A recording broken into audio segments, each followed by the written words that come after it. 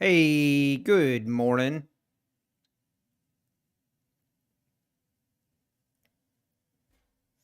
We are live. Hey, Namak, good morning. Banana Stacker, good morning. Trader J, good morning. All right, what's the good word?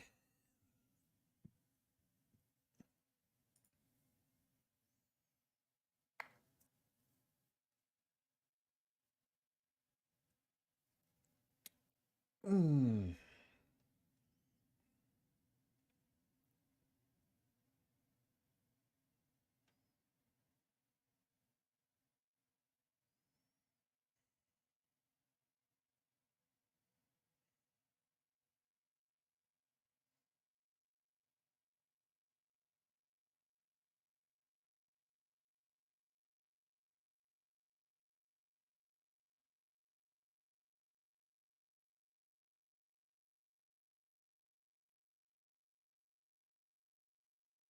Hey, good morning, Richard Harris. Good morning.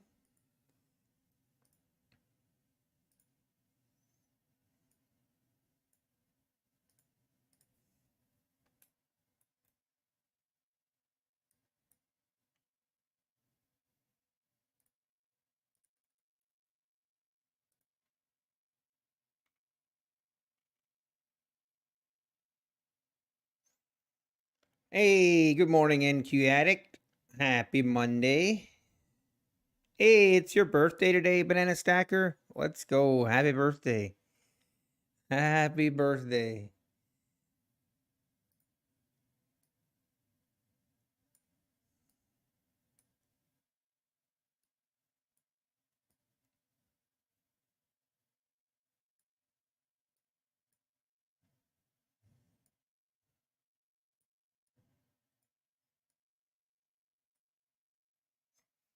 Hey, Ben.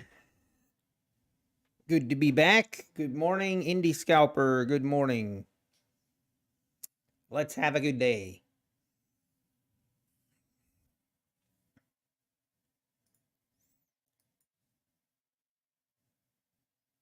Okay, make sure I got my...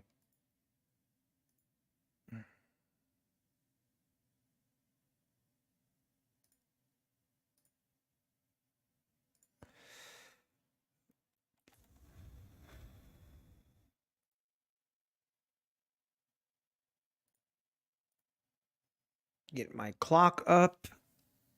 Indie Scalper, good morning.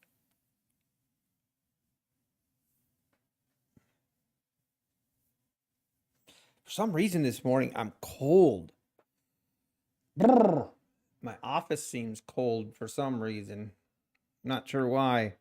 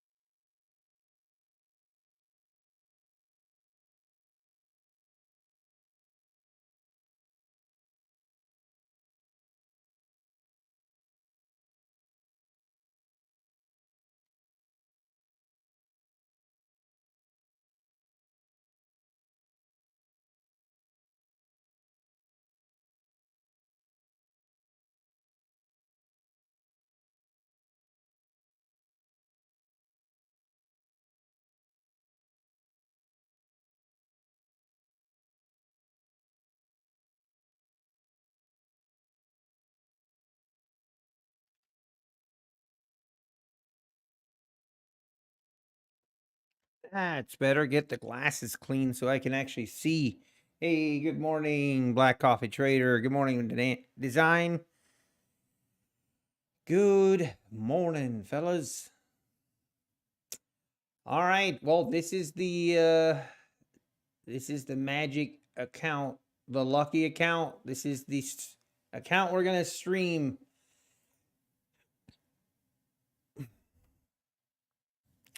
not sure how to, so kind of the goal or the game plan is we're going to stream this account.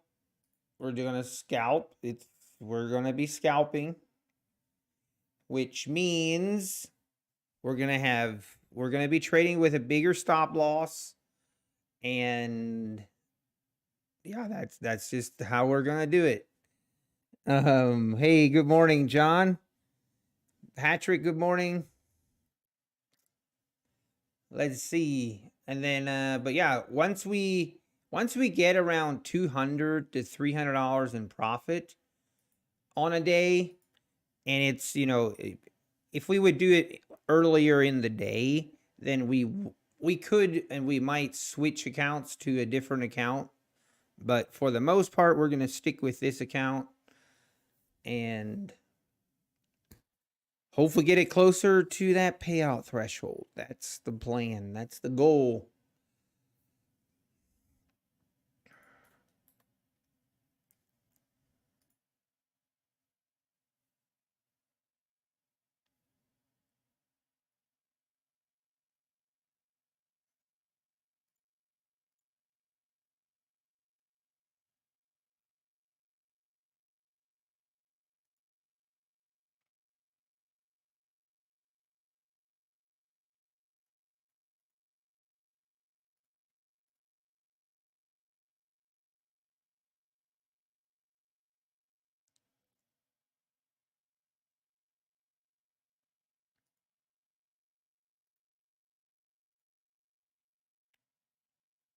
Hey, good morning, Matty Matt. So brutal, 3 more days. Forgot how painful waiting 7 trading days was. Yeah, I remember. Either rich by 4 p.m. or hitchhiking to Wendy's. Uh-oh. Oh.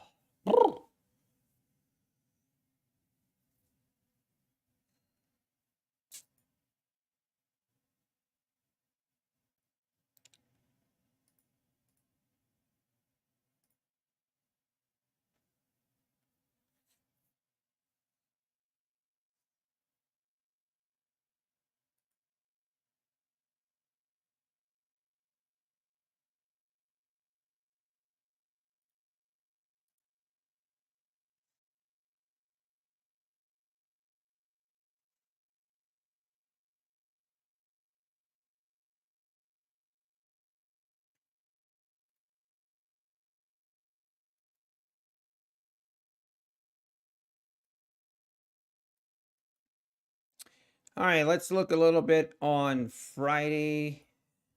So Friday's session, let me look at the 60-minute chart. But yeah, Friday we had a very bullish session. So the overnight session really pretty sideways. Kind of went lower and then recovered and just kind of going sideways here. Looks like we're going to open around about, or it looks like we're going to open above 700. Then the highs are 793, so we haven't hit that 17,800 yet. So maybe we might test the 17,800s today. I wouldn't be surprised. But we will just wait and see. I will not be I won't be trading the open. And usually I'll be trying to wait till volatility dies down a little bit, and then also trying to wait till we kind of, ideally I like trading and scalping in kind of the slow grinding higher sessions. That's ideal. Those are ideal conditions that I'm looking for. So we shall wait. The worst conditions for me in my trading and scalping is when it's bigger moves and they're V-shaped moves.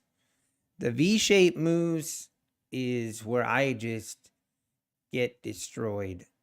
So we need to avoid those. We need to avoid them at all cost. Hey, CYC, if I'm feeling better? Yeah, I'm feeling better. Yep. Gotta be a bit patient if it's choppy. Trying to catch a runner will just clap trailing drawdown. Yeah, Matt, agree. Practicing the opening scalp on the 1,000 tick range today. Okay, interesting.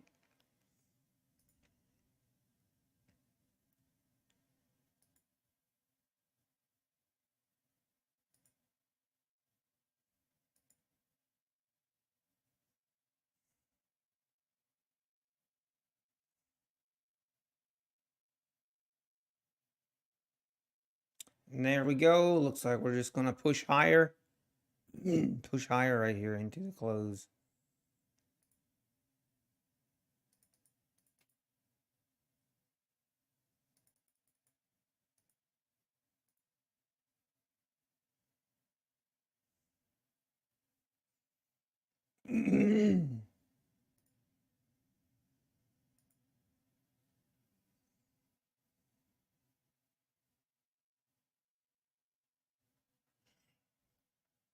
Look at say 11 ticks after commission. It's about 2.5 points of profit, so 50 per contract. So if I do 3 contracts and catch 3 of those trades, 450 to 750. Nice. Hey, R5 Studios. Good morning. Thank you. Good to be back. It was great having a day. Just not. I'm gonna take it kind of slow. Also coming back, like, I'm telling myself there's no hurry. There is no race that I need to accomplish, and not to feel pressured in just not to feel pressured, not that I have to take a certain amount of trades per day, and not to force things. Just take it easy, take it slow, not to force trades. I feel like I forced trades on Thursday and definitely did not have good results.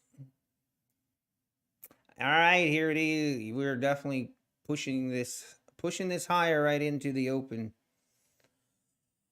Okay, it is almost that time. 30 more seconds. And market only goes up. Hey, Kid Poker, how we doing, man? Hey, good to see you, Kid Poker. Good to see you. Hope all is well.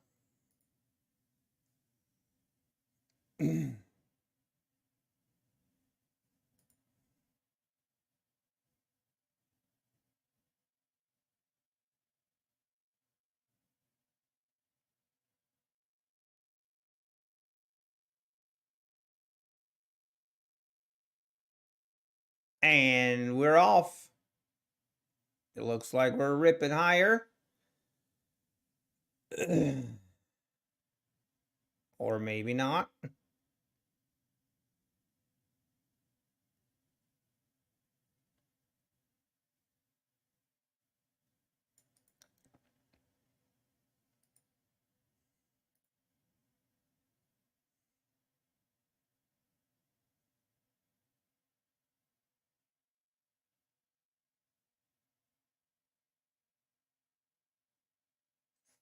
A little bit of a fake to the upside. Now pulling back.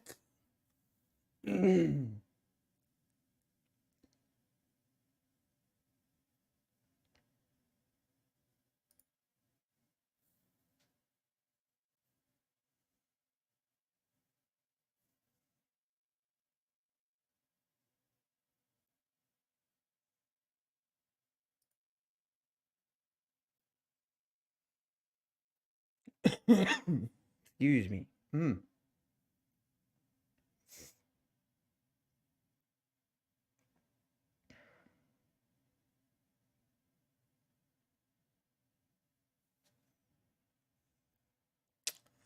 We should go back down, you think, Richard Harris? All right, we'll see. Yeah, exactly, Indie Scalper. If I make $100 per account, I'm happy. I am totally happy and content. There's no reason to go thinking I have to make, $1,000 on each account. No need for that.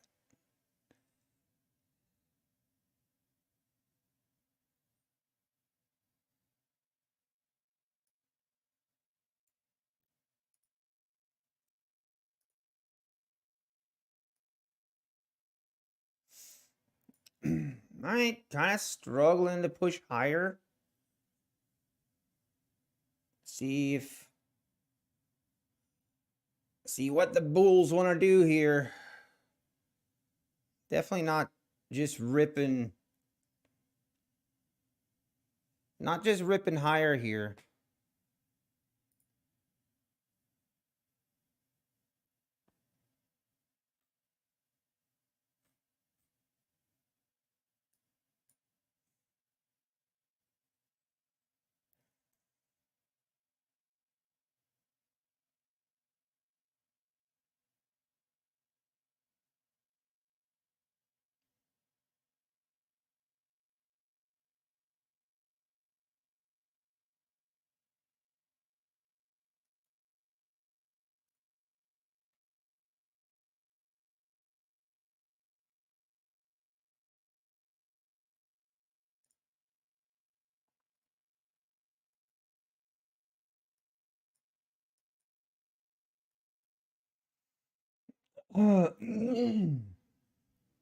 Pretty choppy again here at the open. I've noticed I've been kind of tracking, not, yeah, I've been kind of testing a, I don't know, that something of an opening range strategy. And one thing I definitely noticed the last 3 mornings, it's been way choppier than previous sessions. We've kind of had, we open and we just kind of do a 30-point range where we chop back and forth. So curious, we kind of did that again this morning, but it's looking like it wants to go higher. At least that is what it looks like.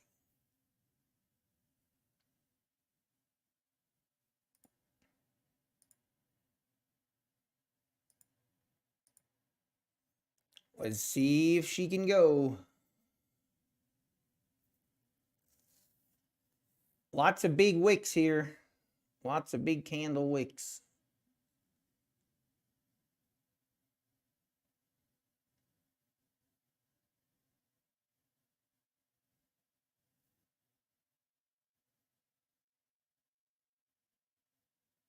See if we break above the 740s here.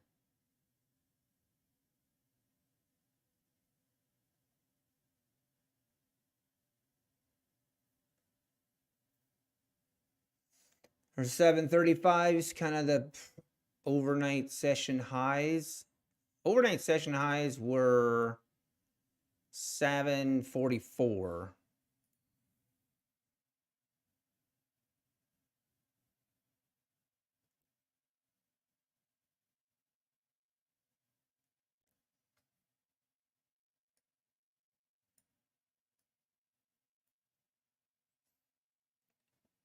Definitely struggling to get above the 735s. Pull them back here. Just can't seem to get it going.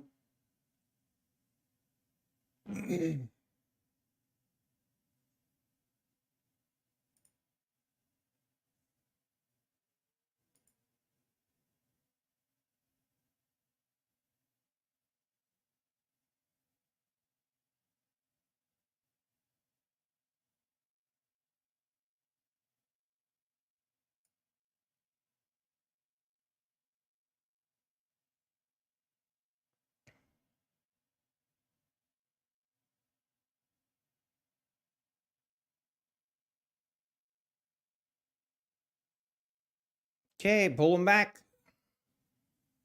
Maybe this thing wants to test the lows again before we make a move? Question mark?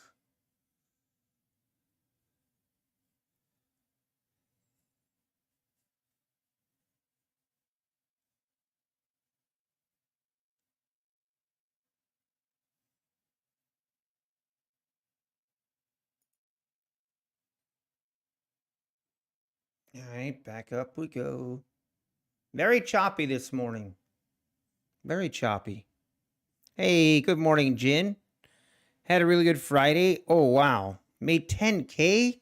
Let's go, Jin. That's awesome. Oh, lit. You're killing it. That's awesome. Wait, I forgot to check the news. Okay, 10 o'clock news. Thank you for that, Nick. Thank you. I completely forgot to pay attention to news. Rookie mistake.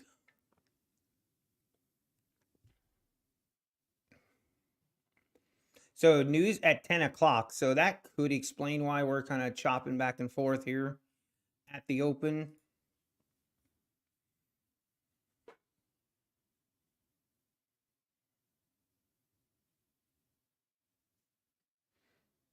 Just can't seem to get anything going. Good morning, Eric. Good morning. And 9:45. So 9:45, we have final service PMI, but that's low impact. But I guess it could be moving the market.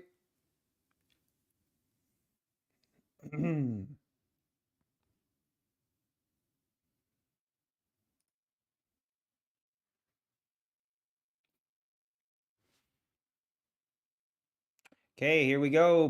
Pulling them all the way back. Now kind of testing the lows here.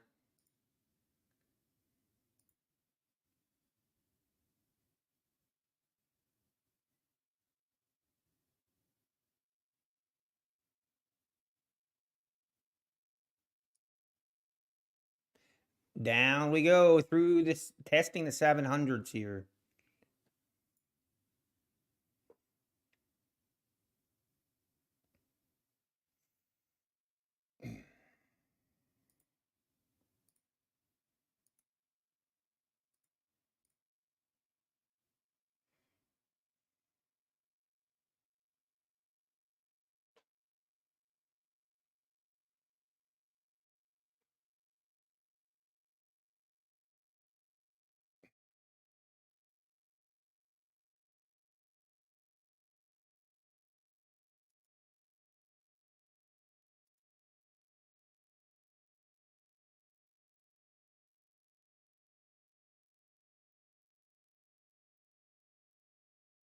All right, let's see. See if this 700 holds.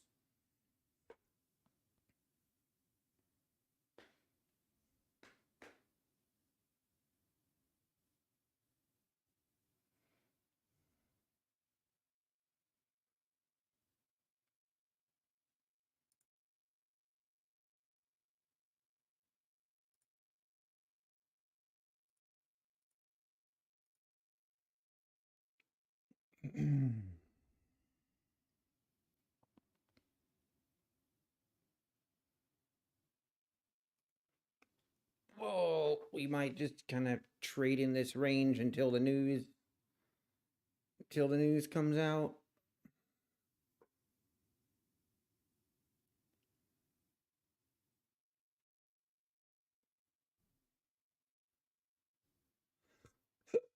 Excuse me.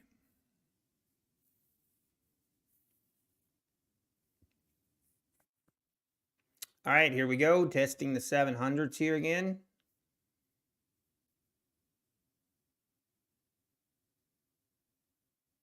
Down we go. Through the 700s now.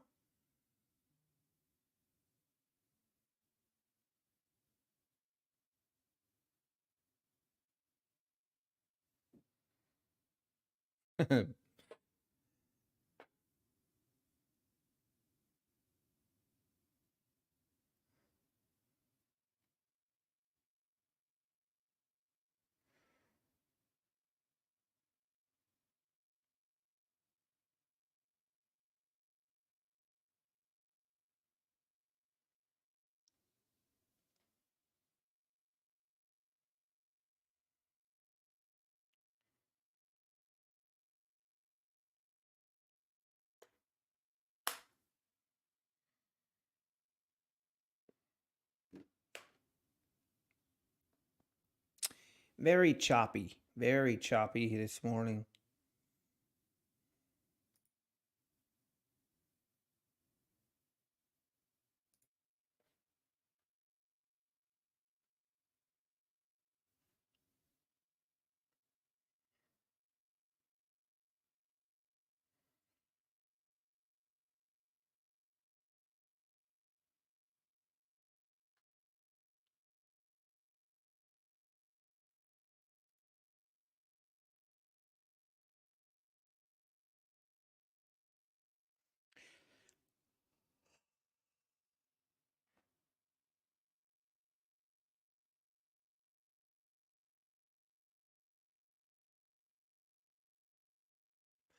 All right, down to the 695s now.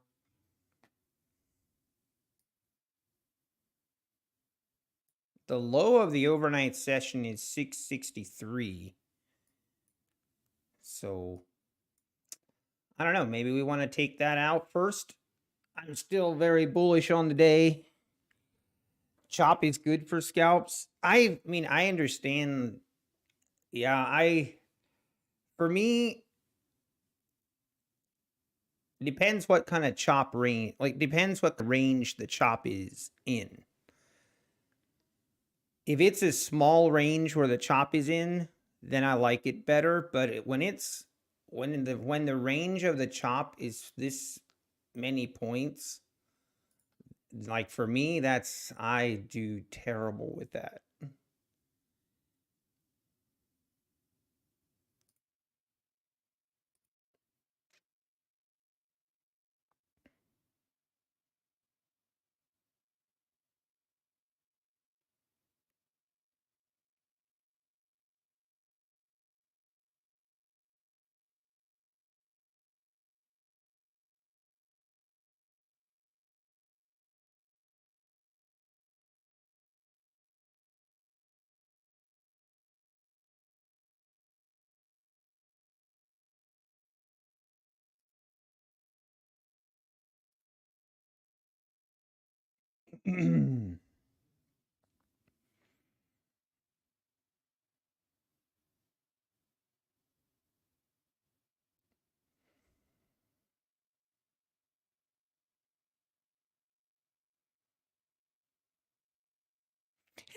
Design.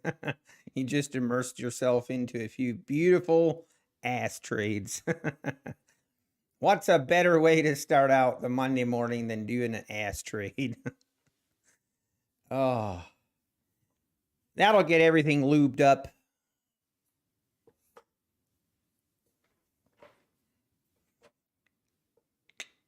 Everything will be lubed up and ready to roll now. All right. 445 has now come and gone. Not much to see here. Not much to see. Trying to get a bounce here off the 700s. Basically this 690, 695 area. See if we do it. See what happens. This feels pretty heavy right now. But, I mean, I'm keeping the market only goes higher, as we know, until it doesn't. Market only goes higher until it doesn't.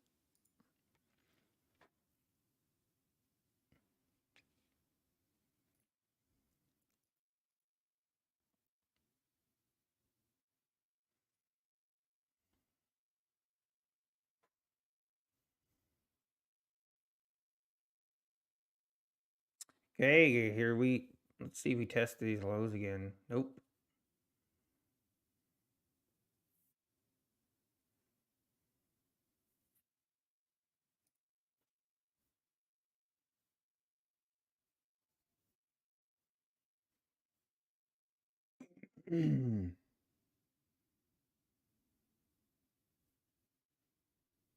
Again, the news at 10. So news at 10 o'clock. So be aware of that.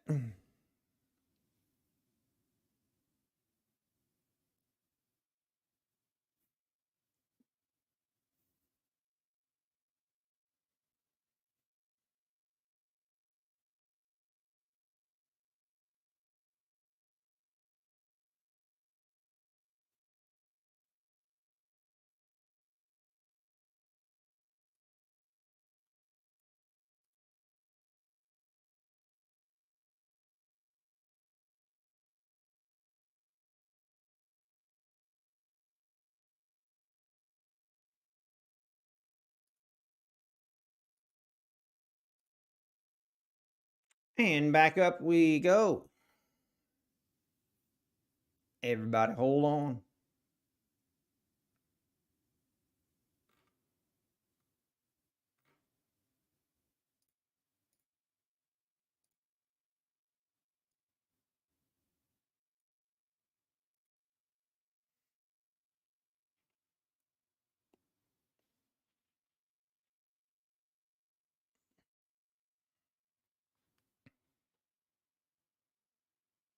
Citizen Zero. You did some back testing and the market only goes higher concept almost seemed true. Hey, if you look at the 4-hour chart, it's I mean, it's hard to argue. It is hard to argue against that. I definitely have started to I try to only go long, or I feel like if I go long, my chance of recovering from a trade is way higher. Way higher than if I go short, and if the trade goes against me, the chance of recovering is way less. That is definitely true in the last, 3 weeks. But, anything can happen. You're right there with you on the evals, so that's not so bad. Okay, good deal, Black Coffee Trader. Yeah, this morning, that opening range trade this morning, I don't think really didn't have a lot of meat on the bone.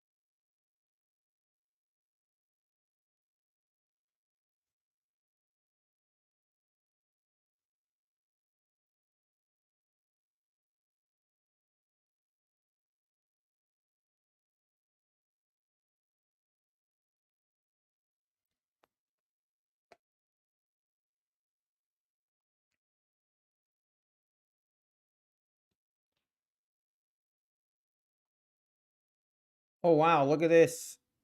We are moving lower. See if we go test that overnight low, 663.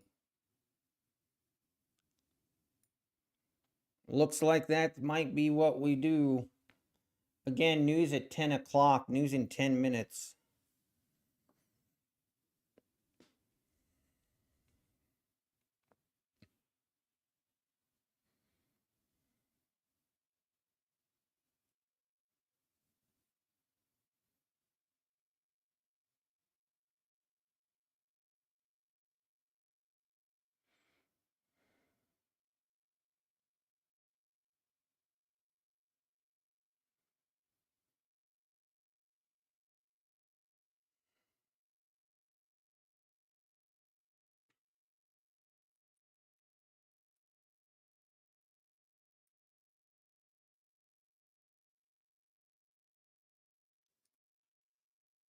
Hmm.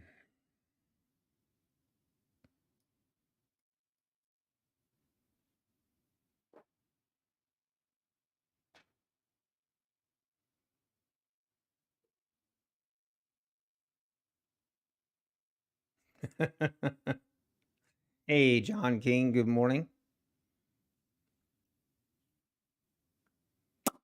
All right.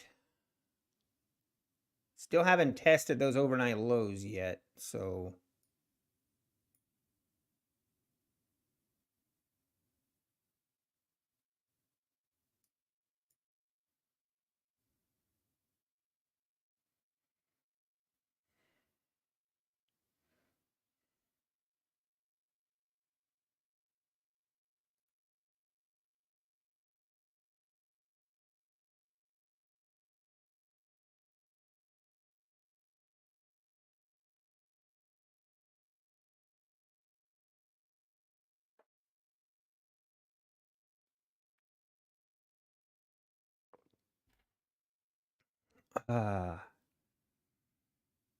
It's shivering down to Florida from Chicago. It's 50 degrees.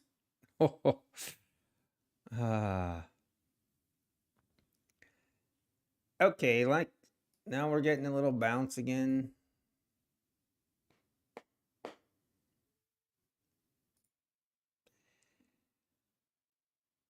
The opening 15-minute range is 46 points. Not 691s, and the high is 737. For those that care, those that don't care, I guess it's for you as well.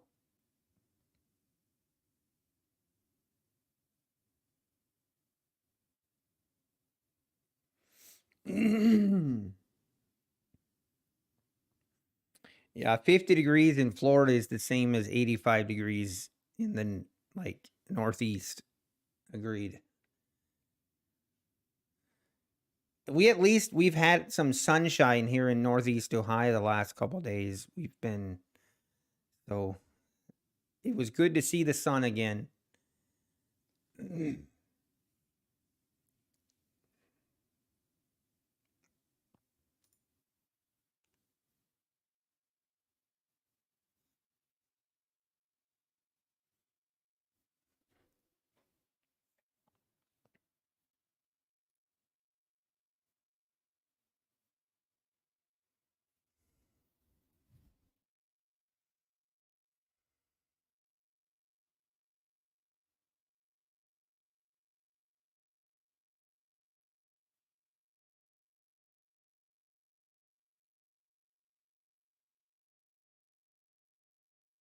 New Jersey's been around 50 each day. Oh wow. I guess yesterday it was kind of chilly here.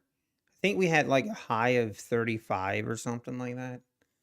But wasn't exactly warm, but it wasn't cold either.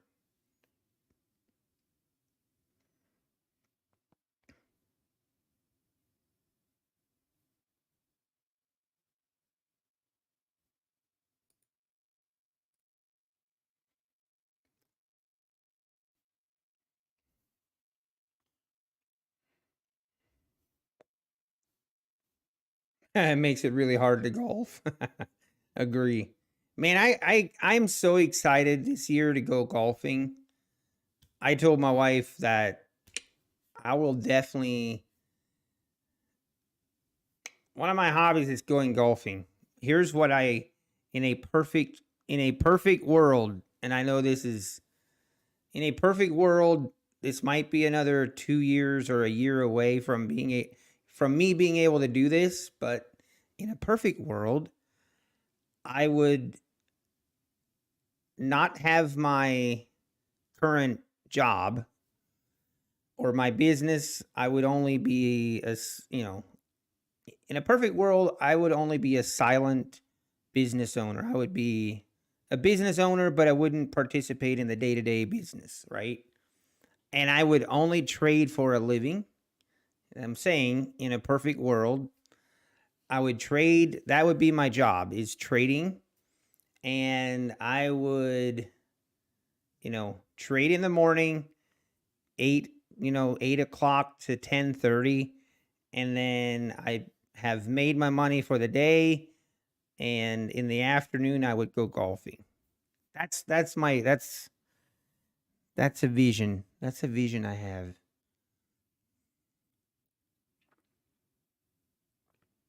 Well, like I said, we might be a couple years away from it, but that's the goal. That's what we're aiming for. I have faith.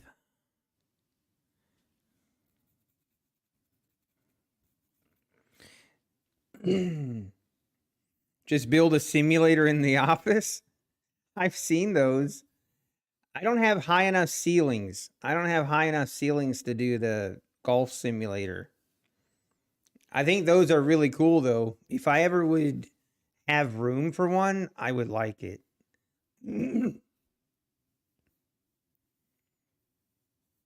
By the way, so this weekend we had something planned. I had something planned on Saturday. We had a wedding. we had a wedding on Saturday, so I was pretty much tied up all weekend. But yesterday, Sunday afternoon, we didn't have anything planned in the evening, and I spent most of my day Sunday afternoon getting my excuse me, getting my flight simulator set up. That was fun. That was a lot of fun. I'm officially a better pilot than what I was 2 days ago.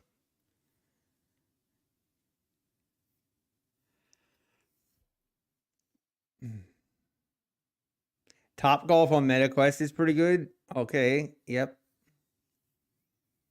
All right, news at 10. News at 10, which is in a minute and a half. So hopefully the market will pick a direction and stick with it. I'm going to have a hard time going short today. I'm going to be honest. As far as scalping goes, I'm going to look for scalping opportunities to go higher. And yeah, hopefully we can. I'll also be honest, I am a little bit nervous. I'm a little nervous scalping, but I'm trying not to be. I just do not want a repeat of Thursday's session. So let's not go long at the top. You know, it's so crazy though. Like on Thursday's session, it's easy to say, "Hey, why'd you go long at the top?" And I got quite a bit of comments on my video Thursday night that, you know, why did you go long at the top? I always feel like that's such a dumb question. Like, first of all, when I took the trade, you think I thought that was the top? If I tried to pick the top, you know, if I would have gone short right there and then price would have continued going higher, those same people would have asked, why didn't you just trade with the trend? You know, I was trying to go with the trend. Oh, wow, look at that. News came out. We are going lower. That's a big rip lower. Now, let's see.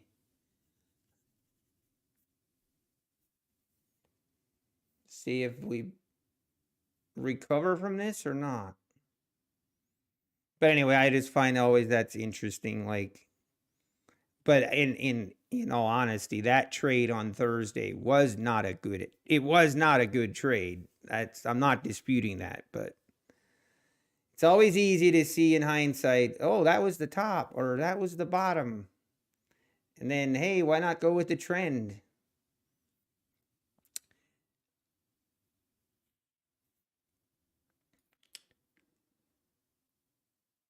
Okay, here we are down at the lows at the 80s. Again, 663s here are the overnight lows. Maybe we go test that. But right now, this is not looking too good for the bulls. Not looking too hot. So I guess we will just wait.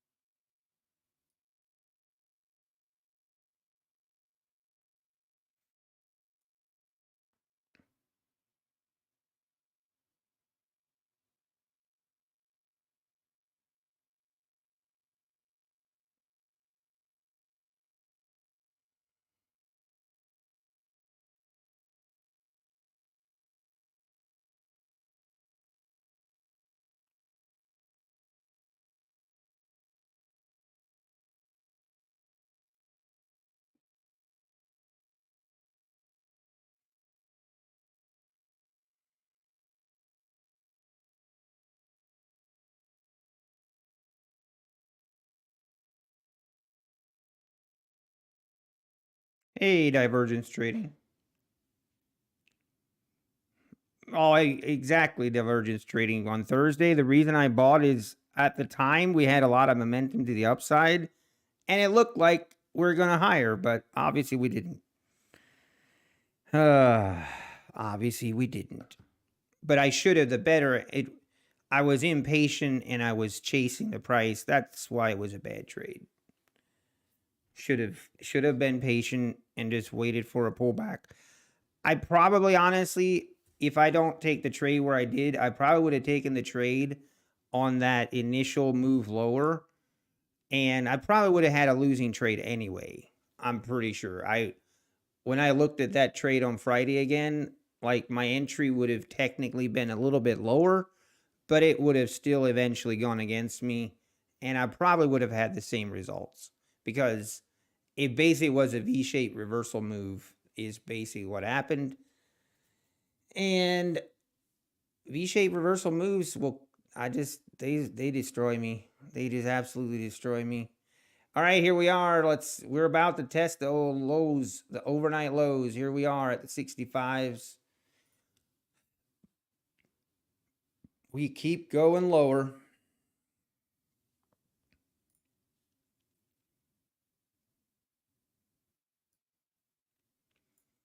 And there we go. We have officially tested the overnight lows.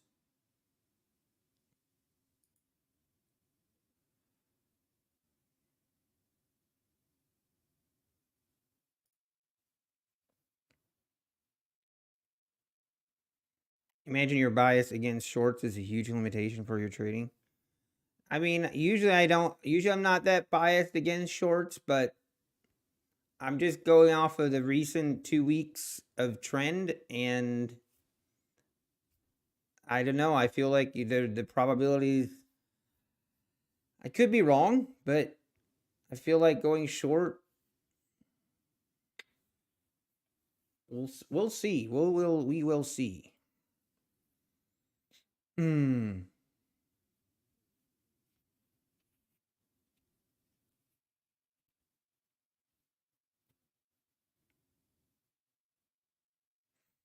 Man, there we go through the 660s down to the 650s. All right, let's look at the 60-minute chart here. It's some pretty crazy moves, to be honest, the last couple of days. This was FOMC minutes, or one of these was FOMC. Yeah, right here. This was FOMC. This move here was largely in part of earnings, and this move here was then on Friday.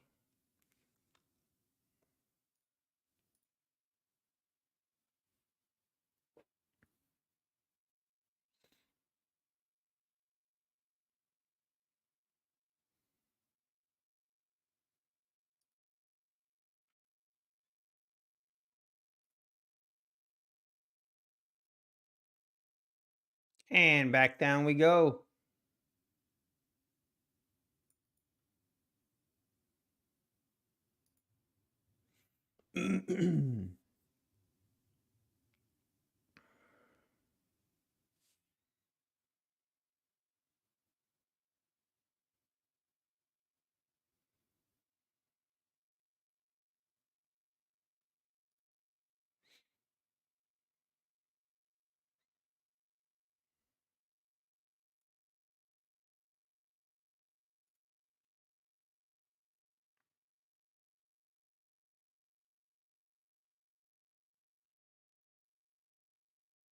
Get ready for the massive neck breaking bounce. Yeah, exactly. Design. Here's the problem. Like if I go short, I see so many times where we just straight up rip right back up to the highs, or I just see way more instances of shorts getting trapped lately than I do of longs getting trapped. And I would just much rather be long than that's just my opinion though. Obviously, please don't this is not financial advice.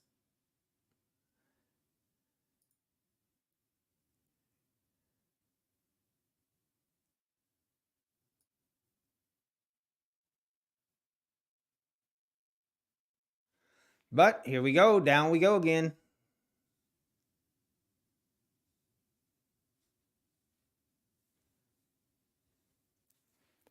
All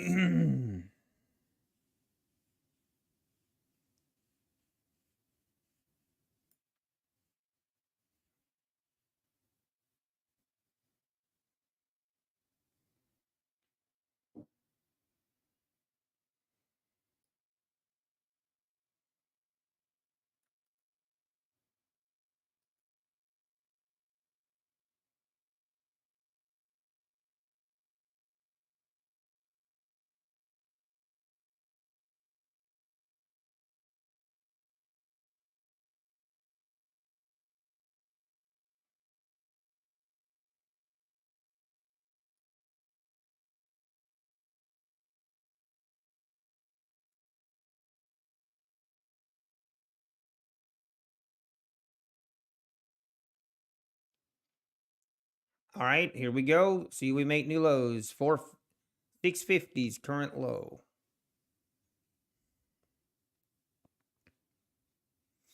Looks like it wants to. No, banana stacker. Do you watch more and then one NQ chart, like 2-minute 30s? No, 2-minute is the shortest time frame that I currently watch. I've tried since I started scalping a little bit more, I tried watching like doing the 30-second chart, but so far, just too much noise for me. I'm just not used to it. Not used to it.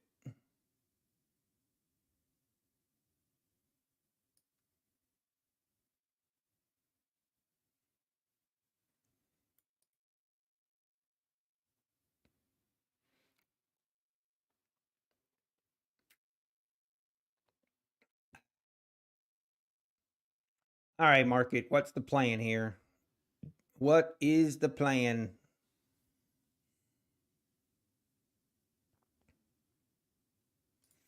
Looks like the plan is to go higher.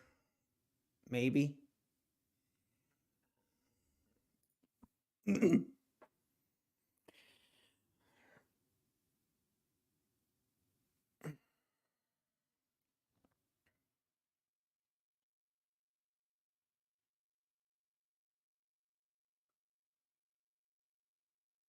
Hey, little big bear. Hey, little big bear. I got your email, by the way.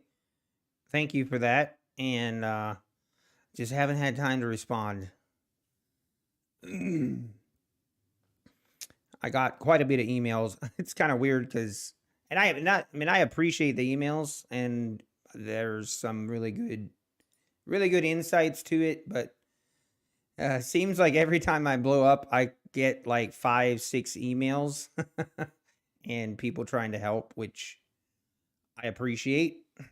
I've definitely taken some things from them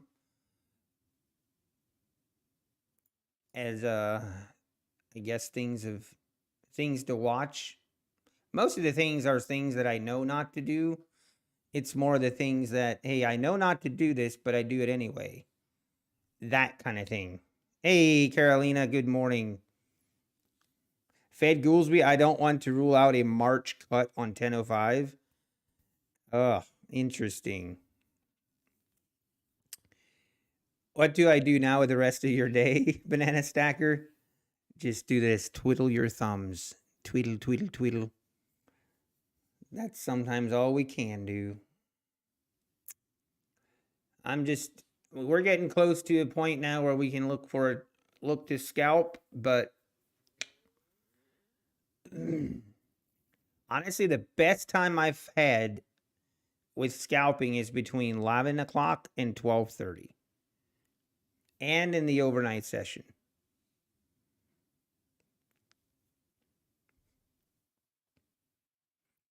It's kind of weird. Like I almost feel more comfortable lately trading the overnight session than I do during the day.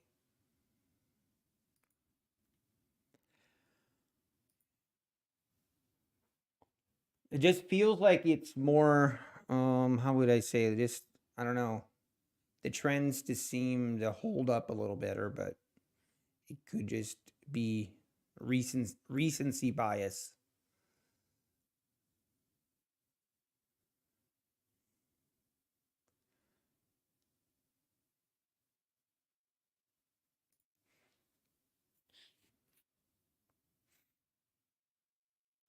Anthony Demo, I trade off the 5-minute chart, but have the 15 and 30-second and 60-second charts open on other screens.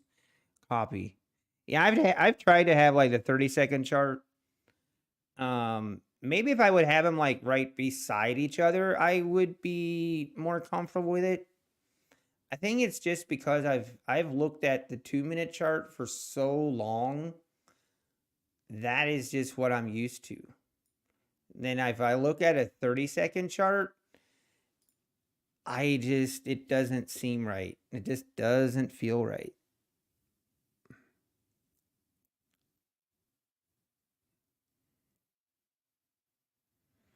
Who's trying to call me?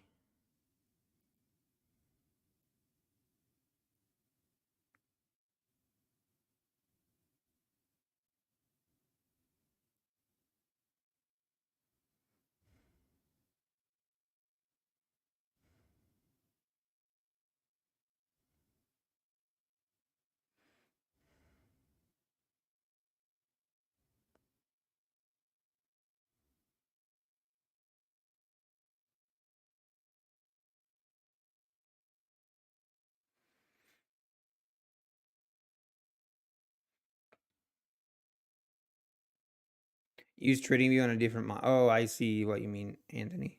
Hey, Tom Fullerstein. Good morning. Ouchie Fee. I don't use the tick chart on NQ. I do on ES. By the way, how's ES doing this morning? ES actually in a pretty nice downtrend.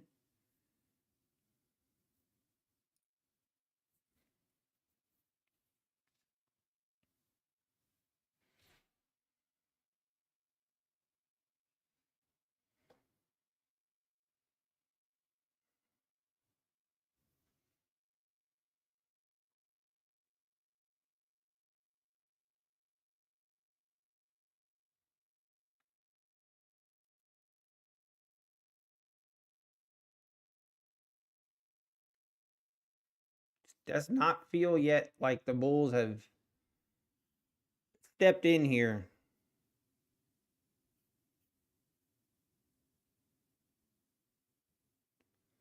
All right, down. Now we're at new lows at the 45s.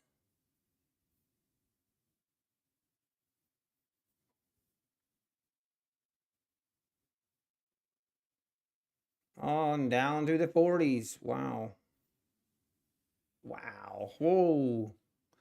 We're not done selling yet, folks. It doesn't look like we're done yet.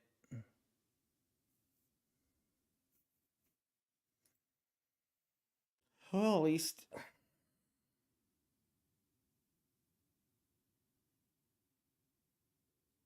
Renko bars. Yeah, I've messed with Renko bars and range bars and stuff like that, but I just never had much success. I don't know.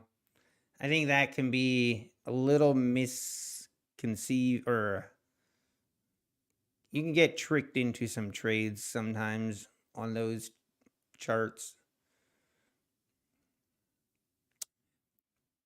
But it can help you clearly see a trend.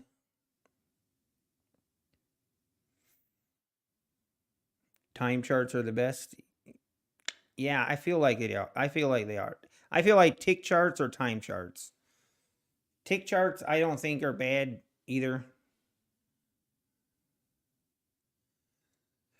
Honestly, I think, whatever you're used to, I think is almost the best, because if you change up your time, it just looks a lot different. Looks a lot different.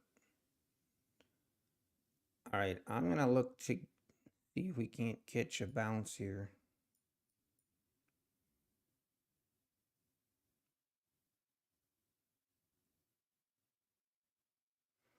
I think we're going to have to be careful here, not try to pick bottoms. What do they say about picking bottoms? Tom Dante says that makes for sticky or stinky fingers. You ever use any trading bots? Yeah, way back in the day, Anthony, I did. Way back in the day, I got suckered into buying a trading bot. Not again.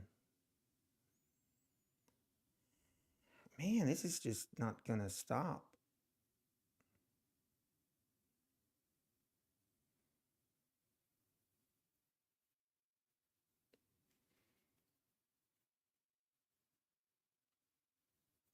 Man, oh man. Down we go. Whoa.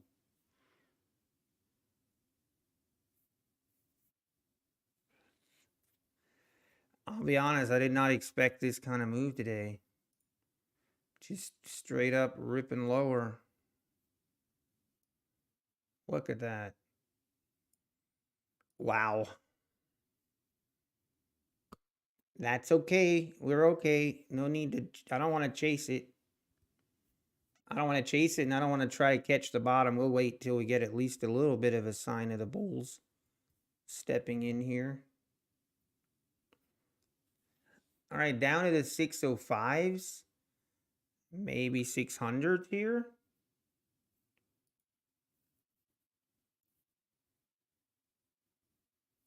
All the way down to 600. There it is. Just like that.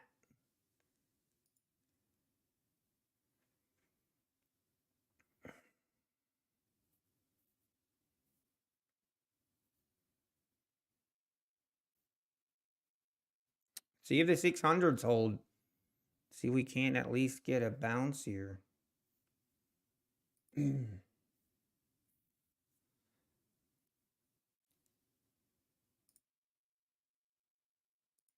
One thing I have to make sure I don't do, because, yeah, I just don't want to be chasing too crazy here.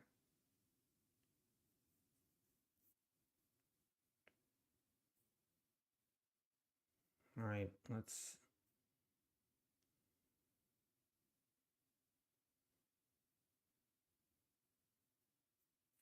Man, we should. Doesn't look like we're done yet.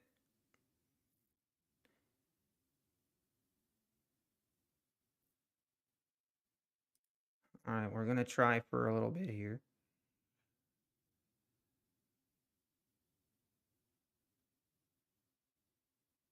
Okay, I don't want to be.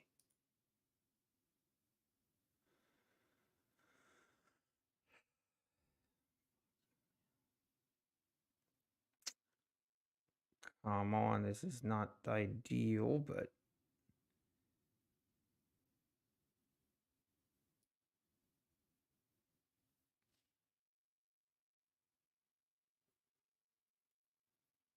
Man, this is crazy. Maybe I just need to get out.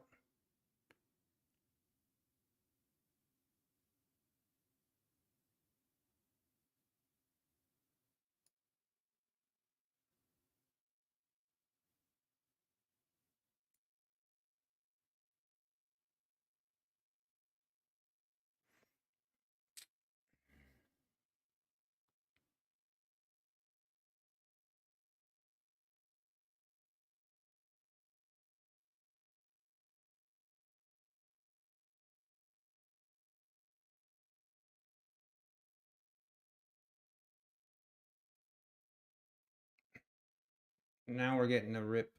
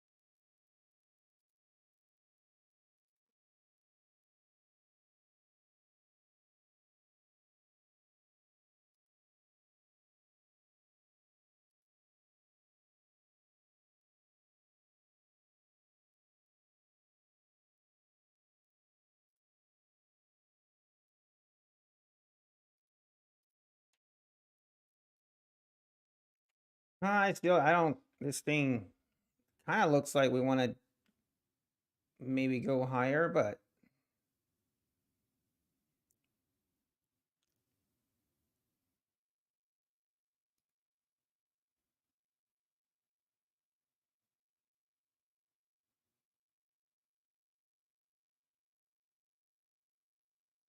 see if we get a rip here.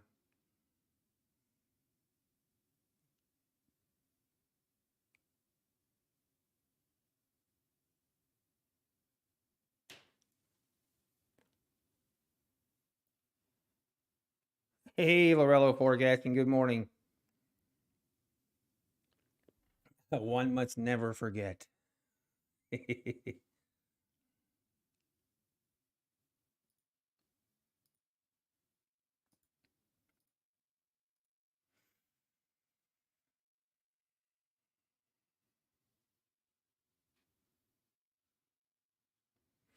Good morning. Gregory, good morning. How's it been going?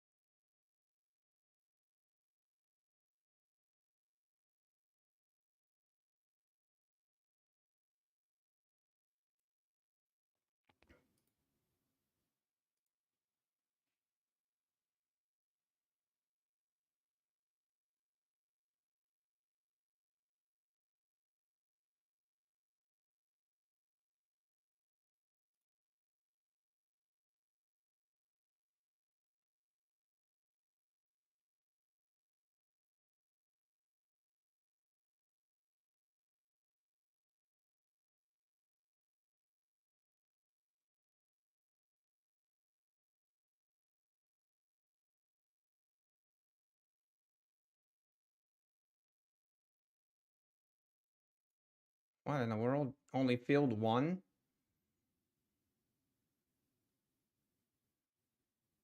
There we go.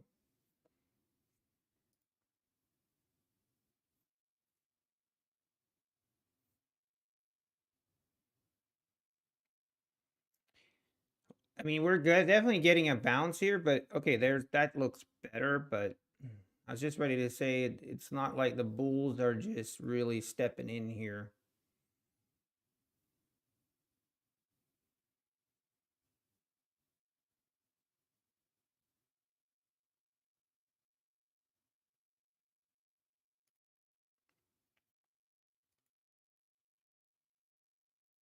Uh-oh. I have a feeling we're gonna make another leg lower. We are just gonna be patient here. Don't want to get trapped in that move.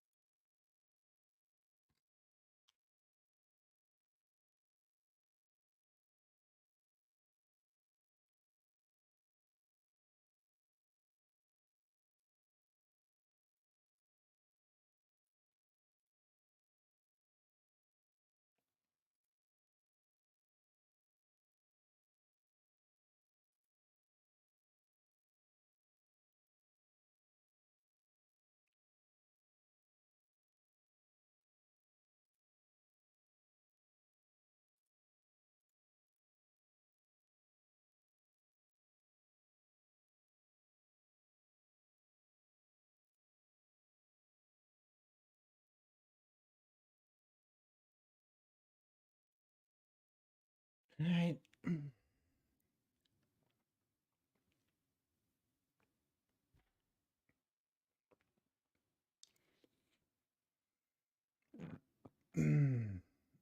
This is where I just I want to be careful because I feel like we could make another late lower, and that's where getting trapped would really suck.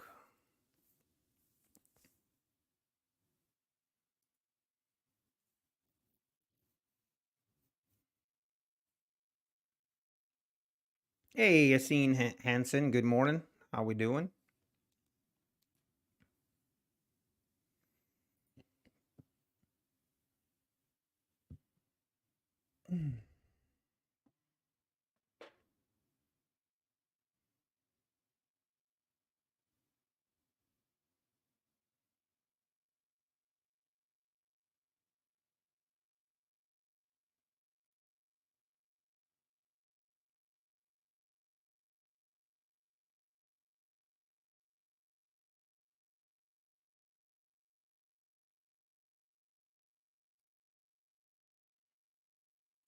I ate sugar this morning. That might be why we're dipping. I don't know about that. I don't know if there's a correlation between that. Trying to look here. So we were at 723. Yeah, we have a 100 point move here at a lower 100 point move lower here at the open.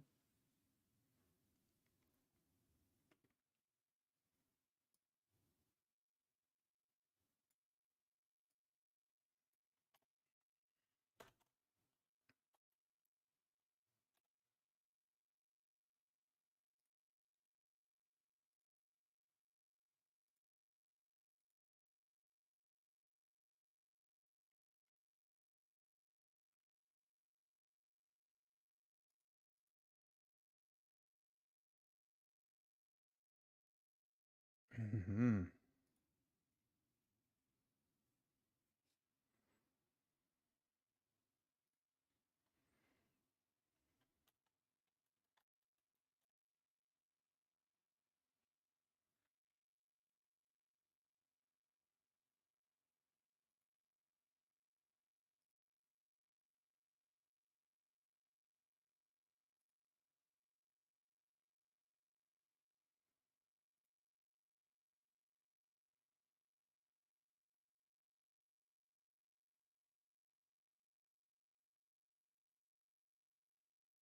Hey, that's right, Lorello. Remind him.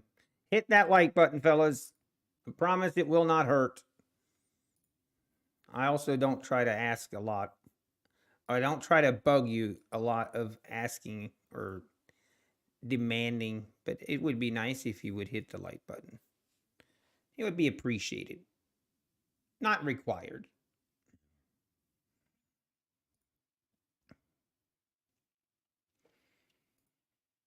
Oh, man.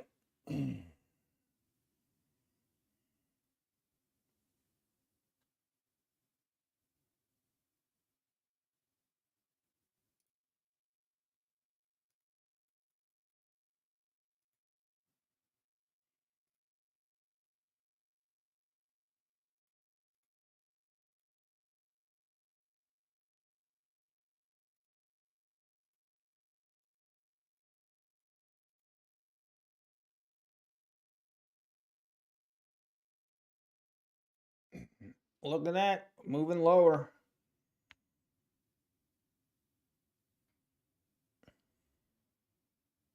Now we just need to see, will this hold or not?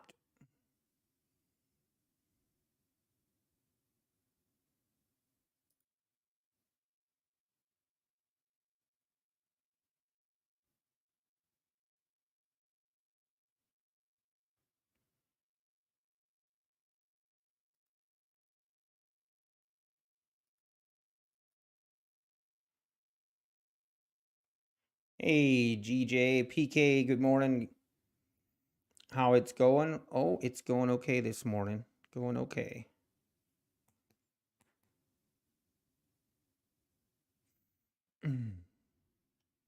if I'm using the Guardian Angel Trader tool to help manage. Yes, I am, GJ. I am using it with a couple asterisks beside it. A little bit of concern. I've seen some kind of weird things happen with Guardian Angel Track, or weird things happen because of it. It seems like it messes with your balance a little bit for some reason, and I'm not sure why. But other than that, I also like the feature. Recently, I've been using the feature.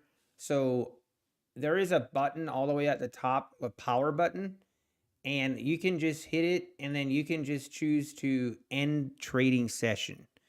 And if I do that, that means my trading for the day is done. So you end trading session, and I'm done. Like, it doesn't allow you to trade on any of the accounts, which that is really nice for my risk management when I get, if I have one account where I hit my $600-700 loss limit, then I just stop trading on all accounts and I'm done for the day. Just helps. Basically just helps me from not going on tilt and, all of a sudden being $600 in the red on all 19 accounts. Yeah, Guardian Angel Trader does regular. I've been in contact with the developer trying to see. I haven't had any luck on it, but we're gonna keep trying.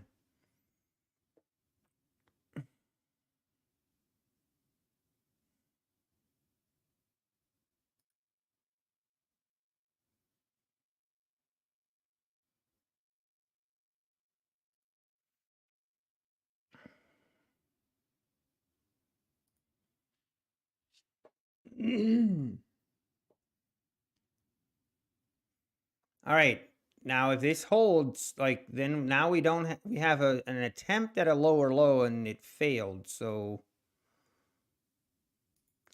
maybe this is the low of the day? Question mark.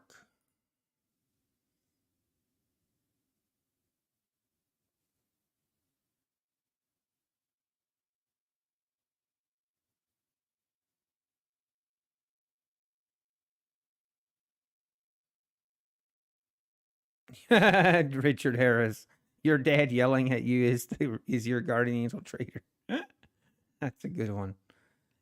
Thank you, Nama. My computer has the same button. It turns off the whole computer.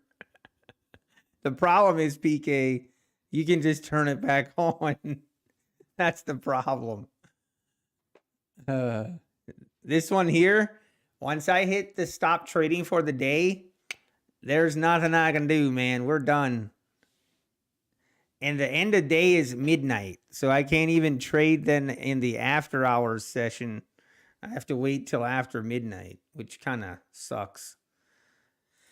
I wish there was a way that we could change, even in NinjaTrader with the trade performance thing. I wish there was a way that you could set your end of day to be at 5 o'clock p.m. Eastern Standard Time. Because in trading, that is essentially the end of your day, not at midnight.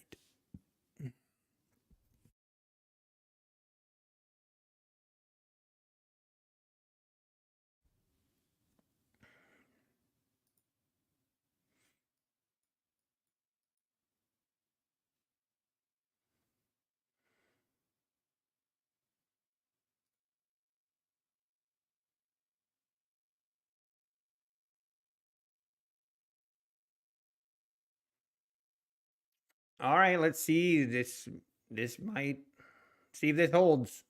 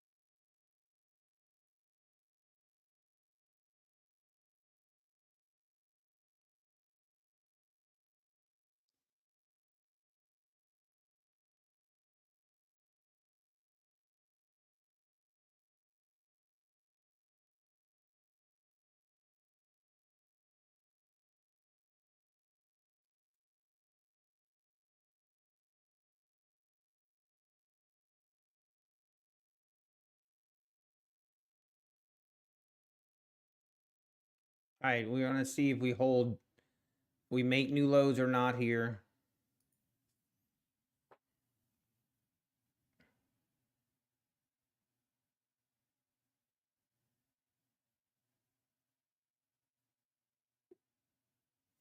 And it looks like we're making new lows.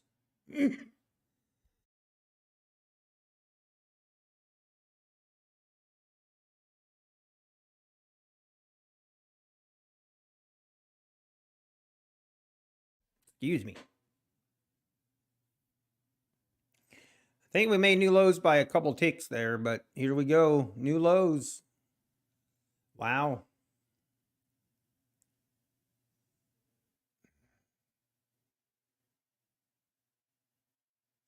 All right, there we go. Through the 600s to the 95s.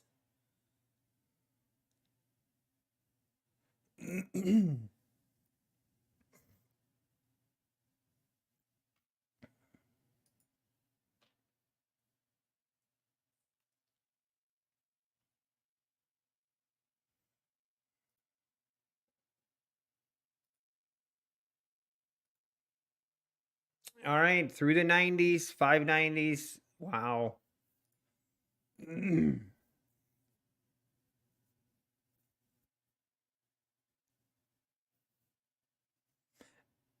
Through the 80s, down through the 80s. Crazy, man.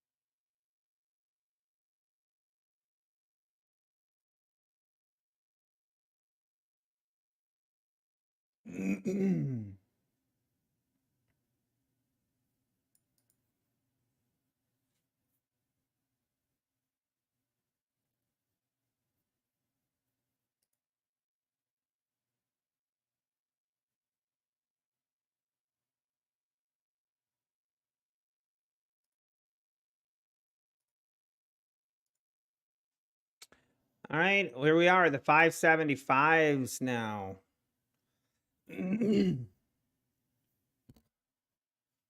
Maybe this is just gonna be a red day. Usually when I say that, usually when I'm about to change my bias, it's usually when we start to make that reverse move. But this is definitely, we kind of have this big triple top. Actually, 1, 2, 3, 4, almost quadruple top up here.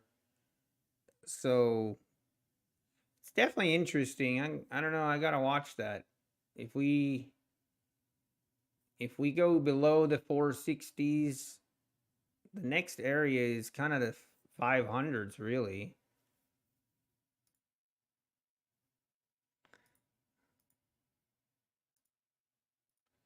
Interesting, man. It's an interesting day so far. The fact that this was the only bounce, like the Bulls couldn't muster more of a bounce than this, is pretty weak. Pretty weak for the Bulls.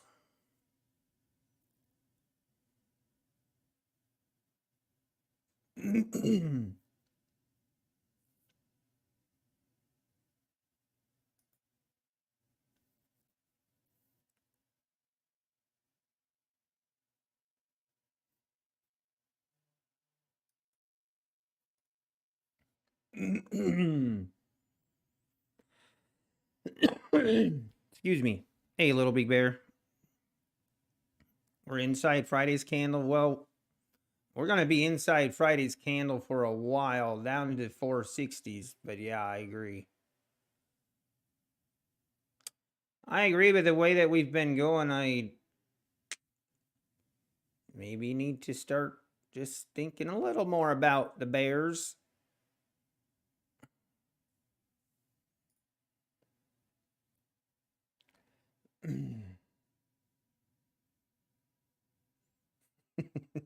Nice, Richard. I like how you pat yourself on the back. I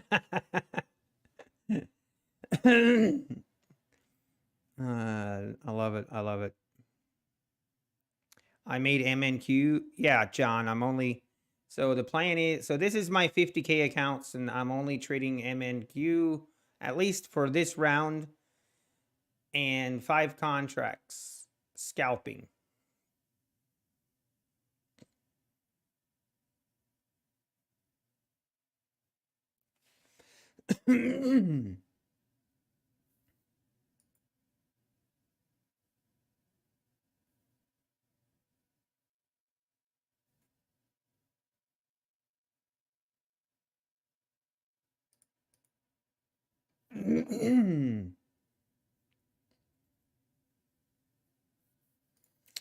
Wow, we're just,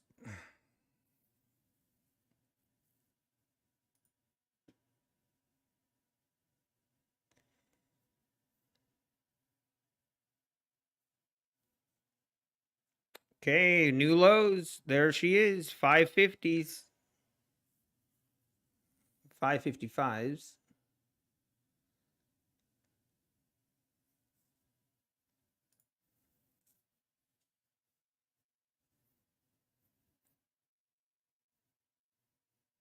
Hey, John. Well, I mean, with Take Profit, they removed the 50-day transactions for that initial funded account. So that, I think that definitely is a step in the right direction. I think they're good. I think it's good. Like the only thing, okay, like here's the pros.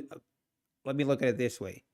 I think with the 50 transaction rule taken away, even with that, I always thought like it was very close to being as good as Top Step, but I feel like Take Profit is easily better than Top Step. That's just my, from what I looking at it from my perspective.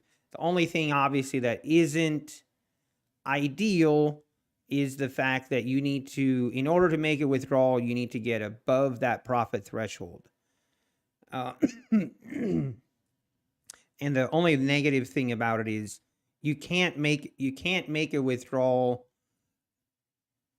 into the profit threshold, like the buffer.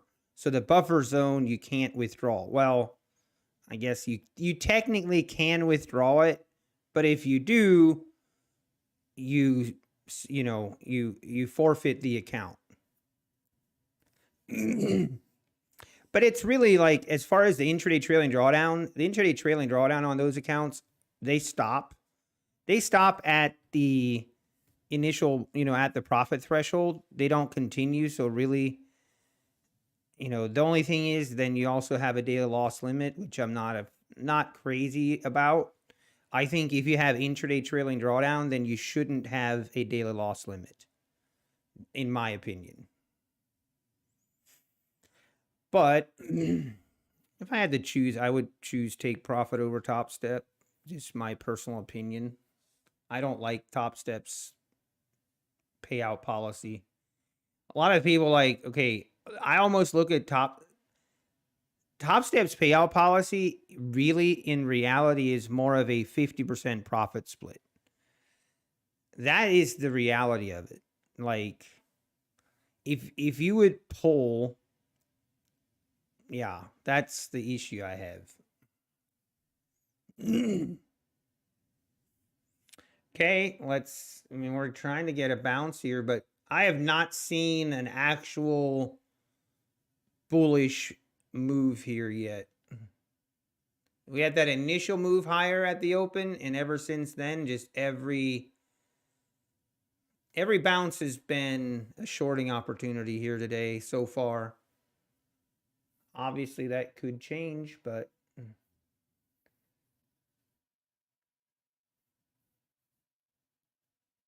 yeah, John. And you also know why I don't like Top Step. Michael Pataka is a douchebag. That's the other reason. Nothing personal.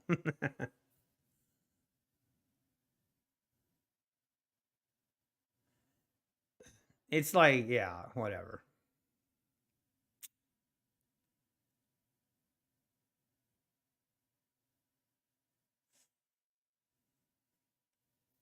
All right. Let's see if we can get an actual bounce here. Let's see if the Bulls are actually interested in today. Maybe the Bulls took the day off. They're out golfing today. They are not interested.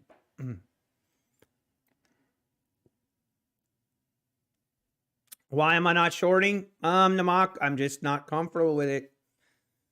Probably should.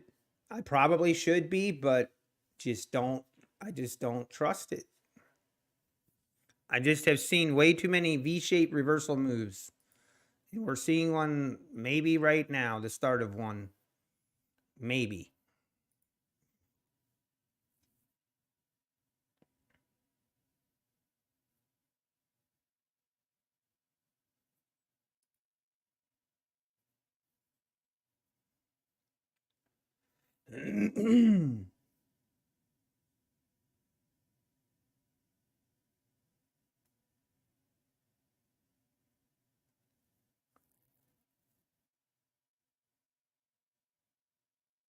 And now pull them back. Let's just wait.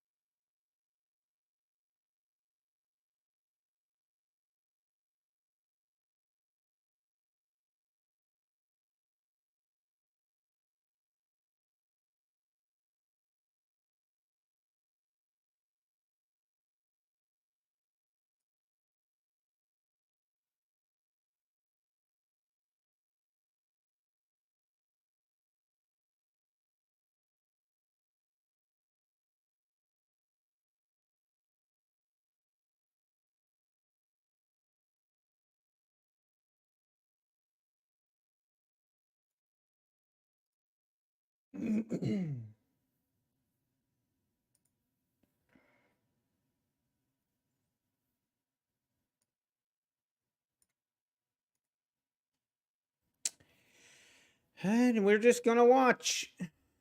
Don't trust the longs. I don't trust the shorts. I could see this thing ripping lower again.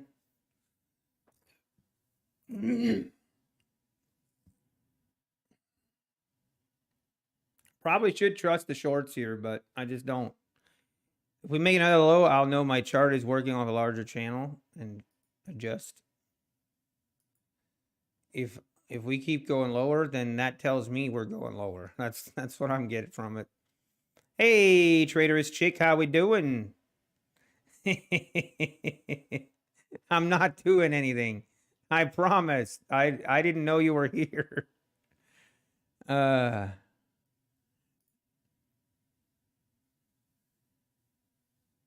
Never say ain't in trading. Never say never either. Never say never.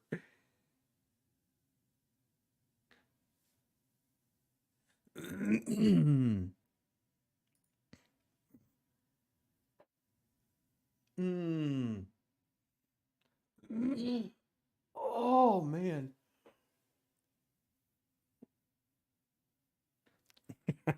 I see. I see. I have nothing to do with that. And regardless what he tries to tell you, Traderist Chick, it is also not this Taylor Swift's fault. Okay. Don't let him try to convince you.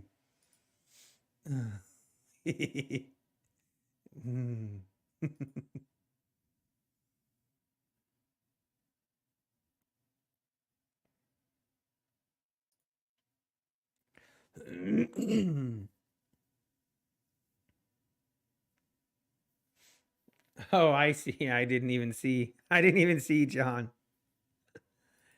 Hang on. Oh, I see. There's nothing to talk about that I'm aware of. Okay, now we're getting maybe.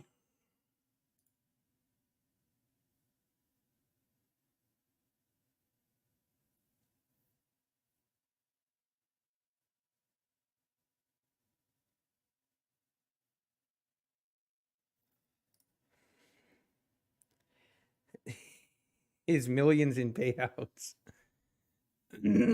I saw he was posting about some big profits.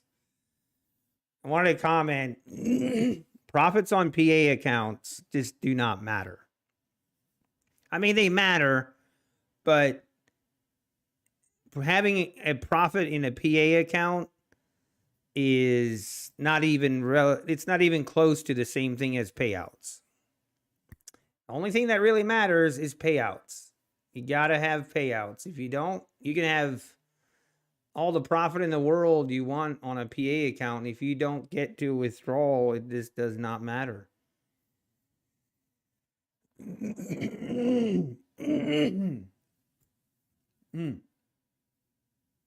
Excuse me, my throat.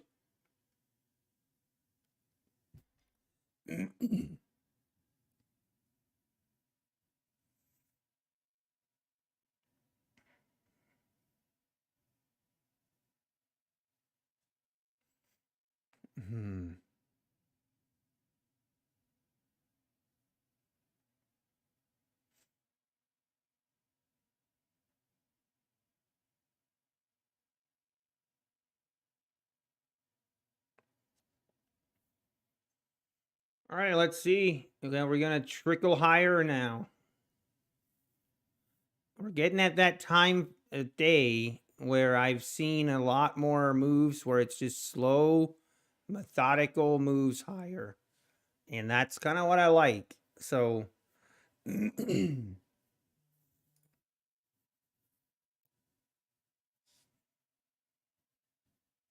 here.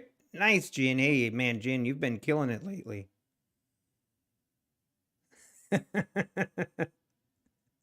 Same design, same.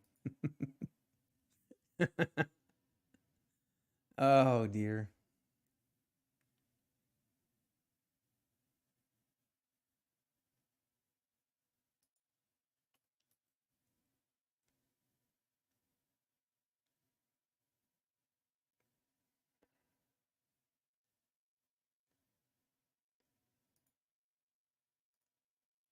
All right, now we're seeing our first actual kind of more of a bullish move here.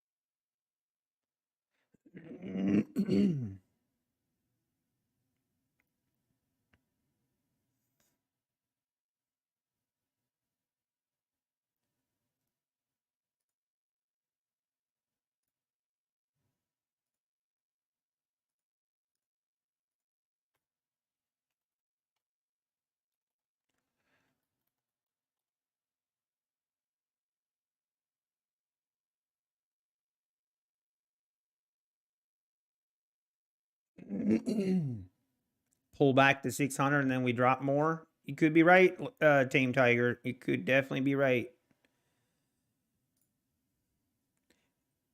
I'm kind of on the fence.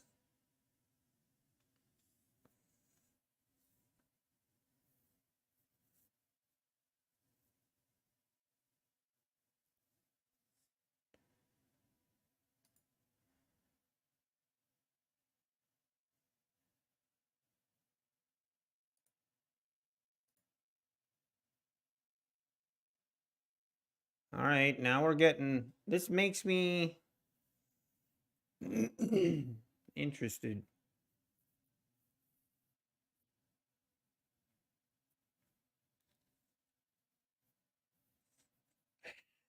Design, yeah.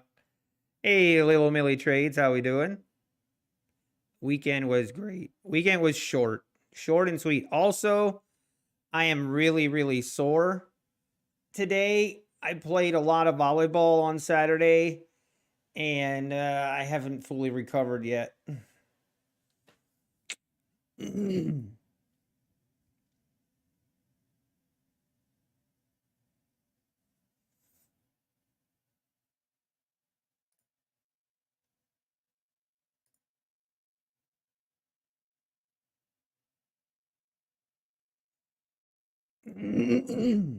Excuse me.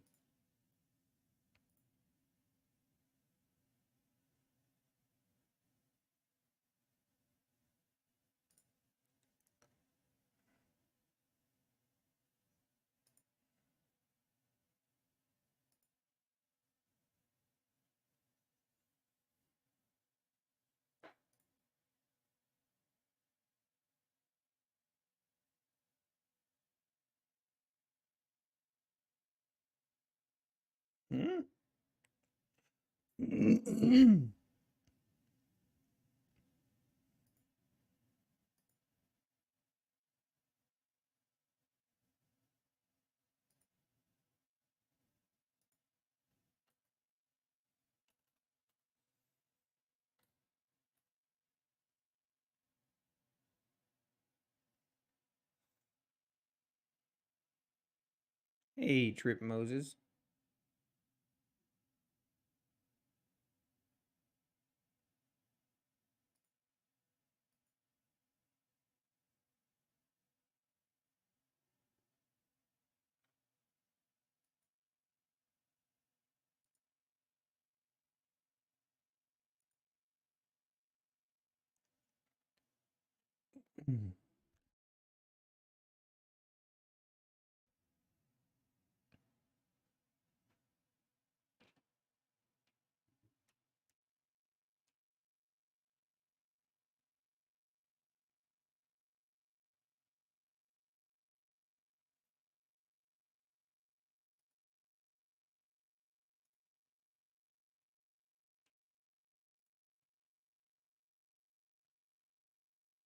So if you hit the profit goal today, can you still request today? I believe so, little Millie Trades. I think.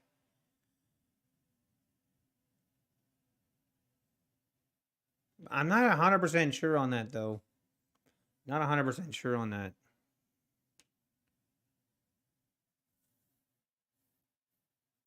Yeah, if you're going to rush to get there, maybe just that might not be a good idea. You never know.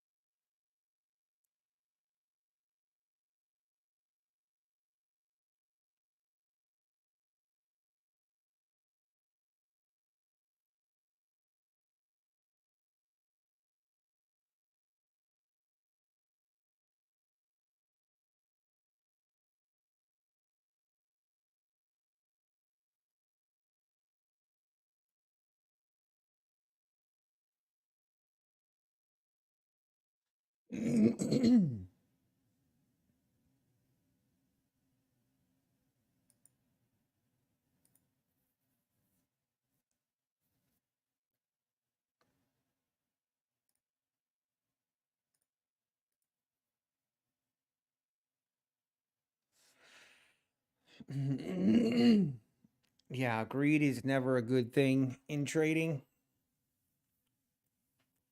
All right, do I want to?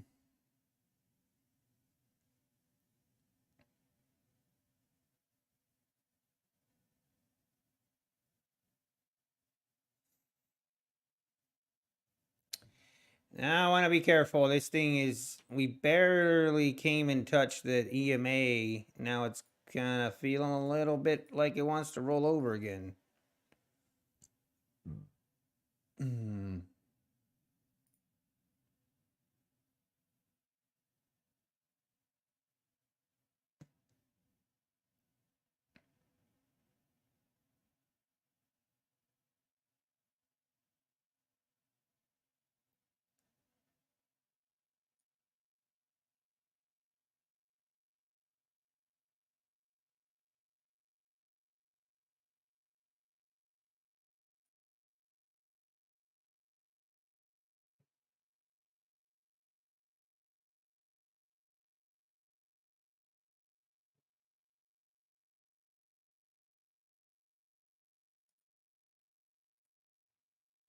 Excuse me.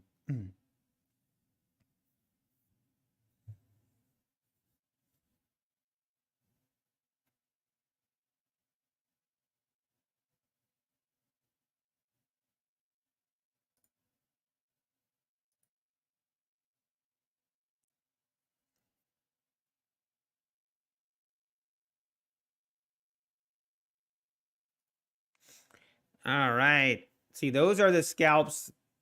If you're scalping well, the trade seldom lasts longer than 5 seconds.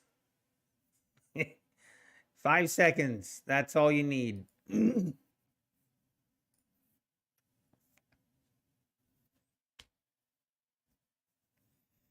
you're in an ass trade, those ass trades can be 30 minutes, 45 minutes. That is never good.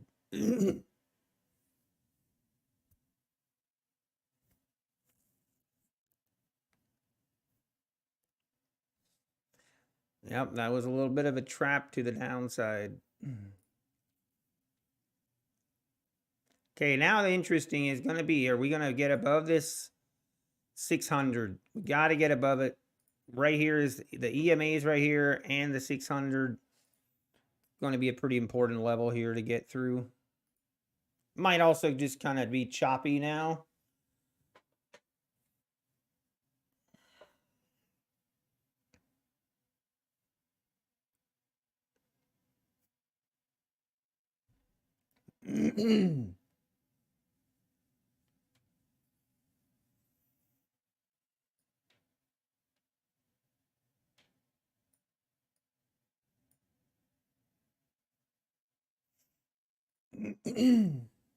There it goes. Above the 600s. Looking like this might be the bulls coming back in.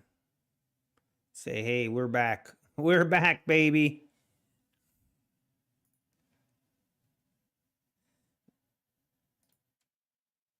I'm just going to let this go. We could jump in here and probably catch a couple scalps, but that is all good.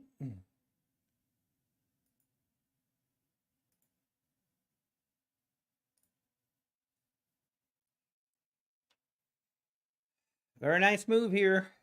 Right through the 600s. Rip through the 600s.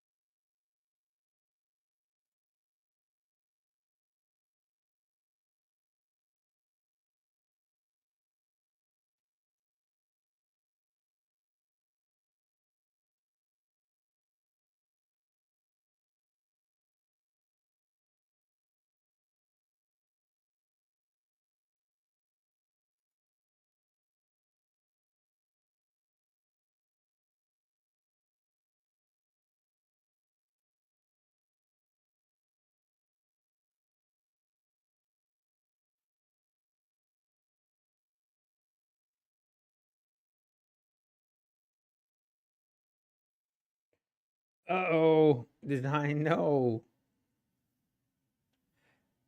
Nice, Jin. Man, you're killing it. Are you trading your 19 accounts one at a time? Yes, I am. What's the point of having so many accounts? Just less risk. I mean, um, basically just spread your risk across the accounts a lot easier. But if I mean, I've had 19 accounts, so it's I've kind of changed my strategy a little bit from when I first had the 19 accounts. I was using the copy trader, but doing that is just a lot more risky. You can have one bad day, versus here, if you have a bad day, it's not that big of a deal. And then I just kind of cycle through the accounts as I trade them. Like right now, I'll usually trade one account until I'm around $200 in profit.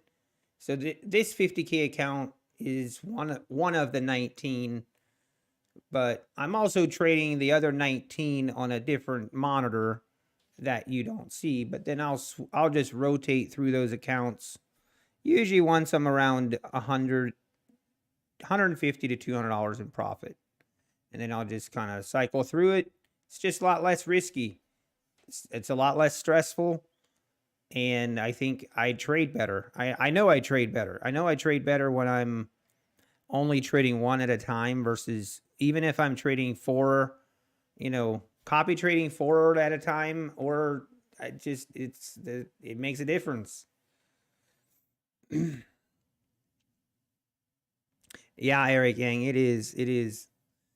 Even if you get in on the bottom here, it's it takes some balls to hold through all this. When we've had this big of a move lower,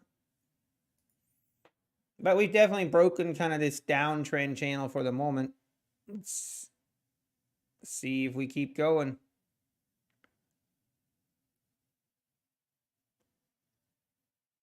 Oh man, right there was a good entry that I just didn't get quick enough.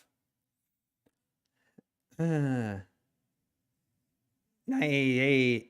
yes, Jin. We will try. I'll shoot for 200, but I'll take 400. I would do that too. I'll shoot for 200, and if it happens to hit 400, I never complain. I never complain about making extra money.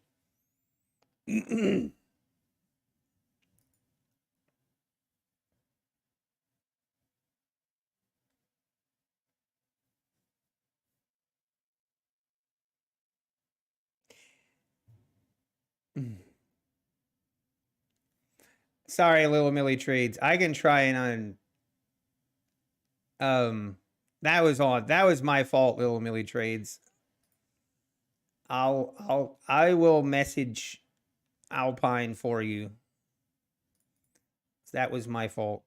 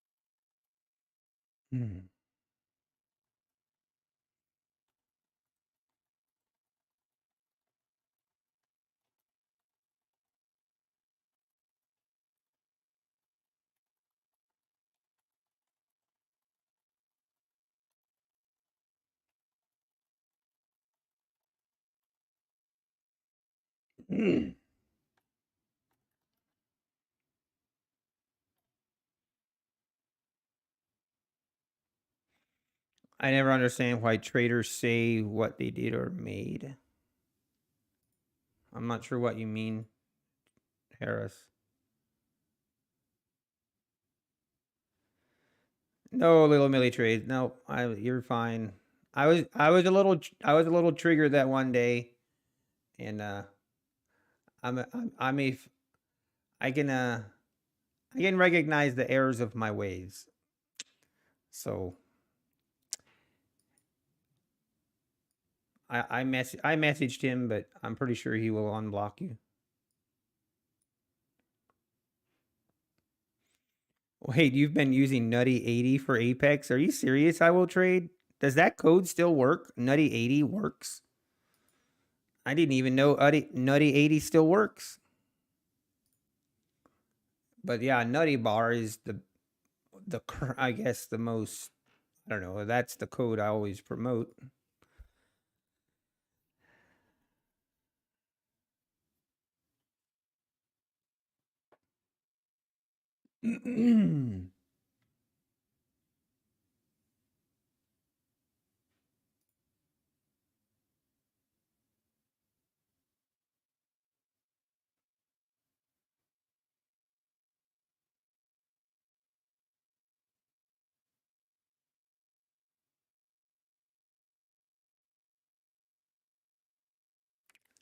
It still works for you. Hey, as long as you're getting the discount, that's all that matters. I will trade. I'm not even, I assume that the code, if it still works for you, then I would still get the benefit of it. I assume, but I don't really know for sure. If I paused and reflected this weekend, Peter Schaap, yes, I did. I definitely did. I I confessed all my sins, all my trading sins. I confessed, and we're good. We're good. Not necessarily, but yeah, I went over. I mean, honestly, the trade on Thursday is kind of my takeaway from that was it was a terrible trade in the sense that I was chasing the price. Um, but and we can go back and look at it. I don't know if we can scroll that far or not, but oh, where are we? What day is this? I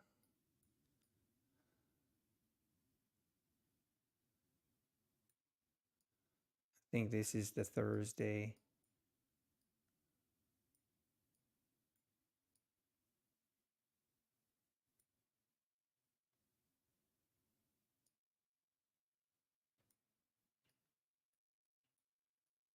All right, okay, so this is Friday. This is Thursday.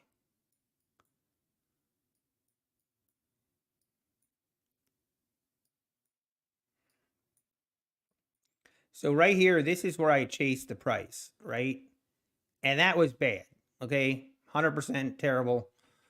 I chased it, FOMO, whatever you want to call it. Now, technically, so this pullback to the EMA, my correct entry would have been right here at the 350s. Okay, like that was actually my correct entry. And as you can see, it would not really have made a difference. It would not have really mattered. And that's off. I mean, I just honestly with the way I'm trading currently on the 50Ks and the scalping method I'm using, the only thing I'm scared of is V-shaped reversals. That's the only thing that gives me like if I can just avoid the V-shaped reversal moves, usually I'll be okay.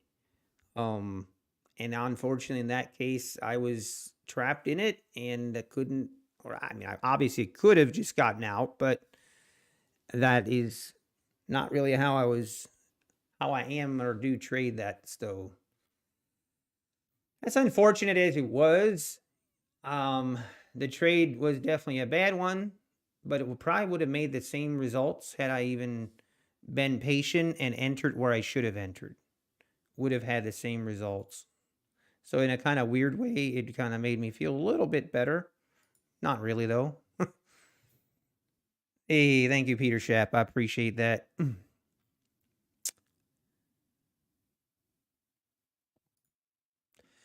Well, the bulls are back. Definitely could have scalped this a little bit more. Usually this is what I kind of wait for. Oh, well. What? Oh. Sorry, excuse me. See if we get above this 640 area right here. That's kind of the next area we need to get above.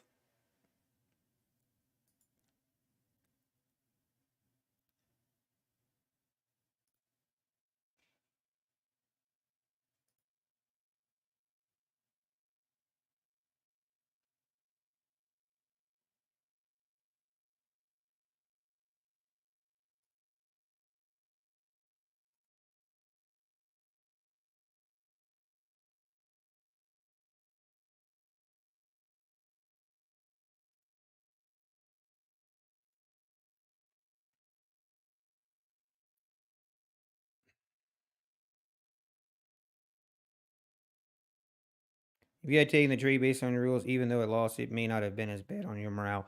Yeah, exactly, Ben. 100%. Like if I would have waited, it would have been more just treated as, hey, it's a loss. It is what it is. It would have been easier to move on than how it did happen. I knew, like, yeah, you're 100% right, Ben.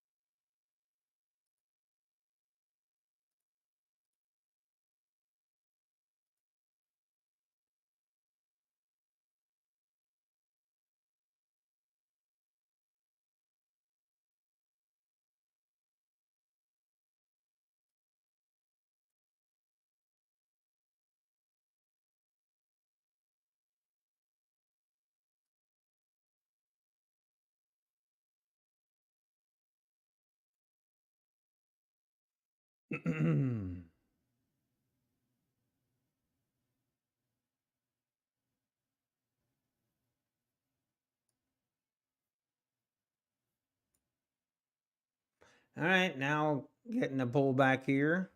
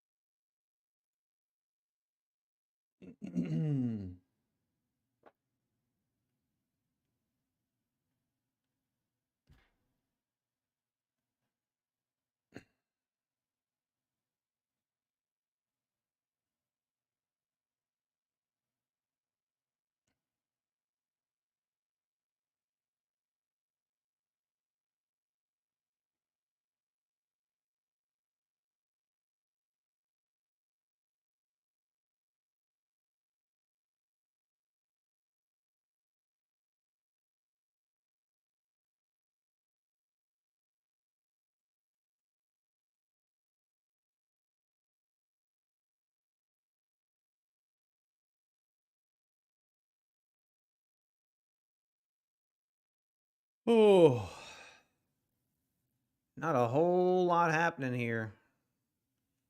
I'm actually, I'm gonna make a run. I need to use the restroom for a second. I'll be right back.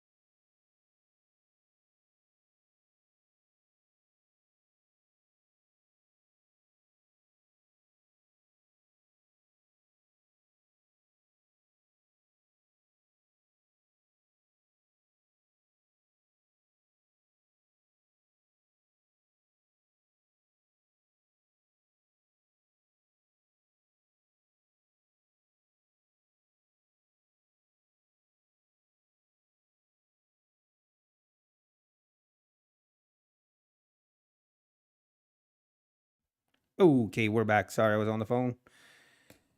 Hey, good morning, Alpine. How we doing? Hey, by the way, Alpine, check Discord.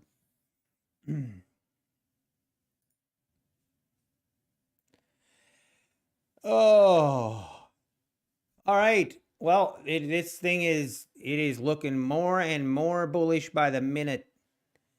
Looks like this thing wants to keep going.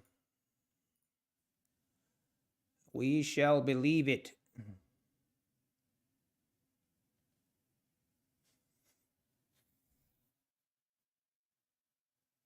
Look at my take. Look at my take profit versus my stop loss. All the R risk to reward people, they see this, it makes them have seizures, convulsions. uh yeah, I was on the phone.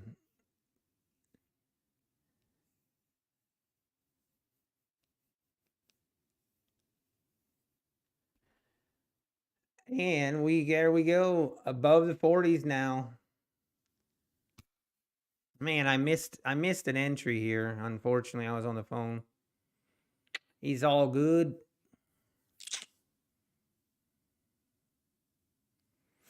Hey, you're good. It's all good, Ben.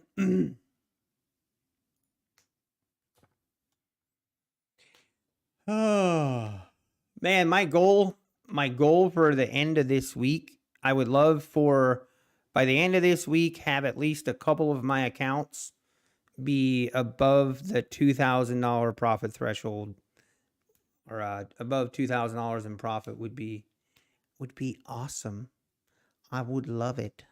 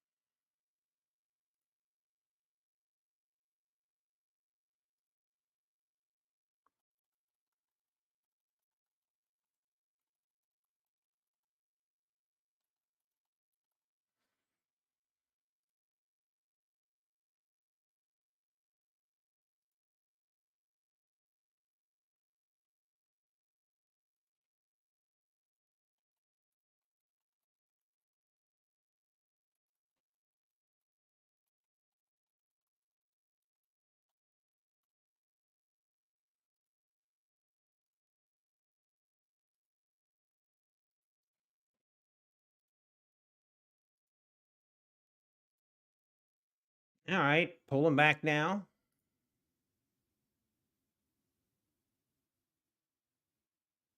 Ooh, that was a. Now I'm a little hesitant here.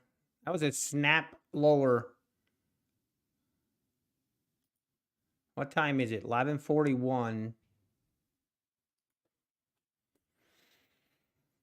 I always get a little cautious when we have these like big moves lower and then we kind of just slowly grind higher. There's always that possibility that we then test these lows again.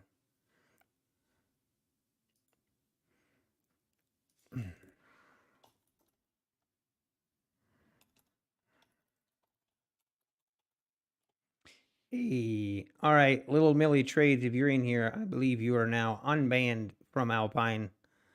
So you are good to go.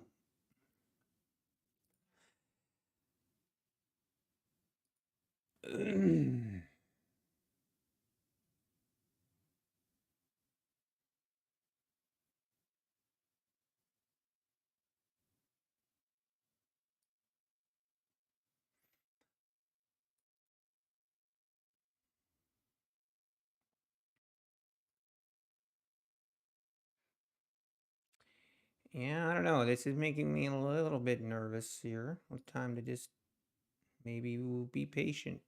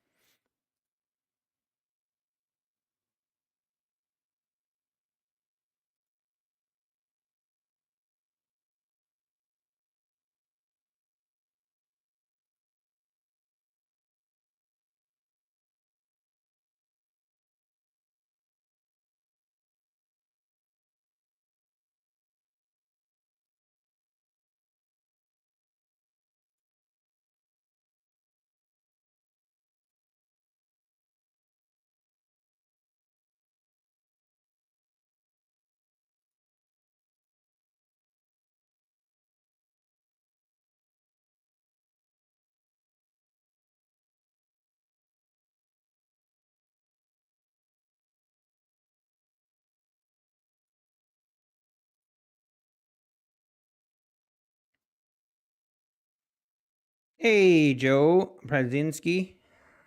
Watch some of you. Would you be able to describe your strategy in a few sentences?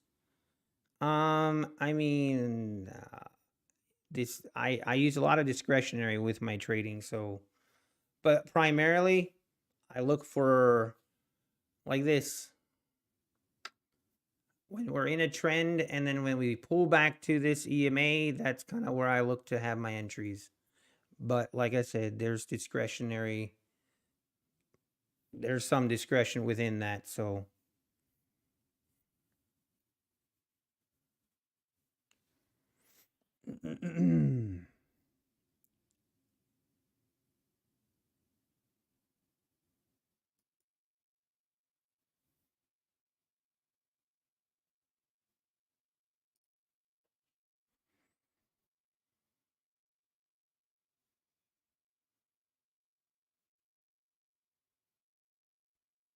I use the 21 EMA.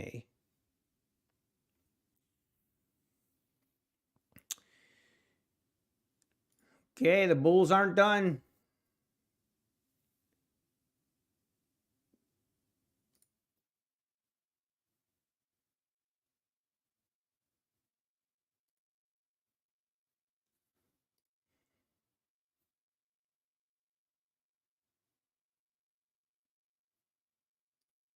The bulls are not done yet. Should have taken that entry there. What time? 11:45 now. I need to check something out.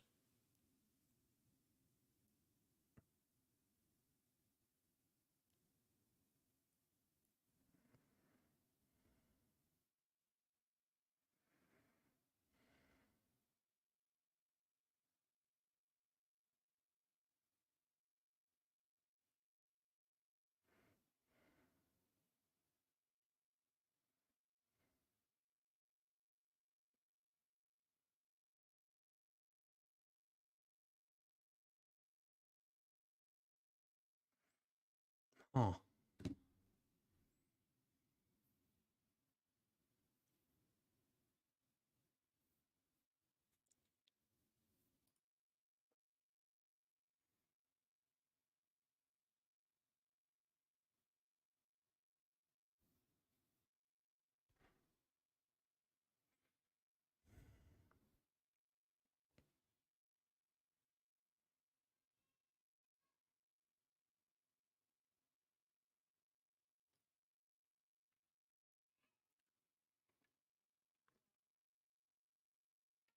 All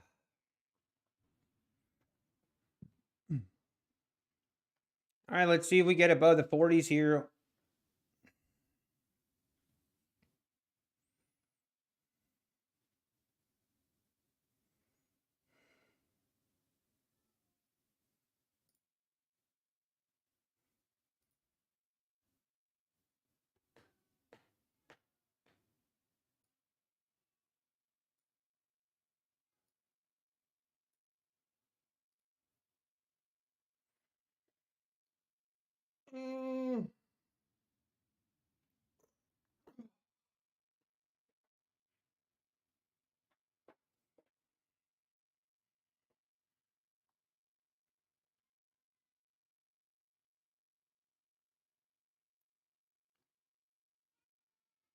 Is only prop firm's website tracking us, Rad Poker?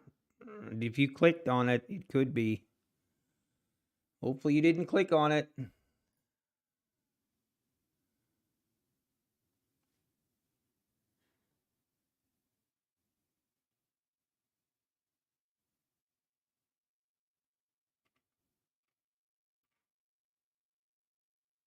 Hmm.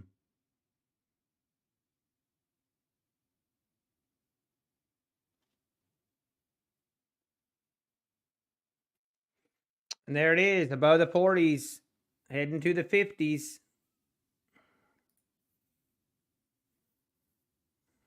Impressive. So we have now from the 560s, and we're getting close to a 100-point move from the bottom, from the lows. And it's one of those slow, methodical moves higher. Not really just a straight shot higher, but just a pretty slow, methodical move.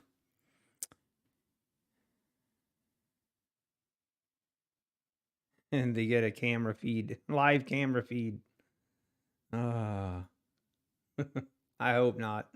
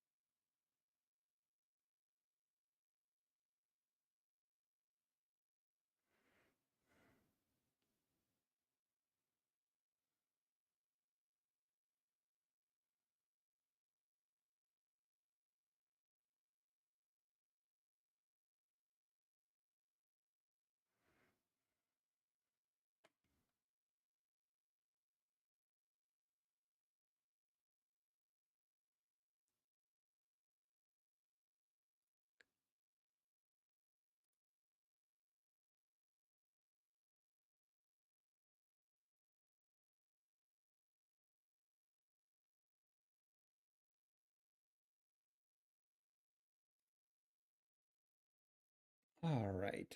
One, do.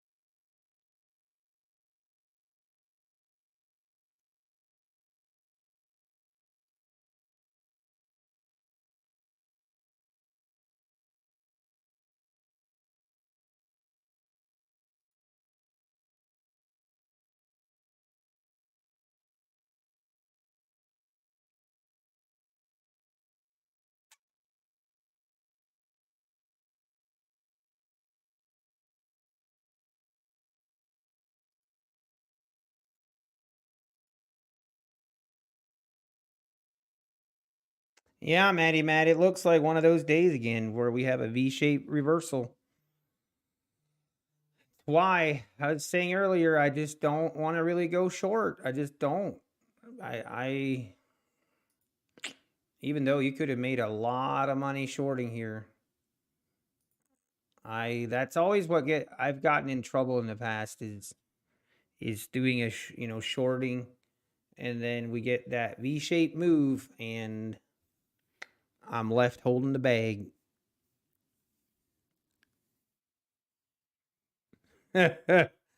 Richard Harris. Do I ever short off the EMA? You mean on a downtrend, Joe? Usually I would, yes. Now, recently, just because of how it just feels like we've been just really bullish, as of recently, I have not done it as much.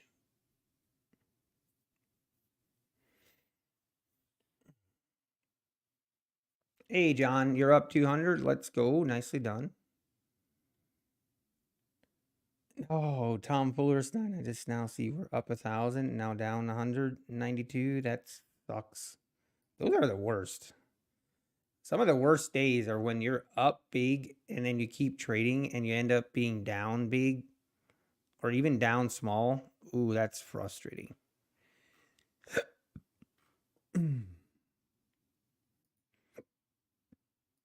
So, what do we think, guys? Chiefs or 49ers this coming Sunday? Chiefs or 49ers? What's it going to be?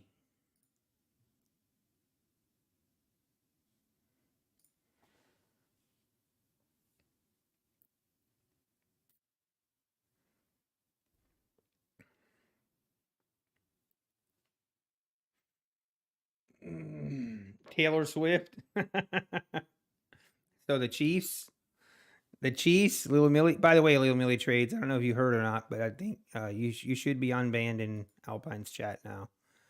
49ers, 49ers, Chiefs because it's planned because of the Taylor. Come on, let's not be like that. I heard some of those conspiracy theories. Oh my gosh. Nothing better than a good conspiracy theory.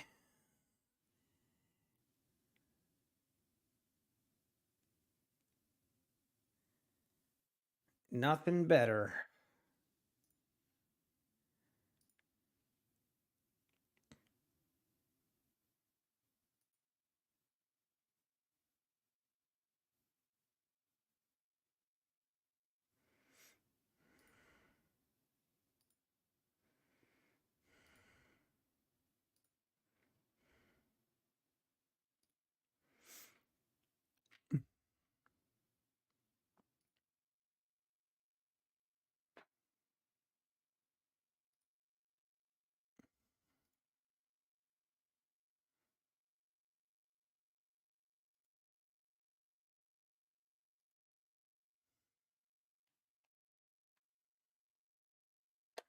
The upper EMA is VWAP.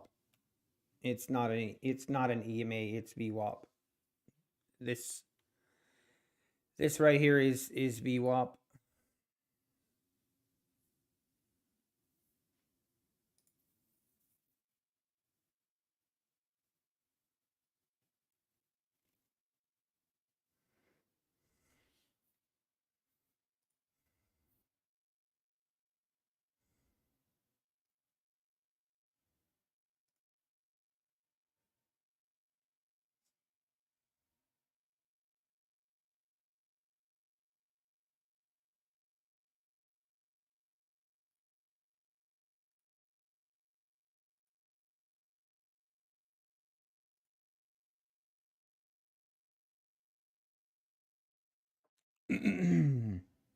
Oh, you're from Northern Cal, so the 49ers all the way.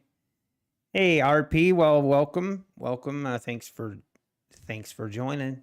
Feel free to hang out. We just chill. We do a lot of chit-chatting here, and every now and then we'll take a trade. If you watch really closely, you'll be able to catch it.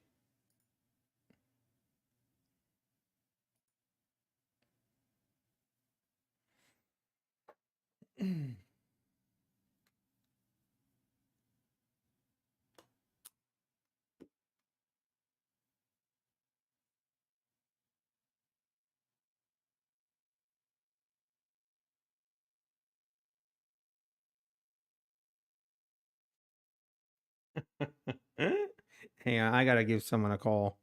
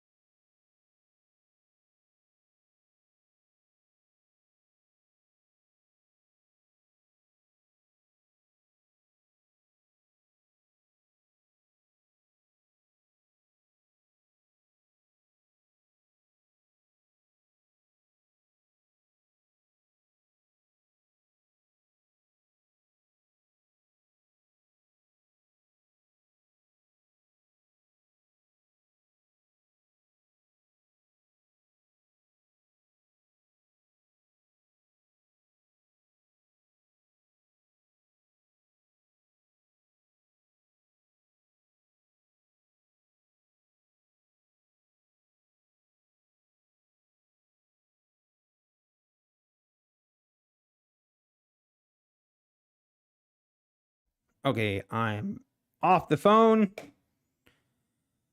Taking care of stuff.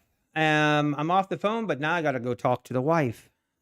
I promise I will be back, and then we'll start maybe taking some trades. Maybe. I'll be right back.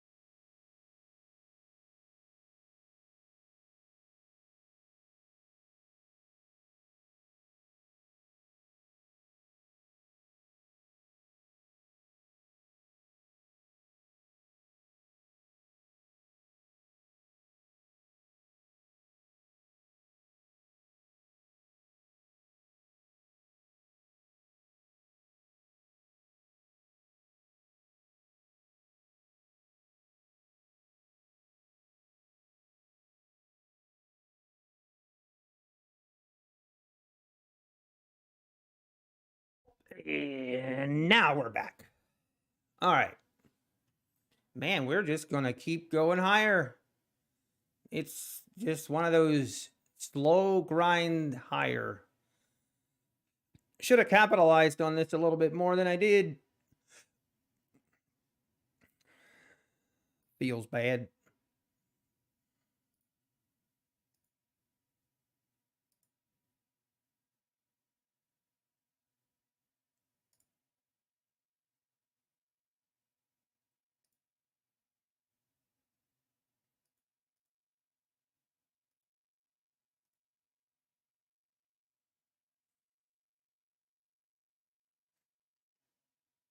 Man.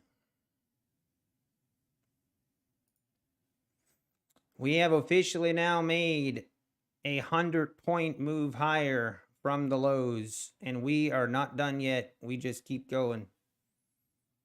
Wow. Feels, that's crazy. Like we said, market only goes higher. Every day it seems to hold true. Every day it seems like you can count on that.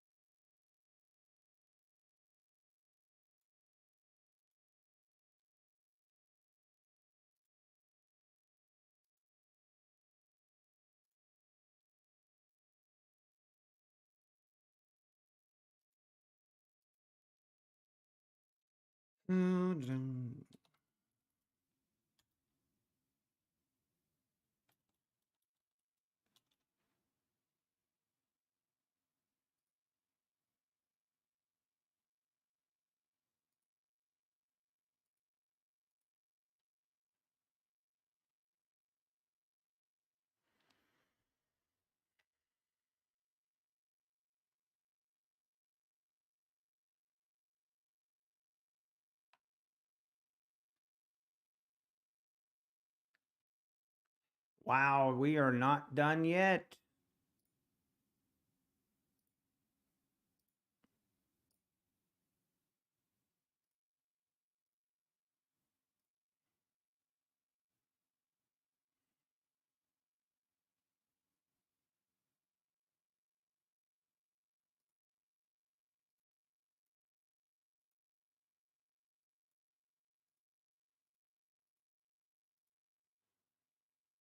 Oh man, I thought I was done making phone calls. I am not done yet. I need to make one more phone call. Wait, a lot of controversy on the PW stream. He allegedly claimed a buy on NQ at one lower level, but audio proved otherwise. Uh-oh. Sounds like fun. All right, I will I need to make one more phone call and then I'll be back.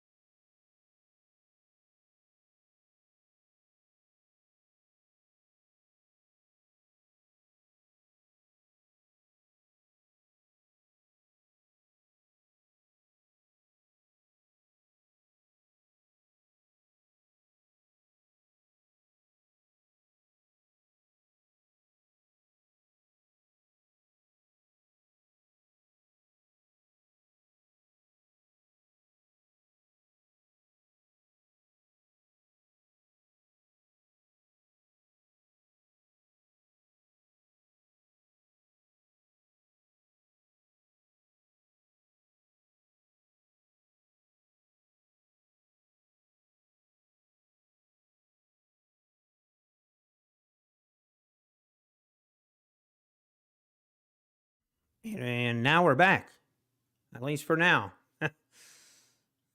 Oh, you know, I am on way too many committees. Okay, let it just be known right now. I am on way too many committees and boards. I would to just make that clear.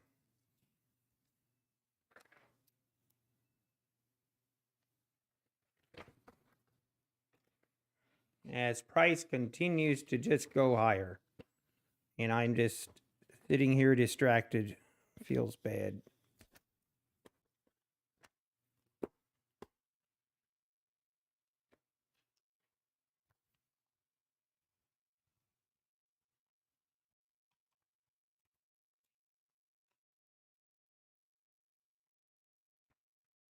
Okay.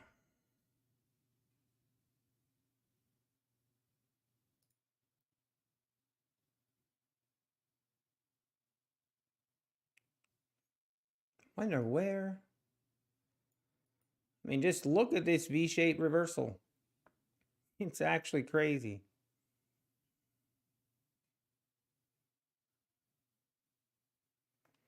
You love to see it.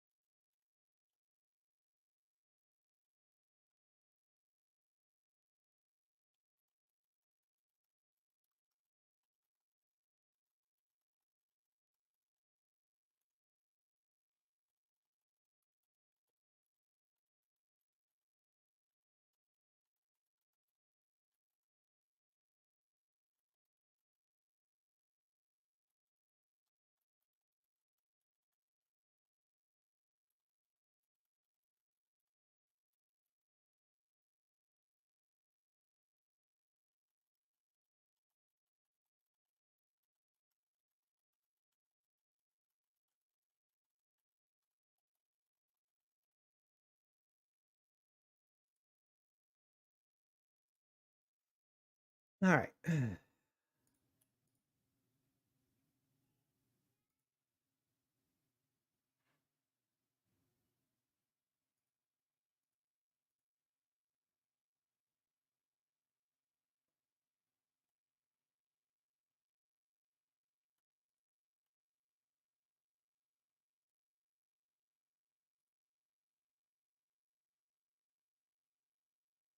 Man, look at this rip lower and just immediately recovered.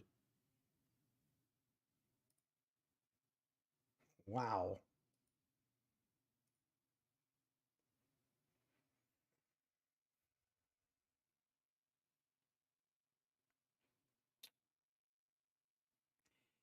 If I wouldn't be as distracted as I am, we'd probably be up 200 now.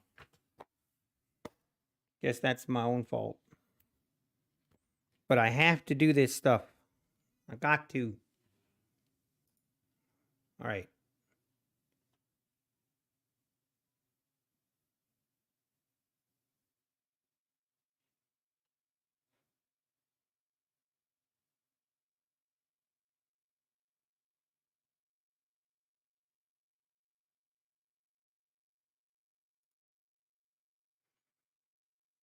Man, this is starting to become a little volatile here. Hmm.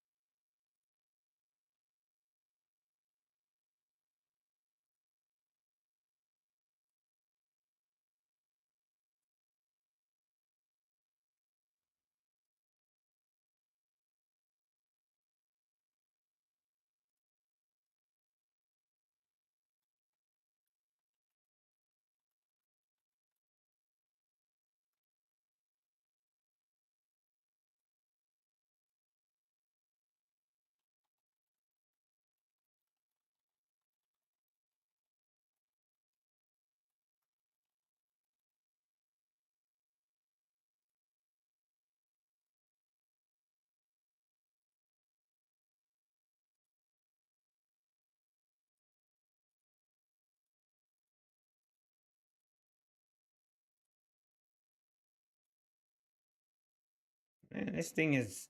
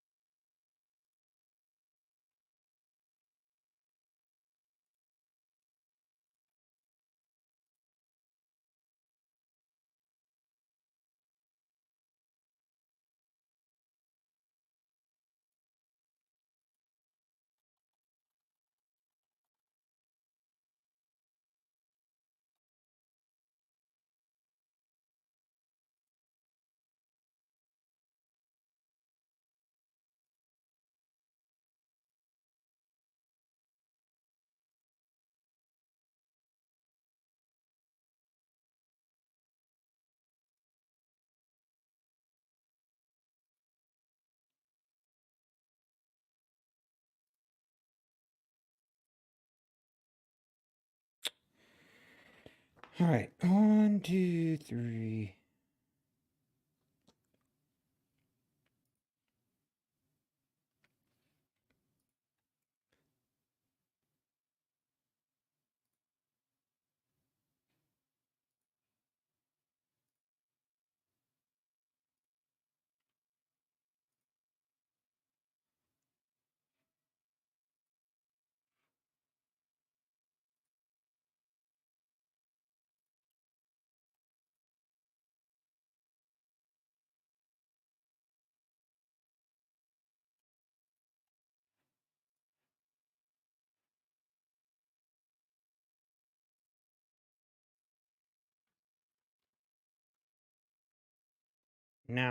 Now I'm done.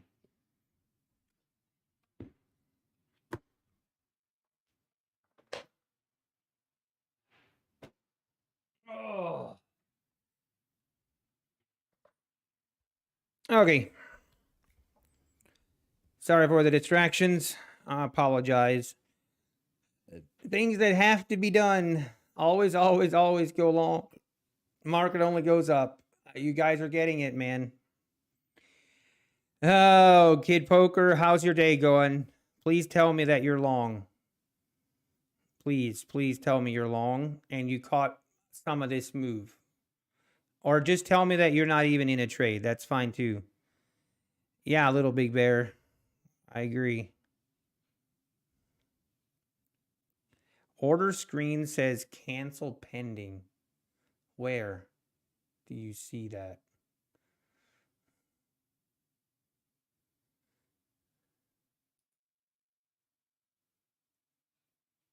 Order screen. I'll see it. Hey, Art, you're having a good day as well? That's awesome. Man, oh man, this thing is just gonna keep going higher.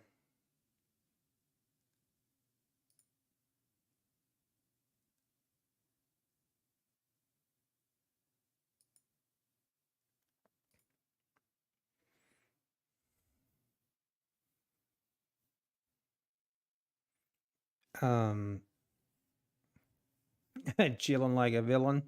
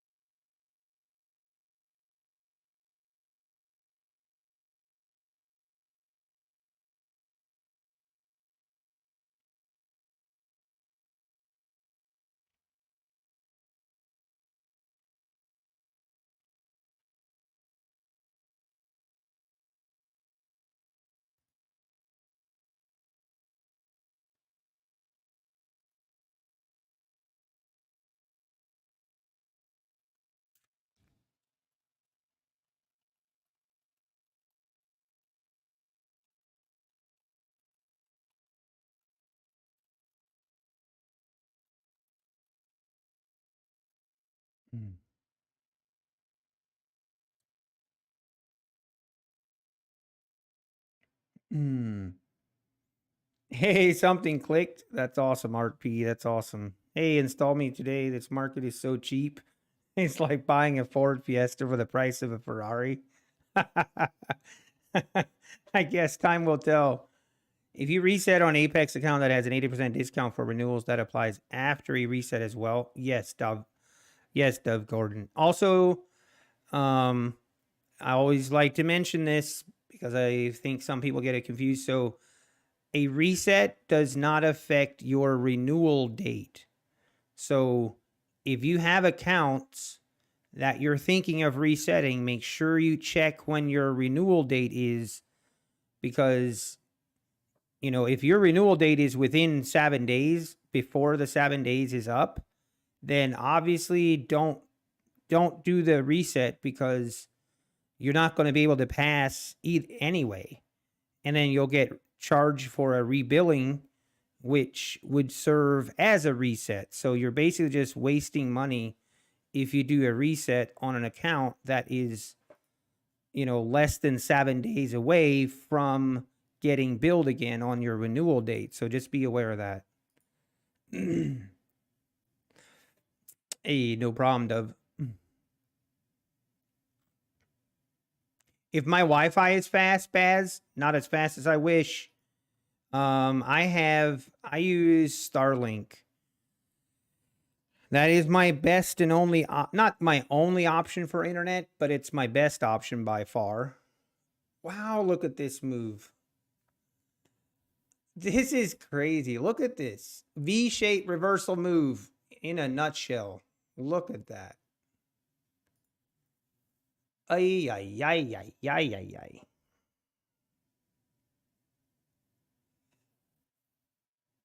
That is crazy.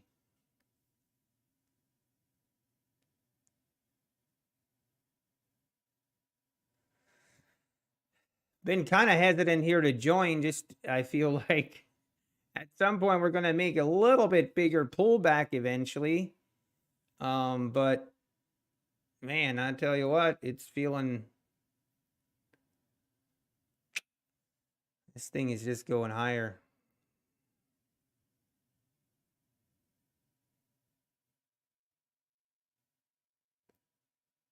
Market only goes up. Did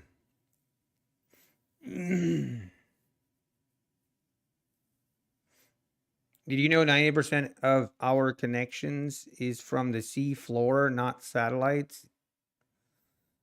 I guess maybe. I don't know.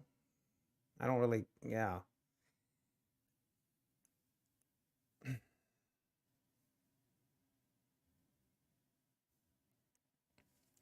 You had bought in on that pullback on the 21 you were supposed to. Yeah, it would. Well, Joe, so right now I'm kind of changed my I'm just scalping right now. That's all I'm doing. So right now I'm not really looking for big moves. I'm just basically 12 ticks is where I take my profit. It's kind of different for me and kind of goes against usually what I like doing. Usually I like going in with 2 contracts, taking my first off at 30 or at 15 ticks and then getting a runner going. But you know, that has not I'm just scalping on the 50Ks, so yeah, it is what it is. This is crazy though.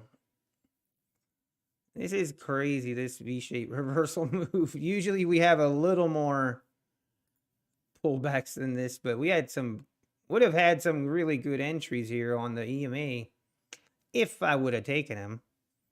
So the fact this ran a lot wouldn't have changed, but not really, Joe. Basically, I would just take more entries, and unfortunately, I wasn't really I was a little distracted by work, and there's some life stuff I have to take care of this morning that couldn't wait.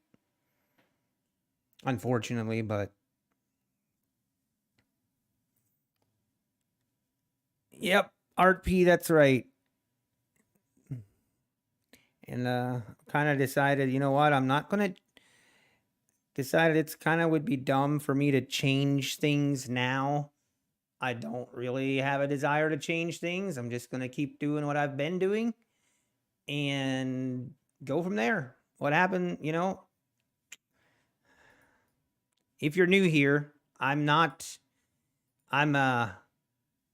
full disclosure, I'm not a consistently profitable trader. Don't copy my trades. You are probably better off fading my trades, but if you do fade me, I'm okay with that, but you can't rub it in, okay? That's my rule. You can fade me, but you can't be like, LOL, I fade, yeah, blah, blah. If you do that, I'm going to ban you, okay? I got to draw a line somewhere. I got an ego I need to protect at least somewhat.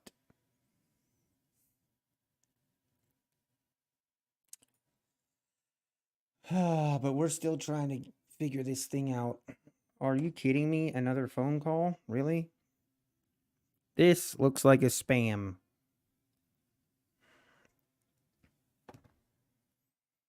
All right, I am getting warm. Oh yeah, look at this. Ooh, let's go.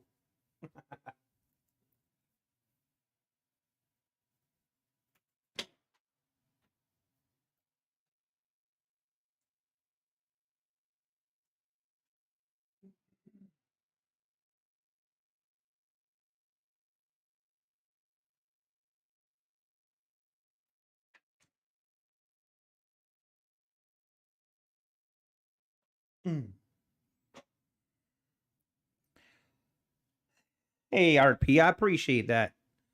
You are more than welcome to hang out here. We're a bunch of chill folks. You seem like a chill dude as well. You're more than welcome to hang out. How's it going, Kid Poker? How's your day been going? Thank you, Dove Gordon. I appreciate that. All right, we have officially, remember this 700. This was the opening No, this is just the mid. Never mind. Don't mind me. But we are above the opening range low, which was at 690. So the high of the day, or the high of the overnight session, is still up here at 744. I mean, at this point, I really don't see why we won't. I don't know. There's really no reason to think we won't test this 740, I guess. This is crazy. And there we go, just ripping. Ripping it higher now. Unbelievable. The shorts are getting squeezed hard. They're yelling mercy right now. The shorts are yelling, mercy, help me, help me. I give up. I give up. I abort. I abort. By the way, over the weekend, I think it was Saturday night, I forget which night it was, I watched the Netflix movie Dumb Money. I assume most of you have seen it, I hope. Or yeah, what has anyone seen that movie Dumb Money?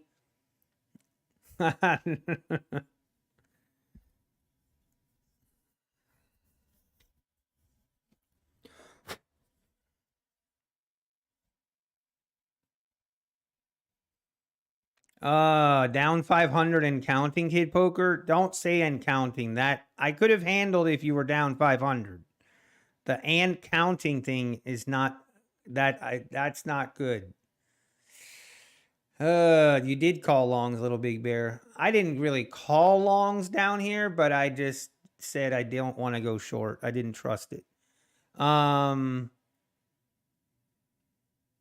did pass an eval today. That's great. Dumb Money documentary about me. Design knob. I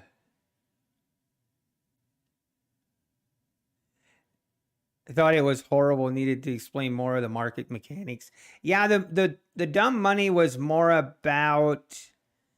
I felt like the movie was more focused on just.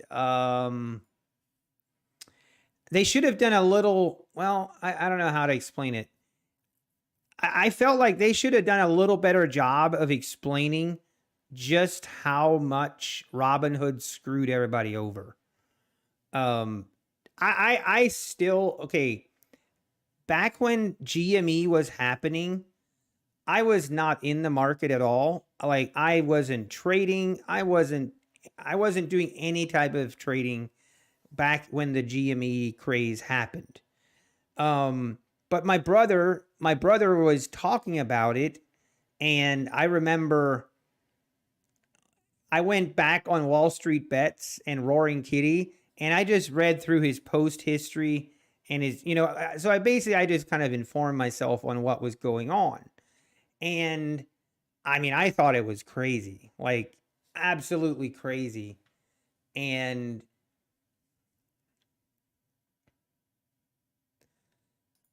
so, but it, yeah, I thought, I mean, okay, that was, I remember I started following it when GME was around $30 a share or something like that. And then in the next couple days is when it just completely blew up, and you would see it in the news, like everything. And it went to 300 plus. And I remember thinking like, okay, of course in Reddit, everywhere, everyone was just saying diamond hands, don't sell, yada, yada, yada. And I kept thinking to myself, if I would have bought options or whatever, stock or whatever it was, and I got in at $30 a share and we were trading at 300 a share, you better believe I would be selling. My brother actually had shares and I was trying to convince him to sell. Like that was, you knew that wasn't going to hold up. Like, I mean, that to me was pretty evident that wasn't going to hold. But the way they screwed over Robinhood, like how Robinhood isn't in jail is beyond me. Like it I wish they would have done a better job of explaining and investigating and doing a little bit more of a deep dive on the SEC and the research they did and what they refute. Like, that was such a joke. That was such a joke. And how they got away with that is beyond me. It's just, it gets my blood boiling. Like, and then the SEC goes after, I don't know, whatever. It's just, if that wasn't market manipulation, then I do not know what was. There was another movie, Dawn, on the issue that was very good. Yeah, I remember that was more like a documentary style. I feel like the Dumb Money was more, that was more done in a sense of a movie. Like, it was more of a movie thing, which I guess it was a movie, but not really focused so much on the technical side of it and kind of how corrupt the system was and how much it actually screwed over people. Like, it didn't do a really good job of explaining that. Like, the Dumb Money kind of portrayed where it almost portrayed people that didn't sell when it was that high, like, in a bad light. And on one side, I would have sold. I know me, trust me, I would have sold. I don't care what someone says on the internet. If I'm up if I'm up $100,000, $200,000 on a $10,000, $15,000 investment, you best believe I'm selling. So the diamond hands thing wouldn't have worked on me, but hey, it worked on a lot of people.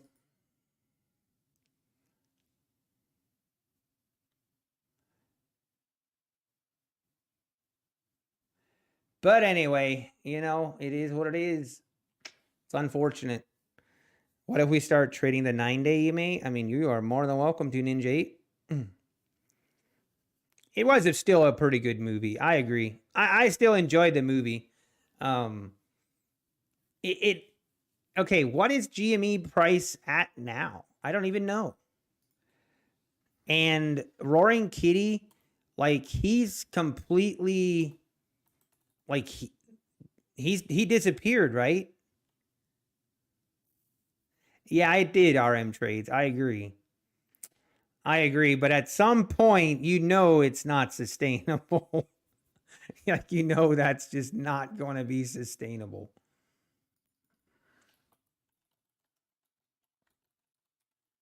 Hey, maybe is anyone in chat that still has shares of GME that you bought before, like in December of 2020? Is there still anyone here that still has shares?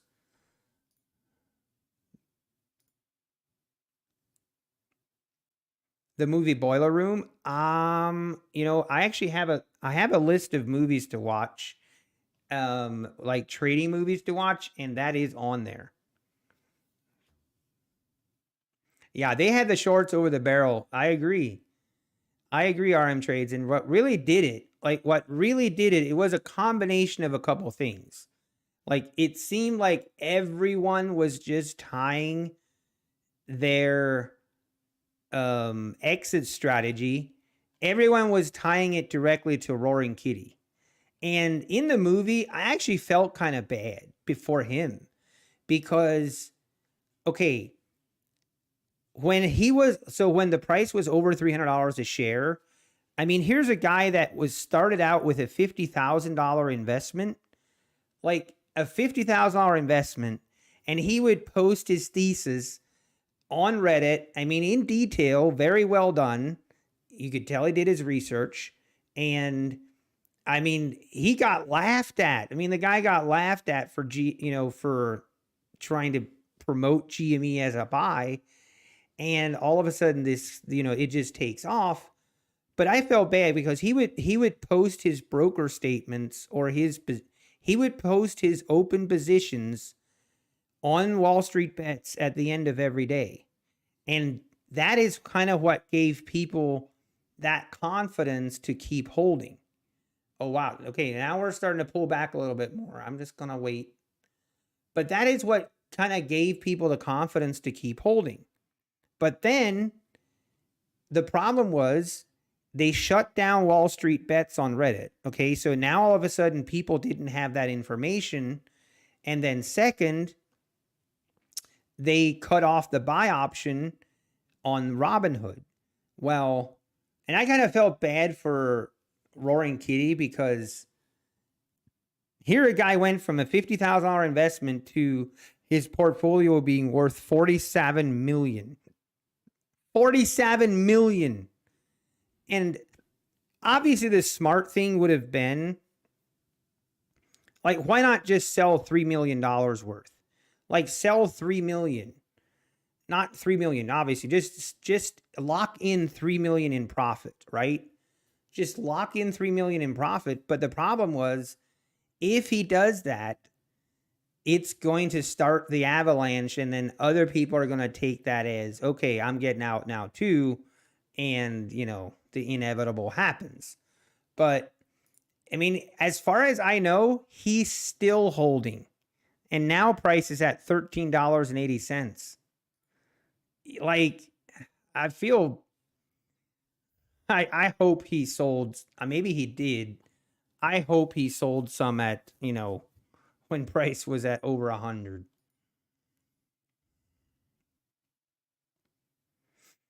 Okay, so maybe he did sell some, Johnny B. Maybe someone knows that follows it a little bit more closely. With this risk to reward Spandu, yeah, that is, yep. But you also have to remember, it's across multiple accounts. All right, anyway. But also, I don't let all of my, just because my stop loss is where you see it, doesn't mean that's where I get out. Yeah, Wanderer, it is. It is the day of the perfect V-shaped move. Well, not quite. We need to get up to 733, 735. Once we get to 735, perfect V-shaped move.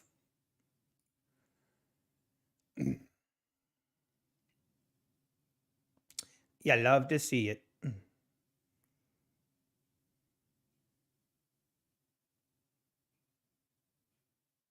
Now it's starting to feel a little bit heavier here, just pulling back a little bit more. Let's wait and see.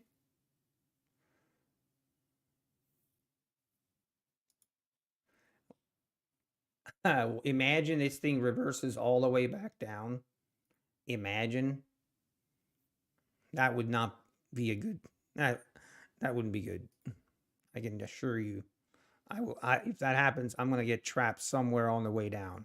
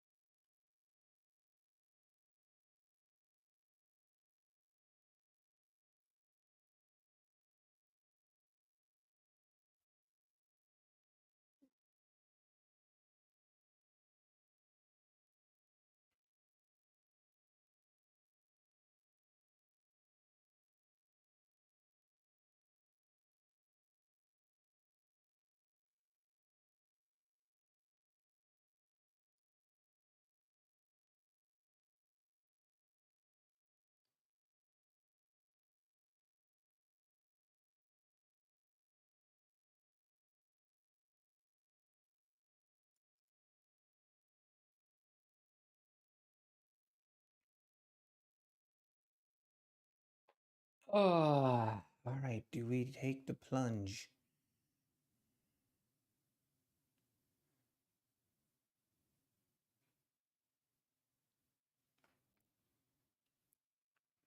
trade another day. How long does Apex take to approve a payout? I mean, it depends, but it can be the same day. So it's already been 5 days. It just depends. I think if you kind of depends on your trading history for that account. If you have if you have a profit day that's above 30%, then it takes a little bit longer for them to go through it, but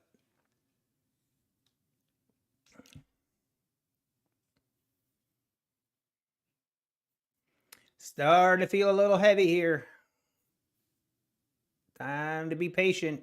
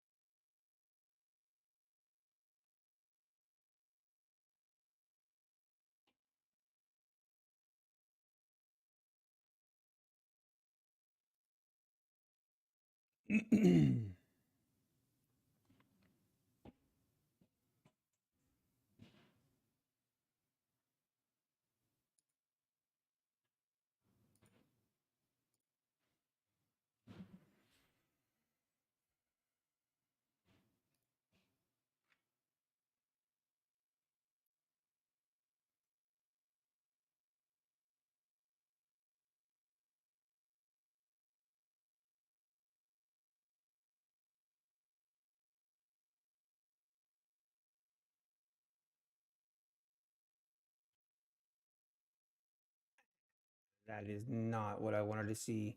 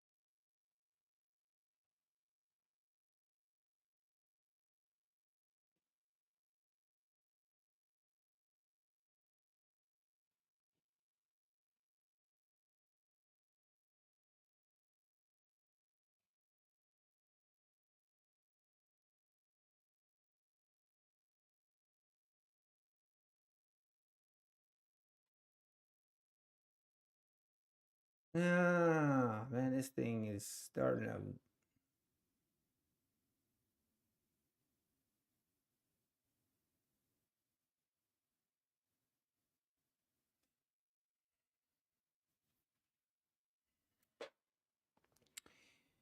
We might bail on this one if we can't keep it above this 91 level.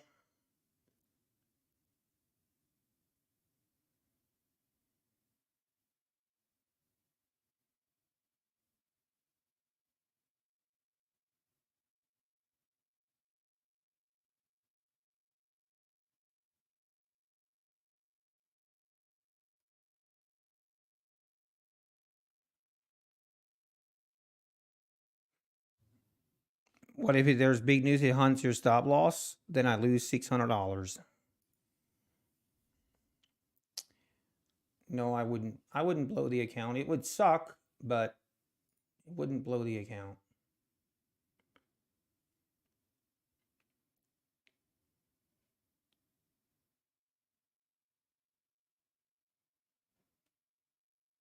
It has happened. It has happened.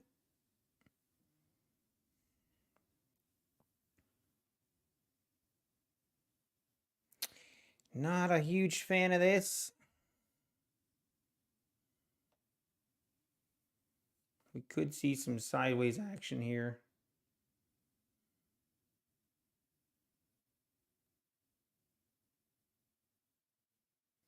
Need one of those boner candles.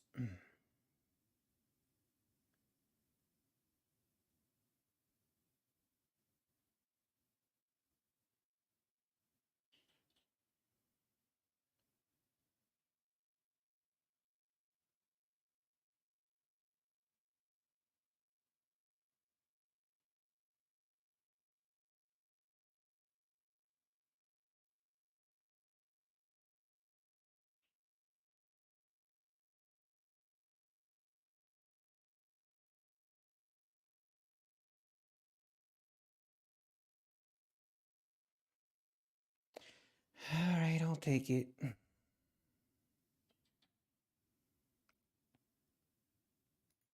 That one didn't feel quite as good.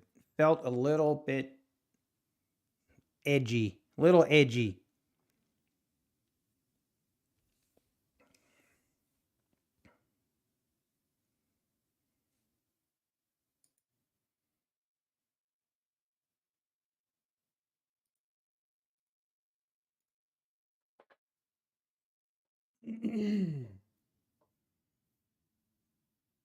Oh, that I am so sore.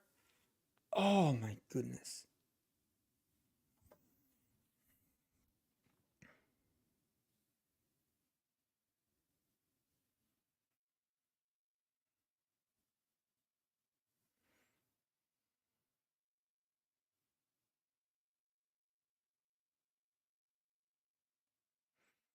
You didn't join for the silence. Well, I'm just gonna tell you right now, Art P. Sometimes it's silent. Sometimes there's nothing to talk about. Not on purpose, but it just is how it is. Okay, so now we're continuing.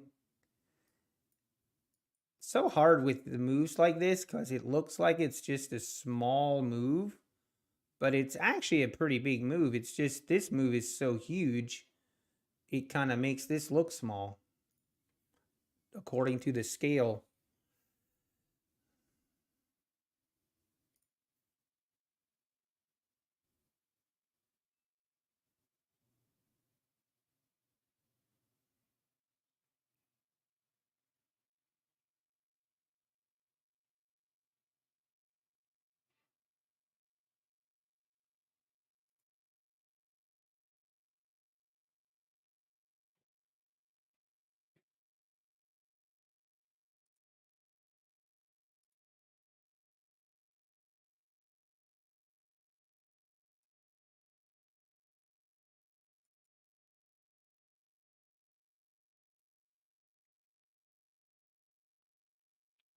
And let's see.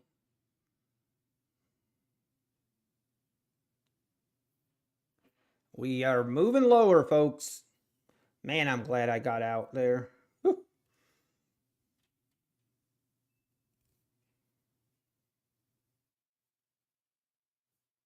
Yeah, Robinhood should have been shut down. 100% agree. 100% agree. Robinhood should have been that. And what was the other? What was the hedge fund they were working with? Citadel, was that it? I think. And yeah, that they should have both.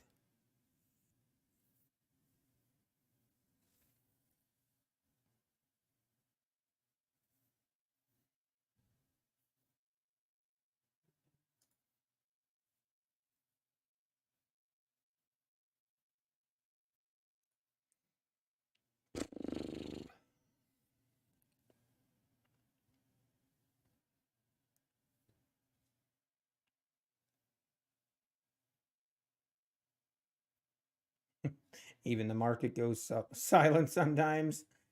Yes, it does.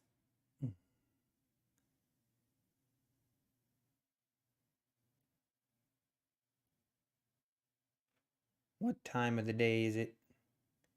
Wow, look at this recovery. Just immediately back up.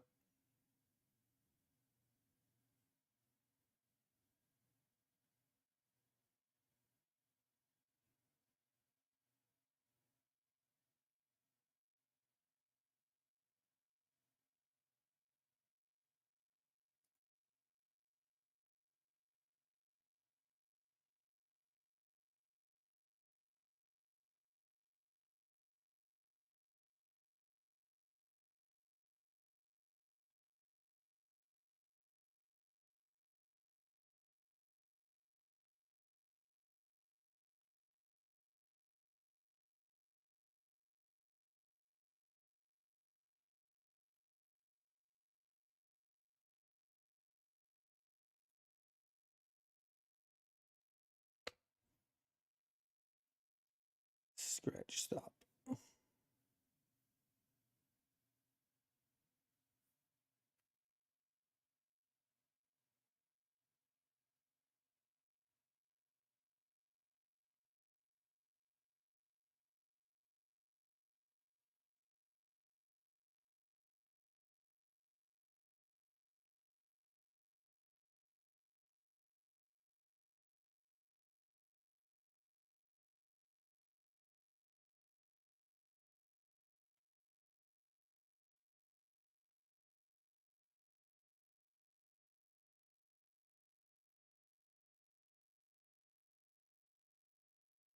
Man.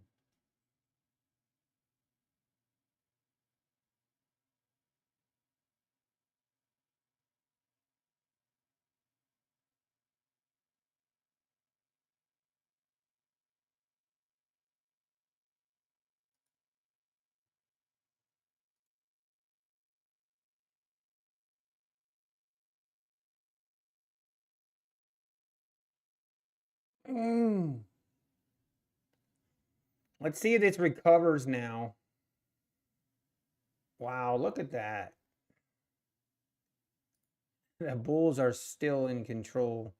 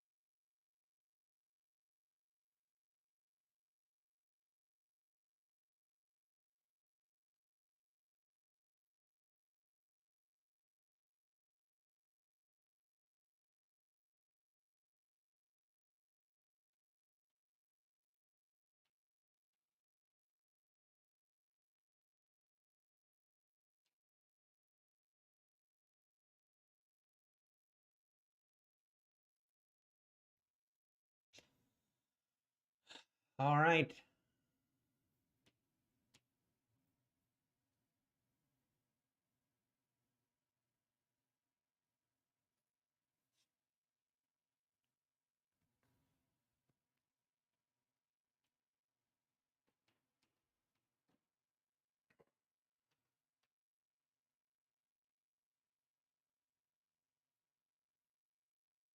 And we're just ripping this thing right back up.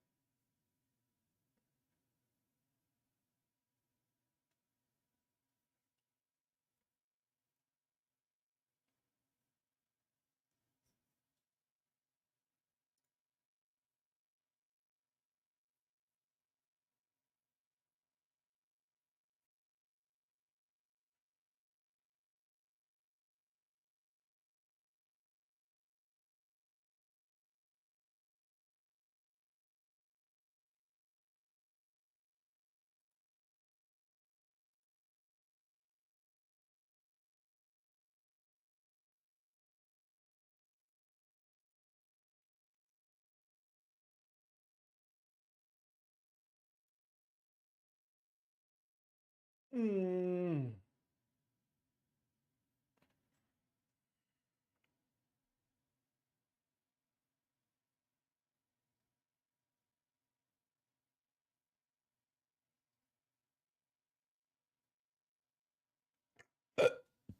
Excuse me.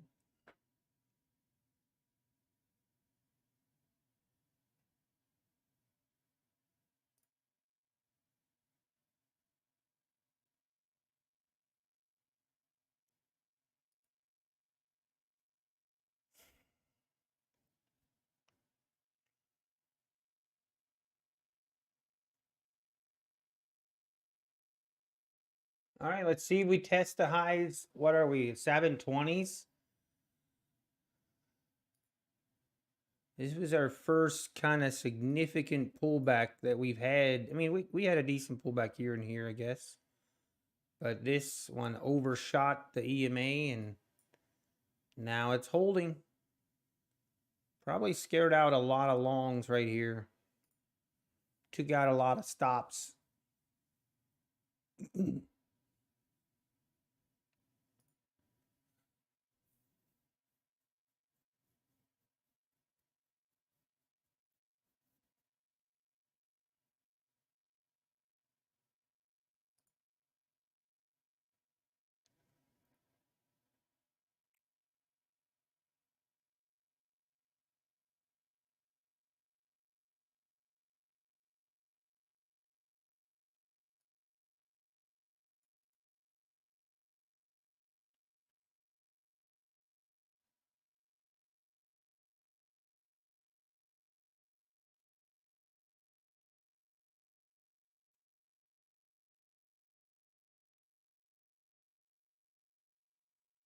You know what? I might go grab a quick bite to eat.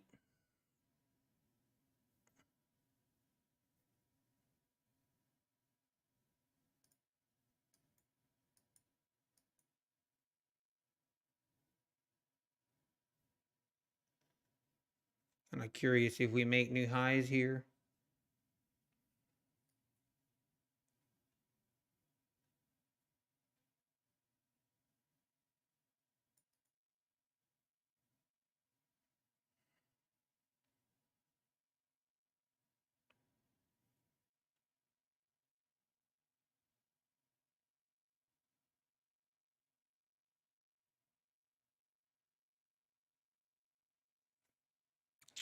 Hey, Ben. Oh, I don't want to get too ahead of myself, but I'll take it. I'll take it.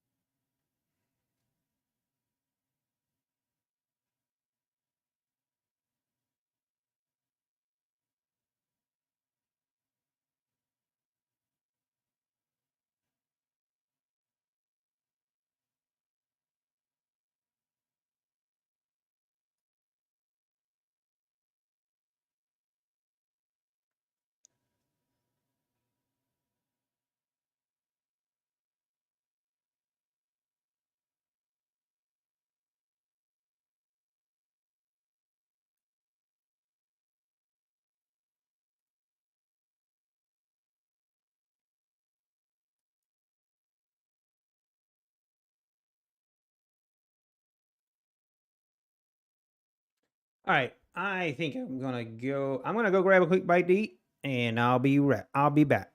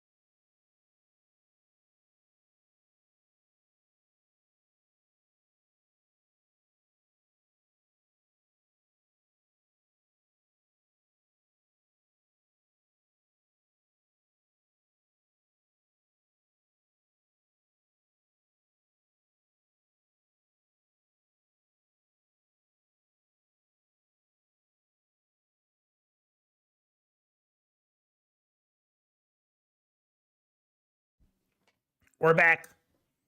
Hey, look at that. We made it a nice little double top. Cute. That's cute. Nice little double top we got going on there. Now is when things will get a little tricky. Are we going to pull back? Or are we going to see a move higher here?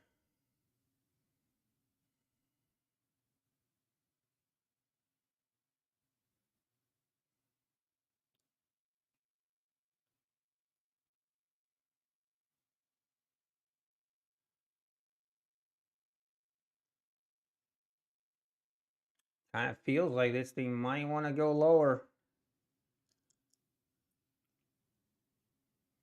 The bears said enough is enough.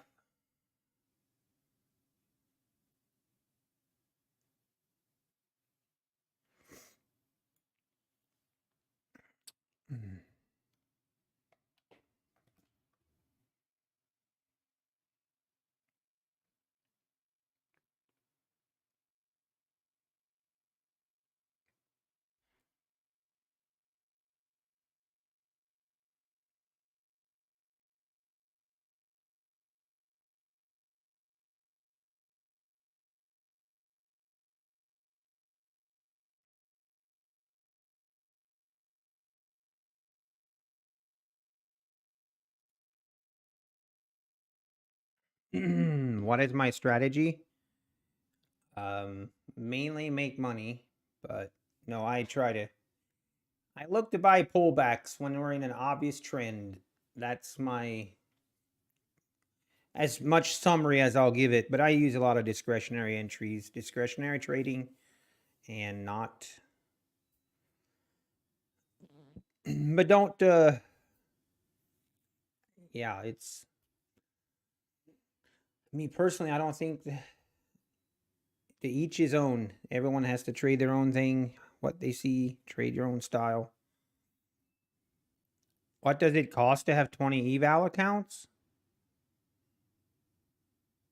I mean, 20 eval accounts or 20 PA accounts? Eval accounts obviously is just however many, whatever the current price is. I would wait. If you're looking to get 20 evals, I would wait at least until a 80% sale. And then whatever that, I think it's what, $34 for 50K. Yeah, Ultra Omega. I think that 300K account is, I feel like that thing is kind of useless. Kind of useless, but hey, I don't know.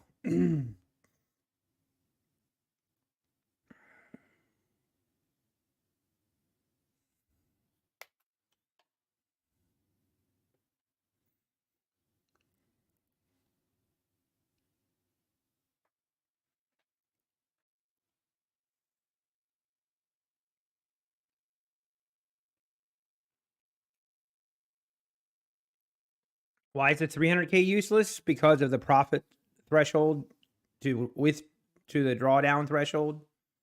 For example, let's just go to Apex.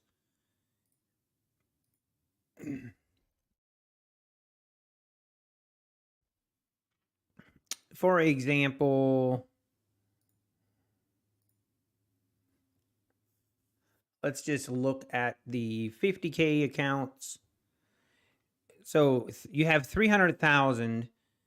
So you have to achieve $20,000 in profit, and you only have $7,500 in drawdown.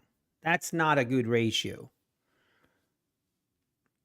Compared to if you just go with a 150K account and have two of them, that's 18,000 in profit goal you need to get versus 10,000 in drawdown.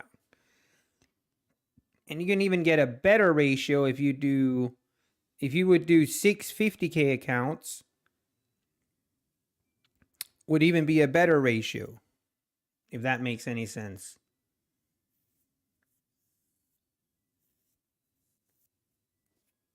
The only reason that I think there would make any sense going with a 300K account is of course, you'd have to be, you know, you'd have to have that you've already withdrawn quite a bit and you're just looking to take advantage of the 35 contracts to trade, I guess. Because, I mean, $7,500 of drawdown for a 300K account versus 5,000 drawdown for a 150K account. I mean, it's not that much difference.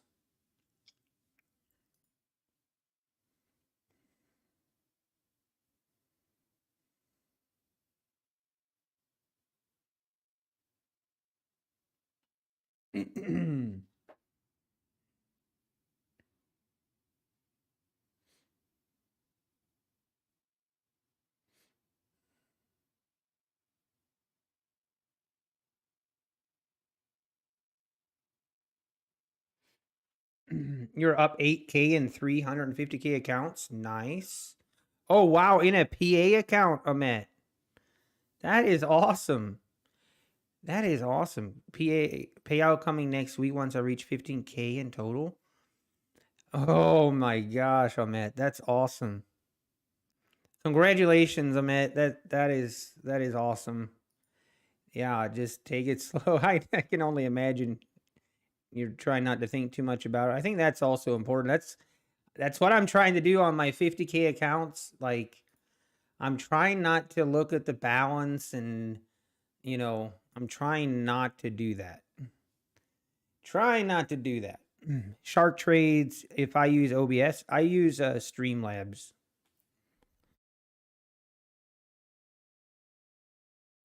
I don't really know what the difference is between OBS and Streamlabs. I think they're relatively the same thing, but yeah, I use Streamlabs.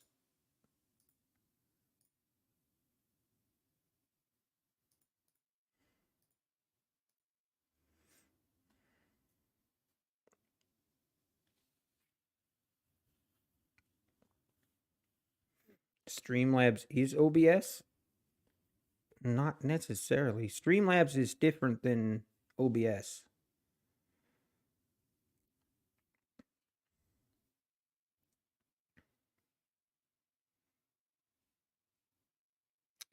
All right, now I'm curious. Are we going to get a push higher here or not? It's definitely feeling a little more bearish now. We made new highs here, but not really. I would not consider this new highs. This basically is a double top.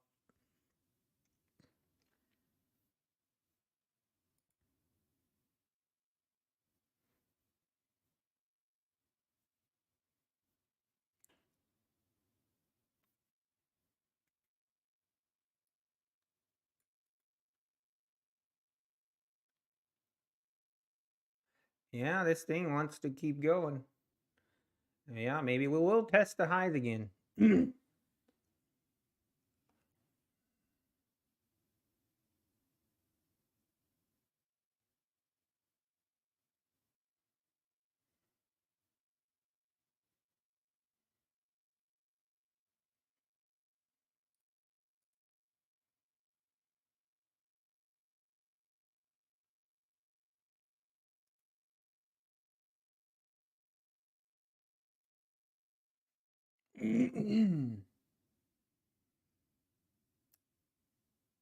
Streamlab uses OBS as a foundation. Copy. I guess what I'm saying is there's two different, I guess, platforms.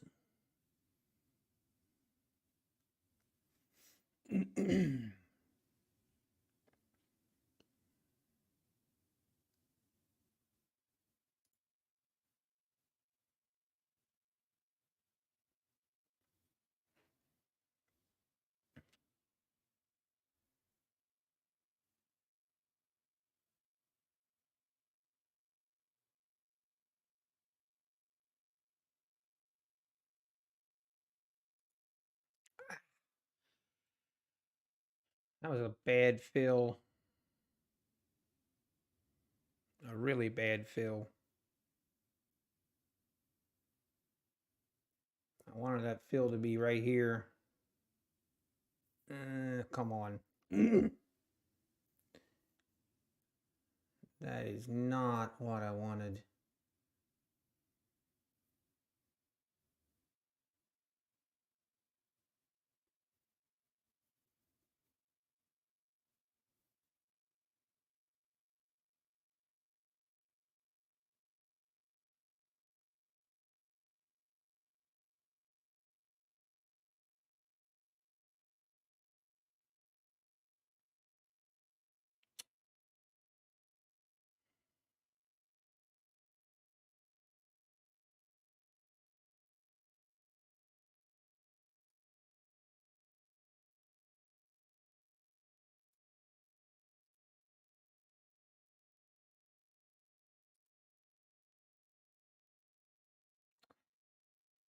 That's not what I wanted to see.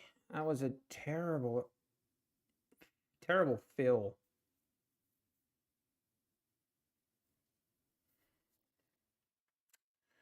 Don't like it. I do not like it.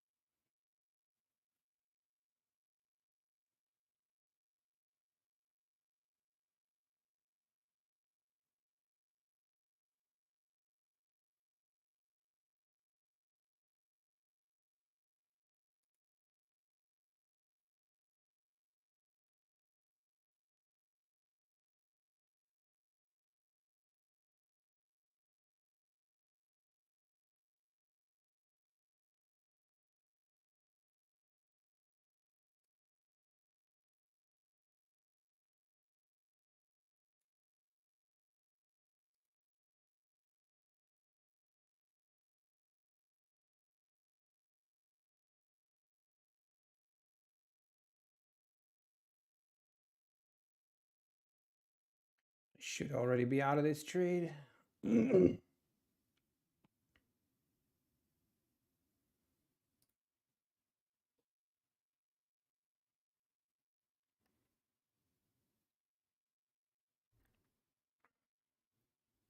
Fred S, you can take out on the 50K, you can take out 2K twice a month for the first 3 months, and then it's unlimited.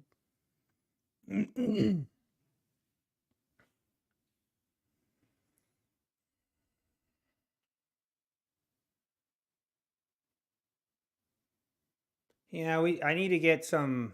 I want to see this thing make a push here. If I don't see what I like, I'm gonna kill this for just. I'm not happy with my entry here.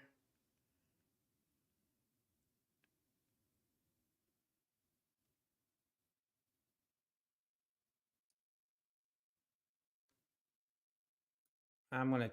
God, what the heck?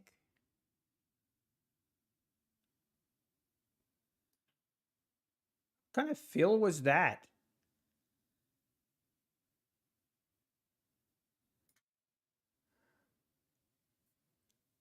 That was a terrible fill again. I don't like it. We're right here at the EMA and at the over. I just don't like nothing I like about it.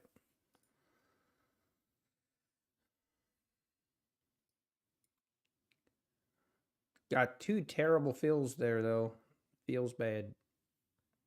Cost me about $50 it cost right on those fills. How much is max for the 250K account? Oh man, I want to say 2,500, Fred. I'm not 100% sure on that.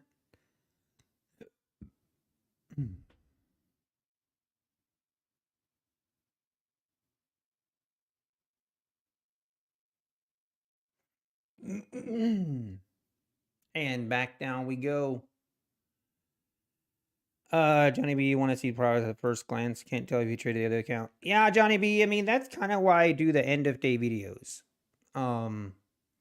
That is kind of the purpose of the end of day videos, where I can update just for all of the accounts.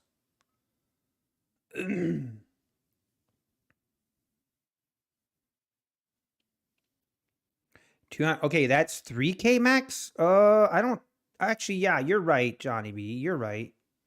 You're right, because the max for a 300K is 3,500 twice a month. Yeah, that makes sense.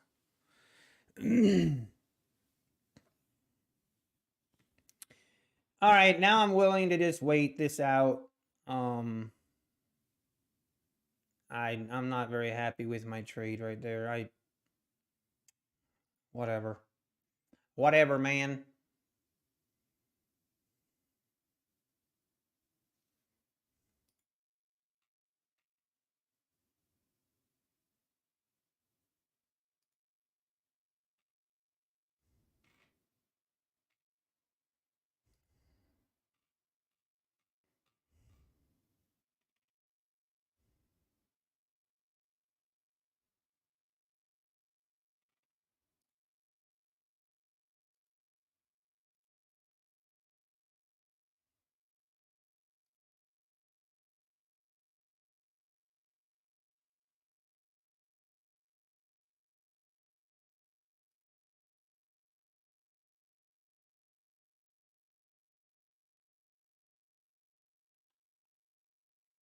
Wow, this is starting to become very, very choppy now.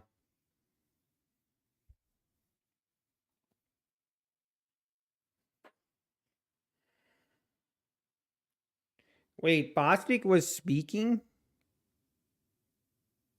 When is he speaking right now? No, Johnny B. I have 19. We had 20 with the 150K, but we lost that 150K last week, so we have 19.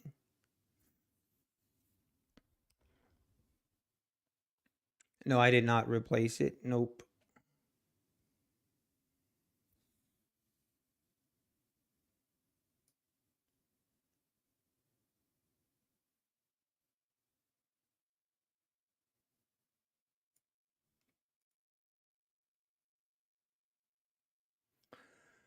I'm close to calling it a day.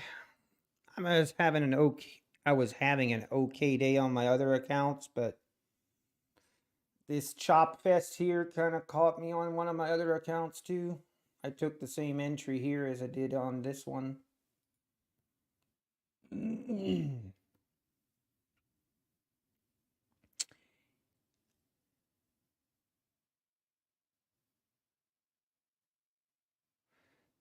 We have a senior loan officer opinion survey.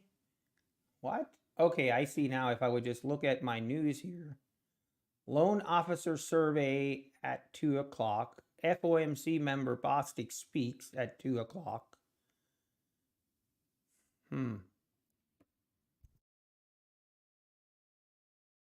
Does anyone care about that? If I've taken anyone's course, Cali Boy? No, I have not.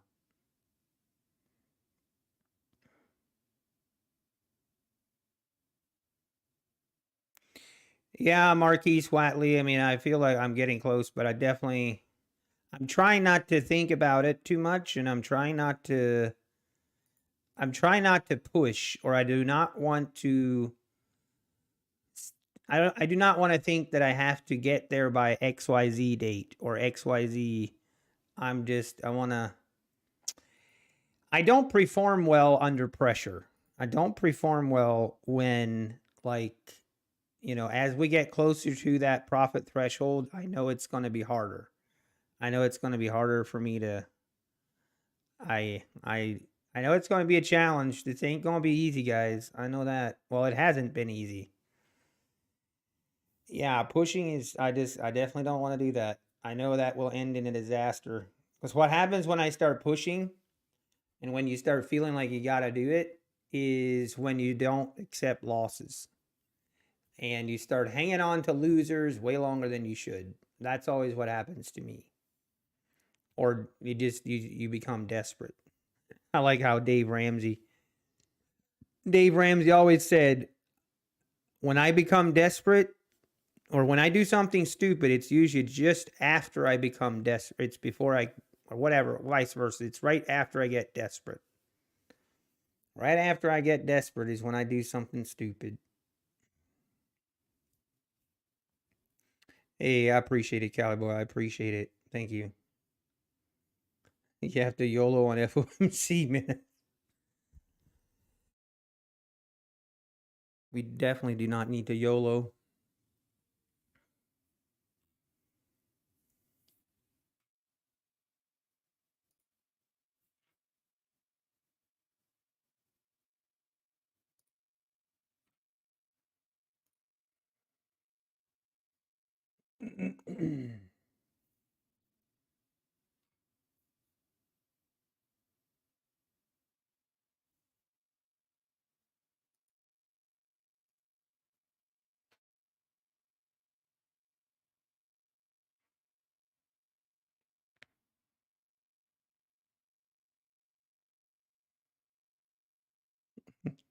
Hey, thank you, Watley. I do appreciate it. Thank you. That means a lot. That means a lot. It's weird. It's weird how psychologically. It's weird how much psychologically stuff affects your trading. Even just your mental state of mind is a big, like, it has a big bearing on your trading. I remember last week, like, not that that's an excuse, but last week I was going on 6 hours of sleep in a span of 48 hours. And I had no business trading. No, I should not never have been trading in that kind of environment. I was so mentally tired and drained and just dead tired. Shouldn't even have tried it.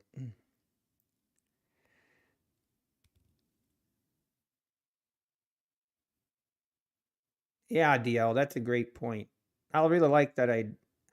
That's kind of a DL, like, that is what I did. This was maybe 3-4 weeks ago. Is I basically took trades, taking trades that I like, and like basically looking at like trades that were the ideal trade. Like when I think about a trade, I'm like, oh yeah, that was a perfect trade. And what does that look like? And making sure, just kind of making note of that. Okay, this is what I'm looking for then. And obviously, we're not always going to have the same, we're not going to have the same results. We're going to have losers, but at least I know what I'm looking for. Which reminds me, oh man, I wanted to bring this up today. I don't know how many of you follow. Maybe some of you don't even, maybe some of you are smarter than me and you don't even follow Reddit, but I like Reddit. And I follow the Reddit day trading tab, or the Reddit day trading whatever community, whatever you call it. And one of the posts that just always it's like it's so cringy to me is when there's a lot of posts like this. Like they'll post a screenshot of a trade that went against them, and their comment is like, what went wrong? Why did this trade not win? And I'm just like, it's like, you could almost tell that their expectations are that they're going to win every trade. Or like, I'm just like, dude, sometimes you lose.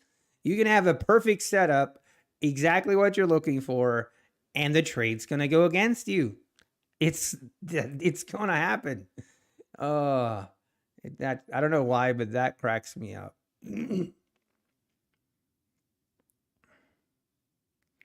You have to understand the market will never ever give you what you like. Yeah, I agree. I agree. Accepting the risk in trading, yeah, that's definitely very, very important. Yep. And I feel like Man, today my brain is not working when it comes to names. Um, the guy that wrote the book, oh, what's his name now?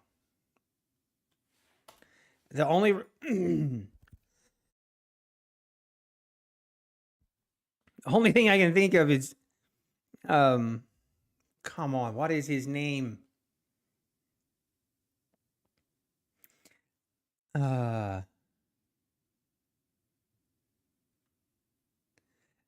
yeah, John, I don't even have a specific post in mind. I was actually thinking the other day, you know what would be fun? On, when the market is slow and we don't have much to talk about, um we should just go on the subreddit, the R day trading subreddit, and just go through it. See what you guys think. But some of it is just, it just boggles my mind.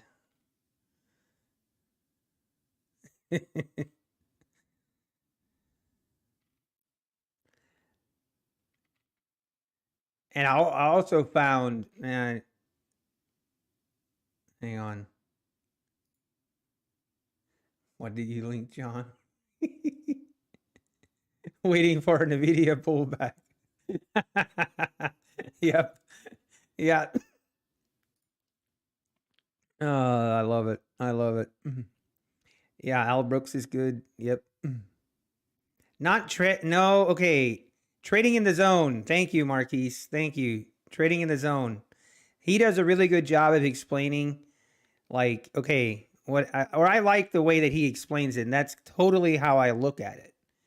In the sense of, okay, even if you like, and I want to say this to people, yeah, Mark Douglas, DL, thank you. Oh man, it's a rough. For some reason, my brain isn't fully functioning today. But okay, so and I say this cautiously, obviously, because I don't want to trigger a lot of people here. But ICT traders, ICT traders come to mind because a lot of times some ICT traders come across as like they pretty much know what's going to happen next. Well, even if you have someone that's that confident and they've back tested, let's say they've back tested 1,000 trades, right? If you've back tested 1,000 trades and 1,000 of your setups, okay, and let's say, I mean, so if you have like a 2-to-1 risk to reward ratio, if you have a 2-to-1, which means your profit is $200 and your stop loss is 100. Okay, hypothetically speaking, it is highly unlikely that your win percentage will be higher than 60%. If you have a win percentage higher than 60%, now I'm not talking about a week's worth of data. I'm talking about over a span of 1,000 trades. You will it will be very hard pressed to find that strategy winning percentage will be higher than 60%. And if it's 60%, even 55%, you'll make a lot of money. You will be very profitable. But that means 40 to 45% of your trades will be losers. Okay? That's just the way it is.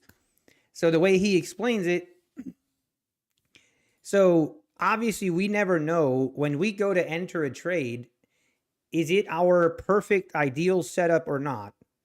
When we enter a trade, we never know if it's going to be a winner or a loser. We know we have a track record of 1,000 trades that will tell us we have a higher probability of winning, but we never know. And here's the other thing. In a span, if you have a 60% win rate, listen, like here's math. This is just hang on. We're gonna have a little math session here, okay? Give me a second.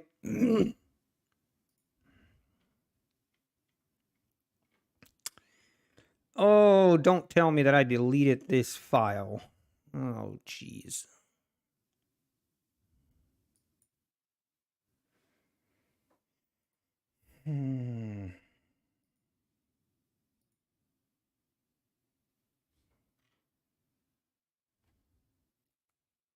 Now I'm probably, maybe I did delete that file. Dang it.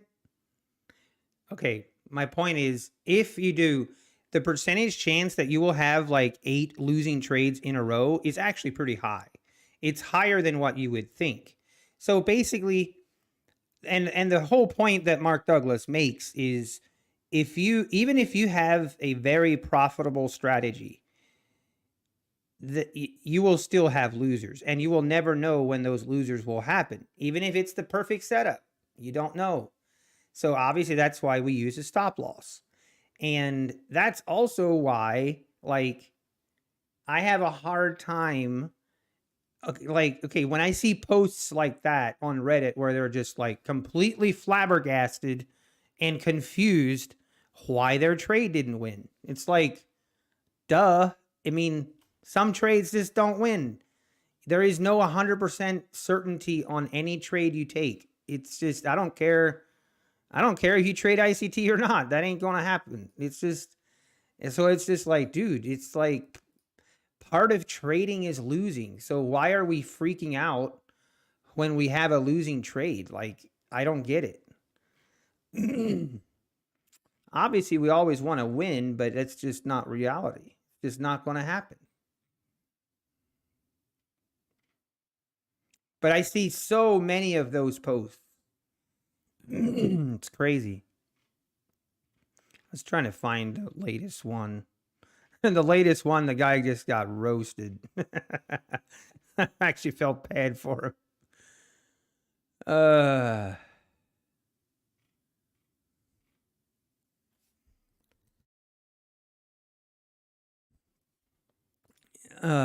Here's one. Okay, I don't see. I don't want to share this and then have all you guys know who my Reddit profile is.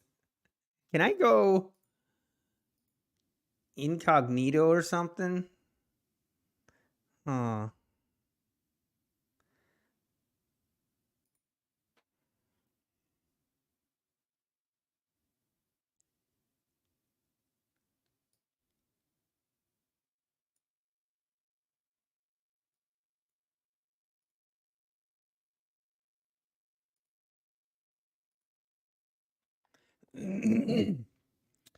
uh,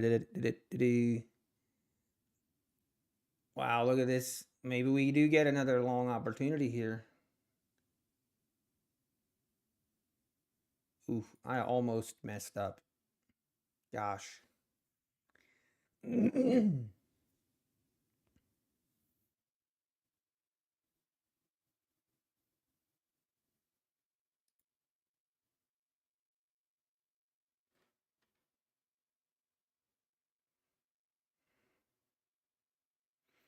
I'm gonna stay out of this.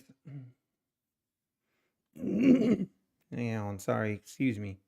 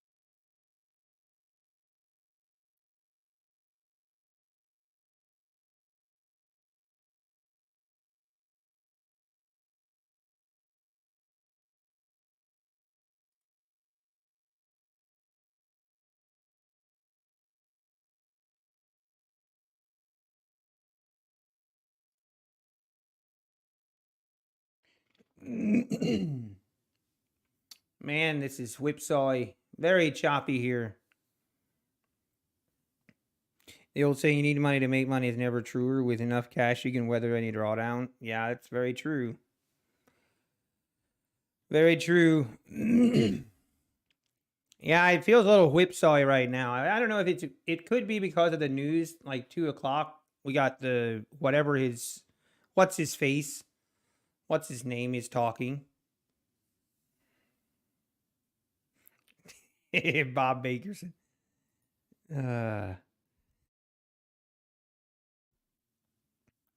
Anyway, I was reading through this Reddit. It's funny.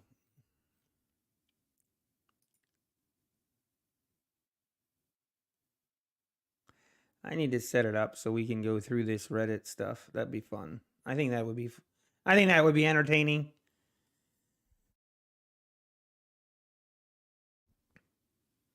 Do you only trade futures? Yes. So with Apex, you can only trade futures. You cannot trade stocks. Only for futures. Well, what is the plan here?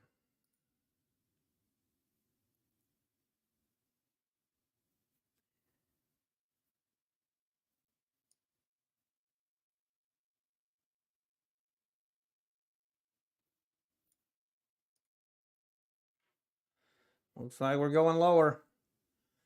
Hmm.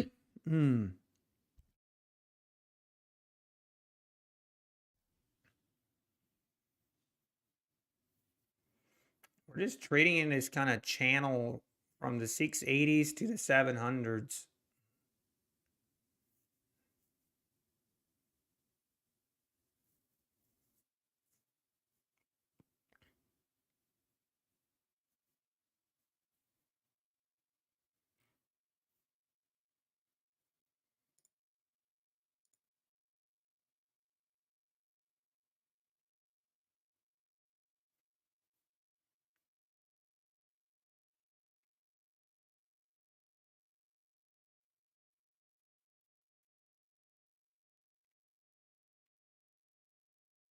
Shows tighter standards and weaker demand. Interesting.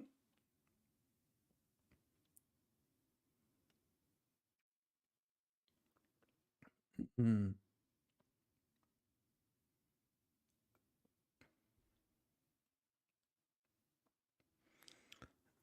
Yeah, I mean, learning futures is, I mean, price action is price action, regardless if it's stocks or futures. It's still a lot of the same principles apply. Bostic is not even a voting member of the Federal Reserve. What's he doing then? That'd be like me if I would schedule a news conference. Hey, I'm going to give my thoughts on interest rates. Not that anybody would care, but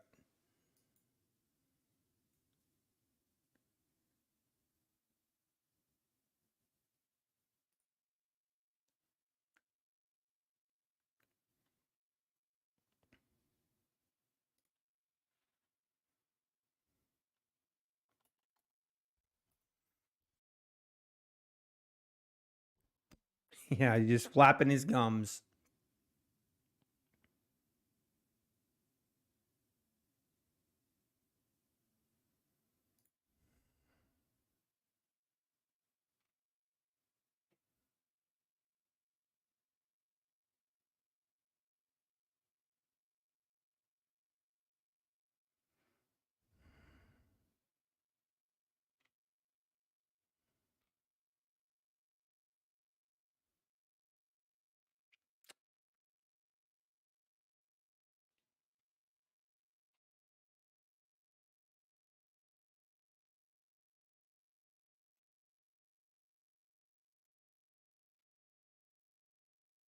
I'm going to try and scalp here off the bottom.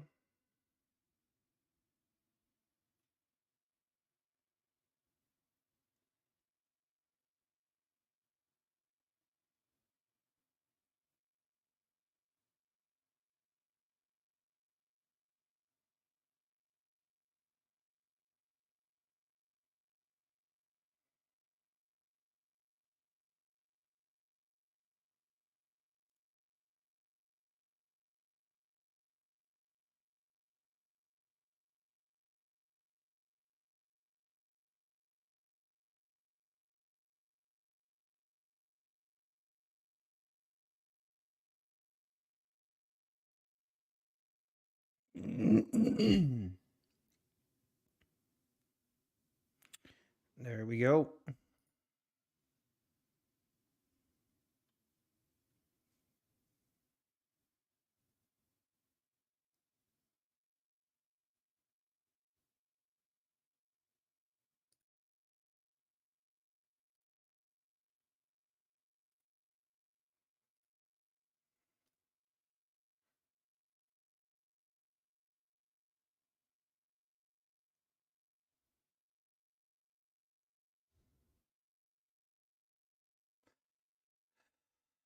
All right, let's see if we can break. We need to break above the 700s here. That's kind of in the resistance area.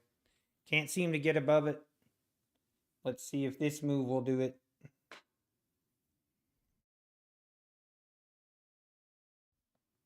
How many ticks I'm looking for on my scalp? Right now I'm doing 12 ticks on my scalps. 12 ticks at a time. It slowly adds up. It's crazy.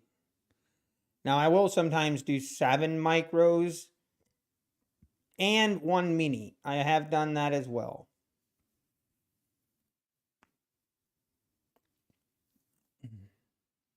Makes me pucker up a little bit, but hey, Lawrence. Hey, how we doing, Lawrence? How's life? Good to see you, man.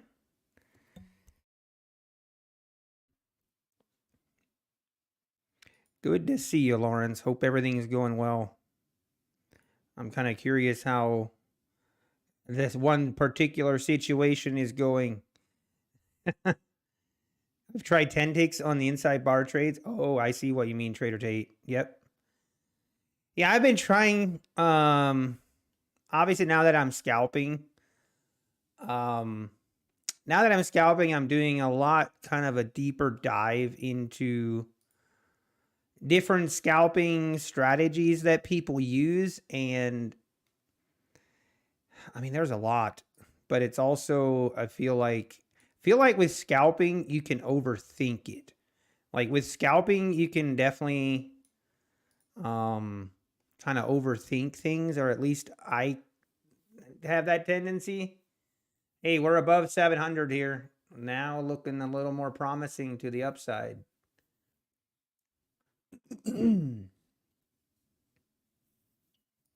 Looking at least a little bit better.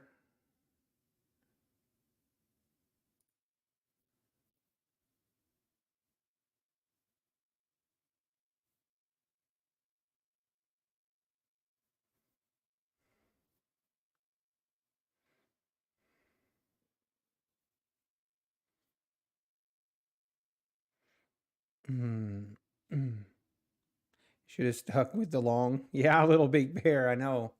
I should have held my long a little longer, huh?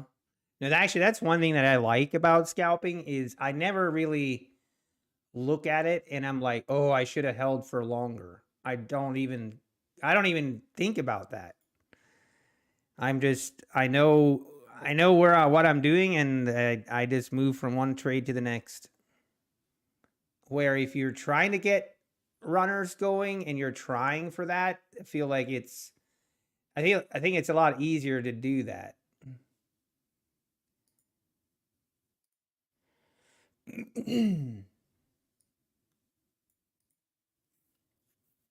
And now we come back down. Okay.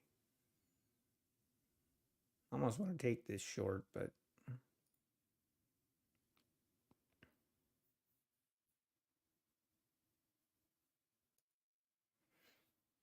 she only goes in one direction.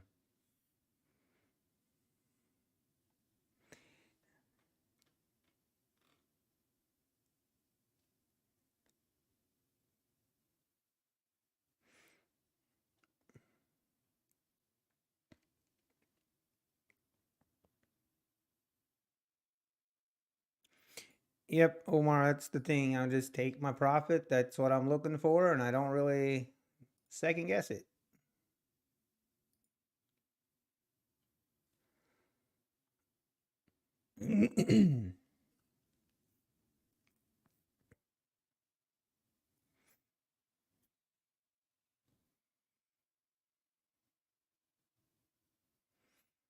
Okay, let's see. Will we keep going and test these highs and try and make new highs? We still have the um we have the 737s, for today's opening high. And then we have the 737, 740 area for the overnight high. So guess we will wait and see.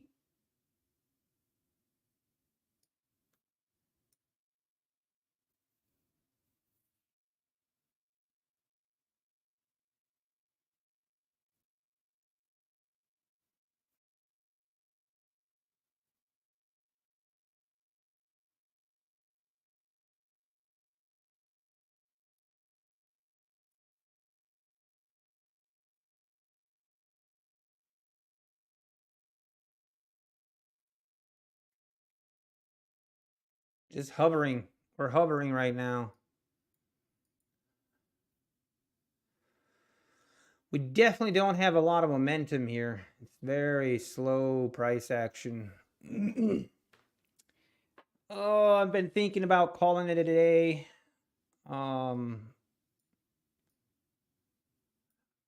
Thinking about calling it a day.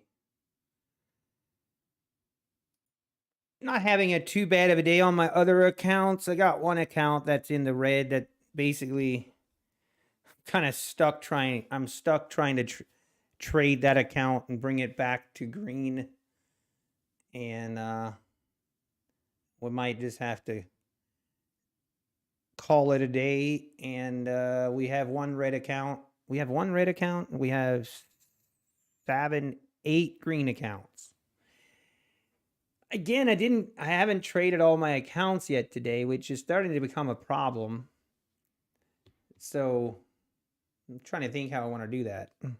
Because right now, the way I do it on my 19 accounts, I start with the one that has the lowest balance. And then once that account has like $120 in profit, I will switch to the next account. And then the next lowest, the next lowest, the next lowest, just kind of cycle through it that way, which kind of works great in the sense of keeping my balances relatively similar to each other. But so like what happened now, I was able to do that for 2, 4, 6, 7 accounts. So for 7 accounts, I was able to do that and rotate through the accounts. But then on my 8th account, now that account is in the red. And so now I'm just kind of stuck trading that one red account and trying to, scalp my way back into profit on that account, which, can take some time. And then I don't get to my other accounts and I don't trade my other accounts. And I think it's been close to 5 days now that I haven't traded the accounts with the highest balance. So maybe I need to start tomorrow. Maybe I switch it back and forth between accounts, and then the next day I'll start with the highest balance. But either way, I guess it doesn't even really matter. If I have, 8, 9 accounts that I haven't traded in 5 days, I guess it really doesn't matter. So maybe just keep doing what I'm doing, not worry about it.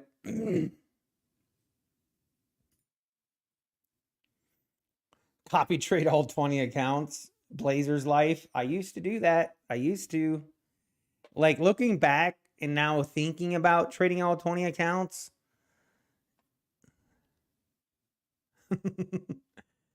I mean, it's tempting. It is, but I do not have a desire to do that. Not anymore. Does the Robbins Cup even matter? Probably not. Today, Tyler TV, today is your first day with Apex? Oh, let's go, Tyler TV. Nicely done. Let's go. Shout out to Tyler TV. Bought 250s, picked a bad day to start. Yeah, it's all right. Tomorrow's another day. Little Big Bear, why not trade copy 2 at a time? I did. So I kind of went in steps. I started with, in the beginning, I traded 20 accounts at the same time. And then I went down to like 5 at the same time. And then I went down to 3. And now I'm just doing 1. I would probably go back to doing 5 at a time, but then lowering my risk in a sense of only doing maybe 2 micros. But I don't know. I just feel like I'm making more progress when I'm trading only 1 account at a time and taking like a little bit more risk to reward. I feel like I make more progress, or at least it feels like I'm making better progress on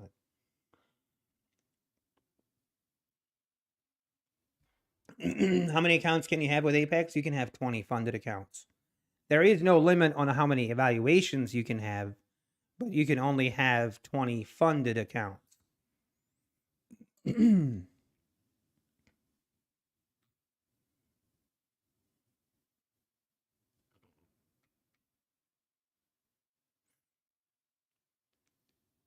Mm.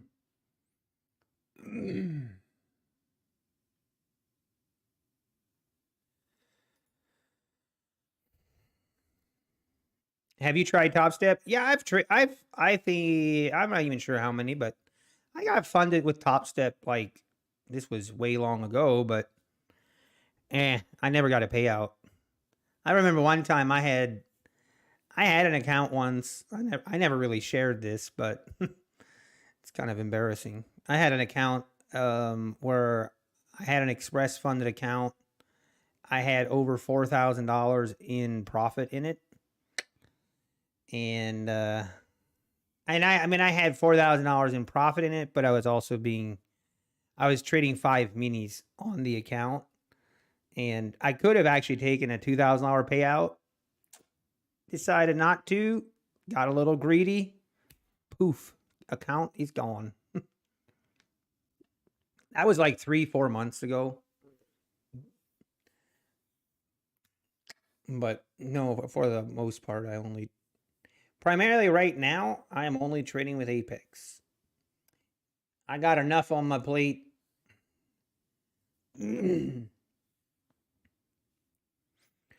But man, this price action is rough. Like this is what I like. I don't. This is hard. So you just got this kind of choppy back and forth. And what I always find is hard. Like the hardest thing about this is like it doesn't look like it's that big of a move, but it actually is. Like from the 680s, this is the 700. Like that's a 20-point move. And I mean, still a decent move that can stop you out if you just get a bad entry.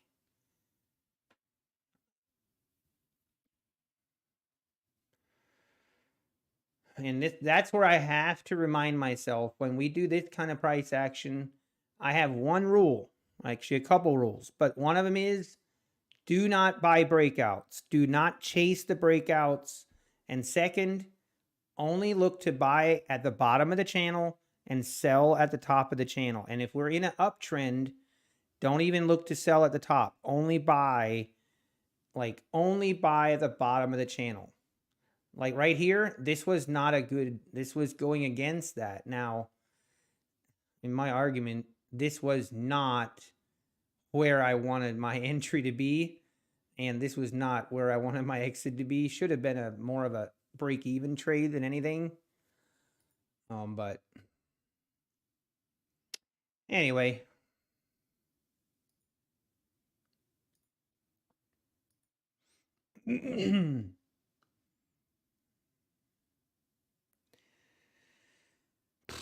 All right, come on.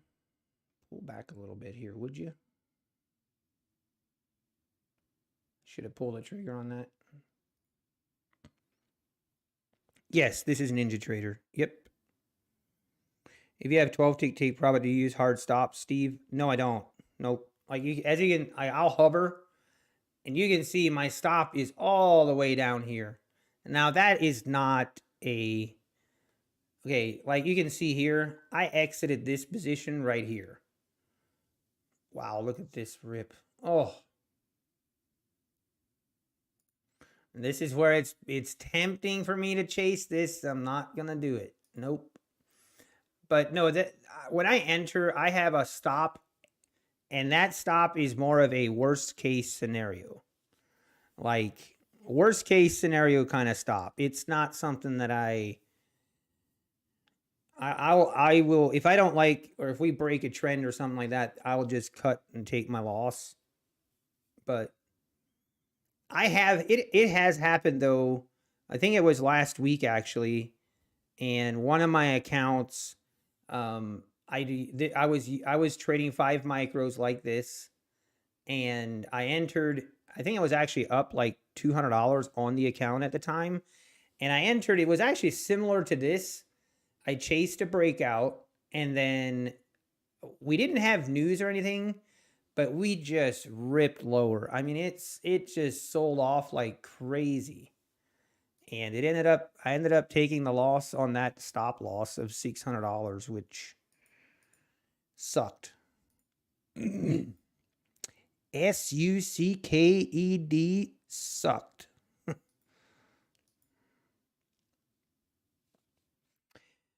When it does pick a direction, it should move with some purpose. Tame Tiger, I don't know. I feel like ever since this move, which was what 1240, right here in this range, every time we kind of look like we want to do something, we pull back again. And that's where you'll get killed trying to chase breakouts with this kind of price action. And the reason I know that is because I've done it. Your chart looks much worse than mine. I'd love to get better settings. I don't know, Joe, like in what way do you mean it looks worse?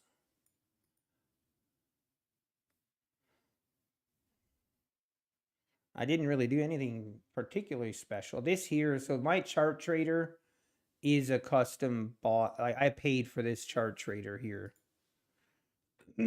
So my accounts are rhythmic, yes. The difference between the two, Joe, man, I'm not even sure what exactly like the differences are, but there are two different routing. Like one is CMG or CMQ, something like that. But I don't use Tradevate. I think it's more just preference. So with Apex, the Tradevate accounts are a little bit more expensive. That's one reason. Now they do kind of make up for that because they have a lower commissions. So, but I don't know. I feel like Rhythmic is more reliable. Now, I say that kind of cautiously because I don't know. I've seen some people have quite a bit of issues with Rhythmic lately and haven't really heard that much about Tradevate. But 6 months ago, Tradevate would constantly have issues. So that's part of the reason why I just never wanted to really. I always went with Rhythmic.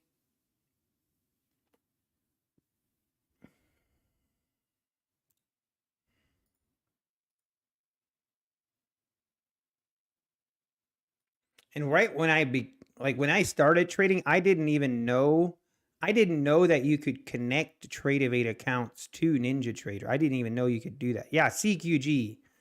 That's it.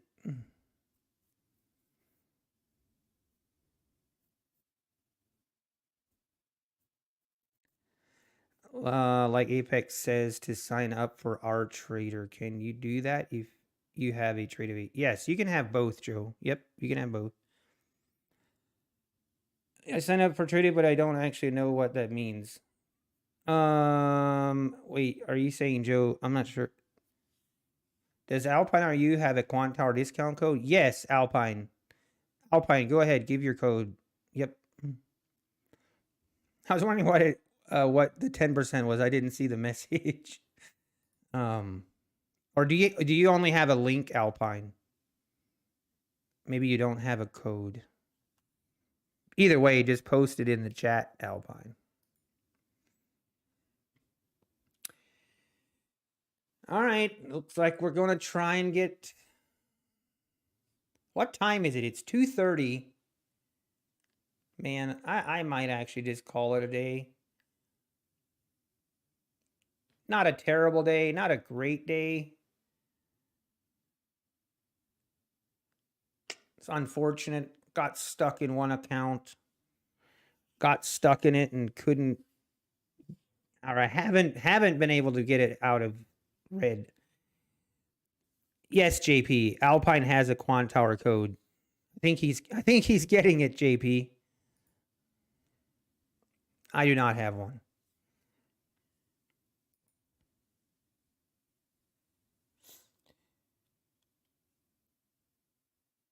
You just never knew the difference between Tradevate and Rhythmic. Yeah, and it's Joe. It's not like there's like a big difference. The commissions on Tradevate are lower. If that makes a difference. Not by a lot, but they are a little bit lower. It gets pretty hard for you to connect a Ninja now with all the platforms, Windows, Mac. Hold it. That's crazy. No problem, JP. Rhythmic is more of a keeping track of program, and TradingView is an actual trading platform. Yeah, true. I guess that's a good. Okay, code is Alpine.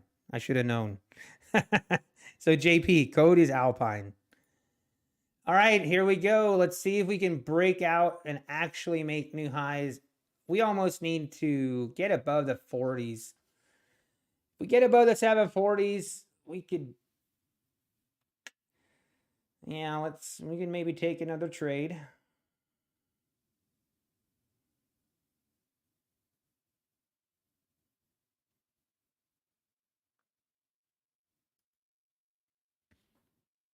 But man, what a day. Just a straight up V reversal. Unbelievable. We have so many of those. I wonder if there's anyone out there. I'm sure there is. That the only thing they look for is V-shaped reversal moves on NQ. Like that is the only thing they trade. Now, obviously, it would be because I think it definitely would be possible. You would have to have a really, really good risk to reward ratio though, because you would take a lot of losses. Because I imagine like right here, you would have taken this trade. Obviously, you would have gotten stopped out. You would have taken this trade, but your risk to reward ratios would have to be really good. But I feel like NQ gives us a V-shaped reversal move like 3-4 times a week.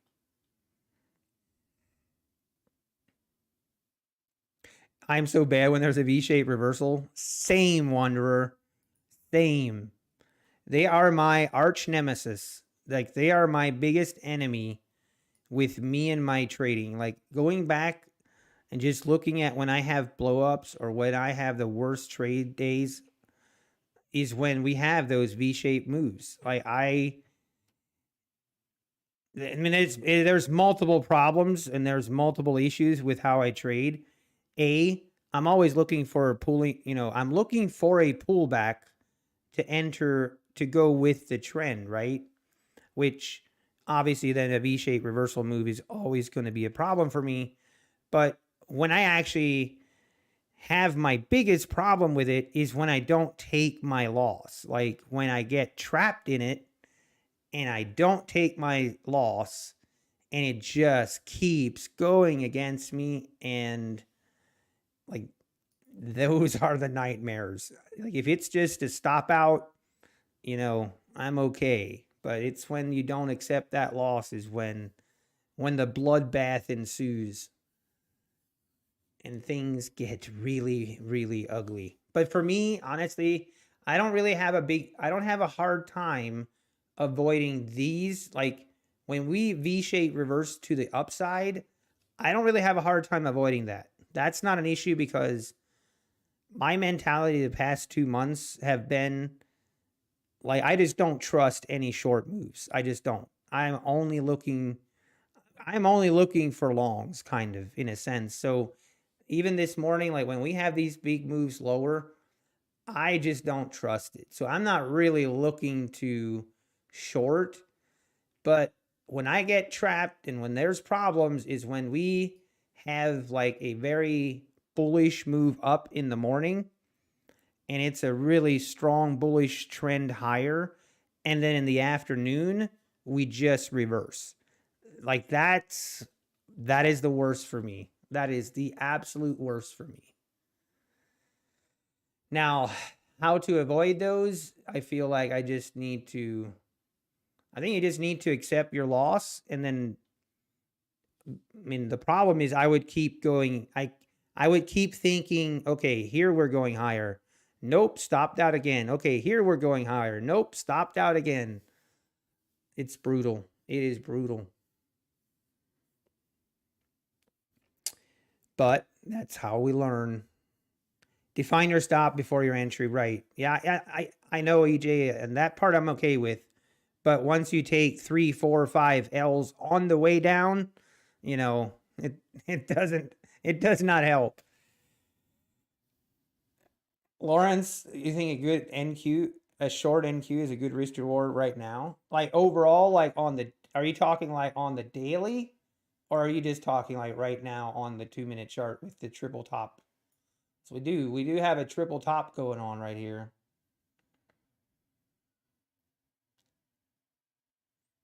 Can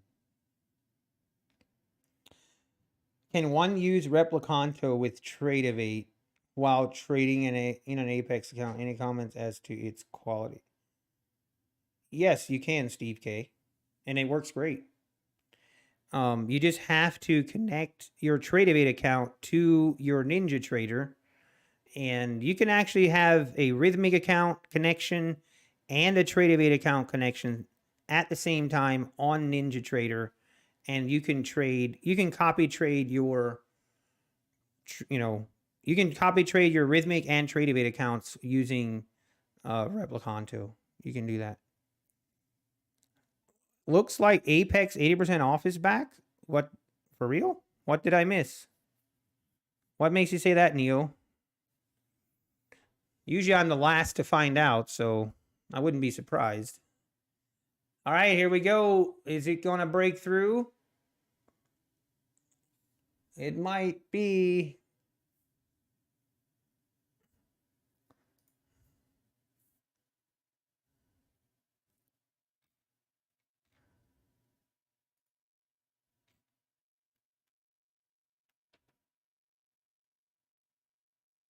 Hmm.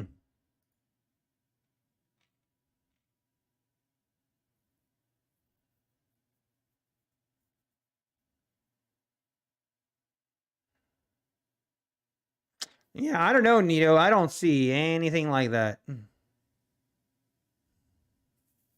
I mean, I hope. Or we're just speculating that it's coming.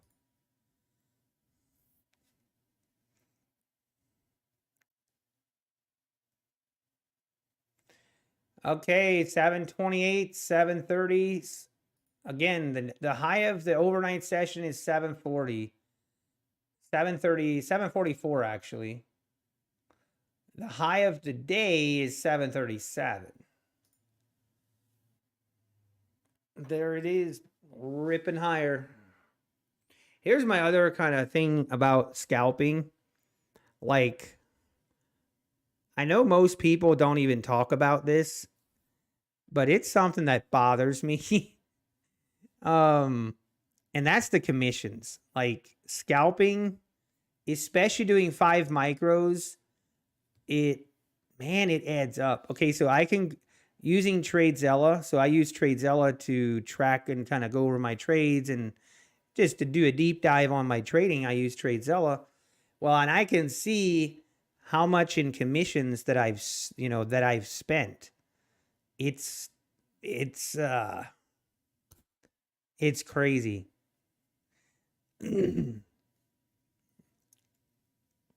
Now this market is on something, Lawrence. This market is on something. No problem, Neo. I just thought maybe I missed some. I told you that. Yeah, this is just keeps squeezing higher. Look at that move. Unbelievable. 560s. We are at the 730s. We might have a 200-point move from the lows. And look at this daily chart. Man, you got to think we're going to go test that 800 range. That 17,800 is going to get tested in the next couple days.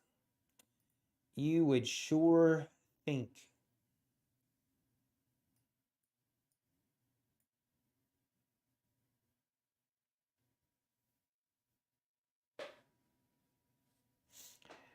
The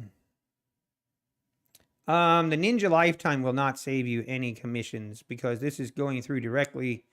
These commissions are all directly through Apex. Does not have anything to do with Ninja Trader. There we are, 737s. Let's see what happens here. This is where it's tempting just to go a quick scalp short. But I have done that a couple times. And now you can see it would have worked. But I did that a couple times and then I decided I will never do that again. It's too I was pretty puckered up on that one. No, no way, Black Coffee Trader. How are your I bet you were puckered up a couple times. Oh dear. Man, I gotta know that. I gotta know the story on how that happened. That is crazy, but I'm glad you're back to profit, man. That's awesome. That is kind of when that happens, it makes you question Guardian Angel Trader. It's like, wait a minute.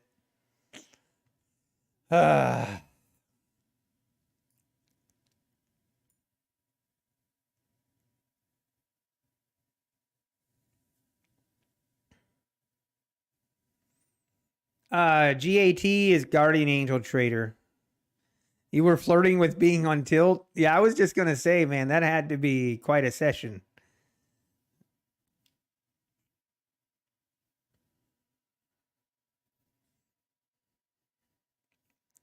Mm.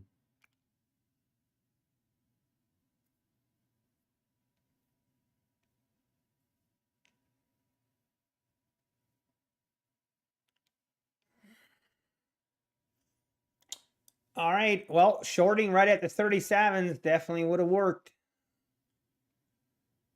Scalpity, scalpity. You were starting to feel like Patrick Wheeland. You got it wrong, Black Coffee. You got to go 15 contracts for that. Oh man, that guy's an adrenaline junkie, or at least, yeah, that's crazy. But hey, that's what you got to do if you want to be. I don't know. I don't think it's long term a good solution, but hey, to each their own. To each their own. Nice, Steve K. Nice. You don't have the balls for that. Same. Same.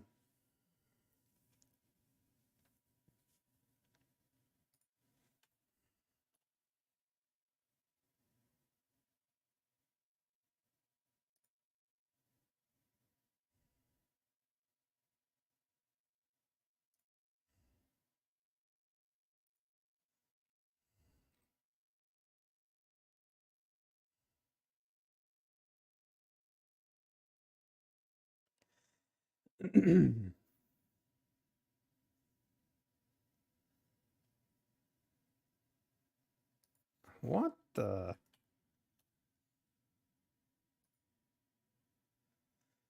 Oh, man. I just realized that I have a meeting tonight. Oh, man. I knew it and I forgot, and now I was just reminded.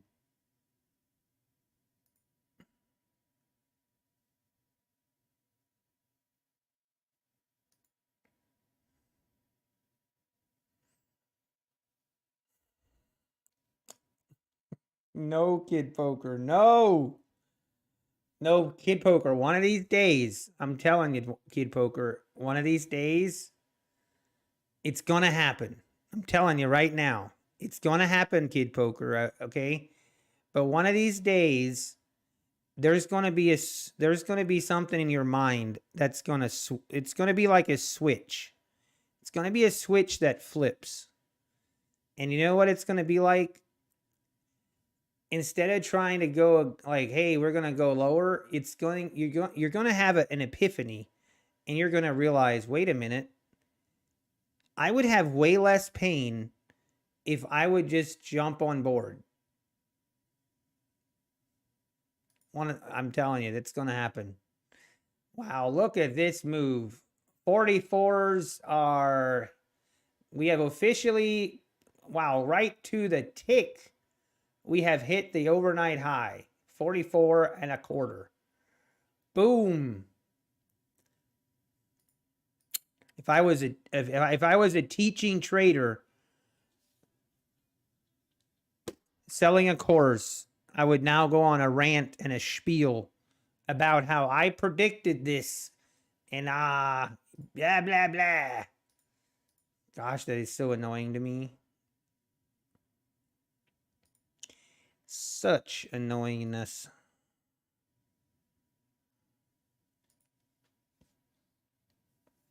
Not quite sure why I'm not just jumping in on this move, but I think I have PTSD from Thursday.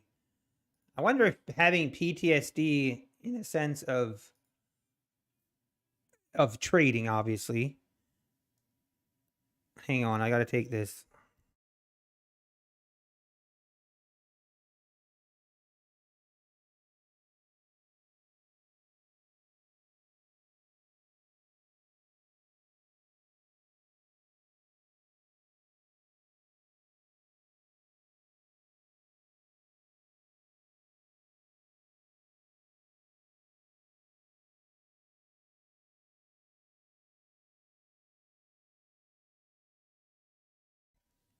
All right.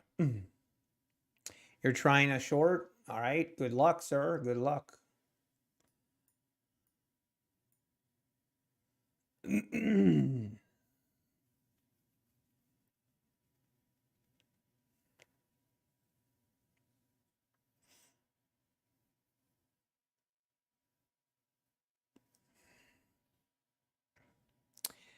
Little Millie trades all because I hit the wrong button. No, that's not cool. Are you saying you hit the wrong button and you got out of the trade and you didn't want to?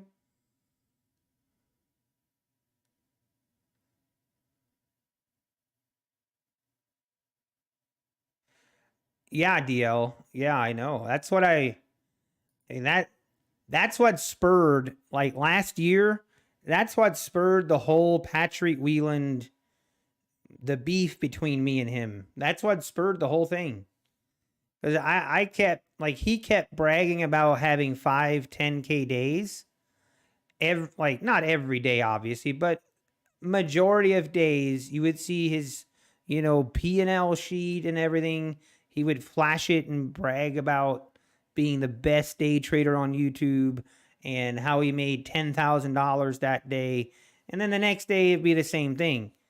And I started talking about, like, something doesn't add up, because if he's actually making that much money, where are the payouts?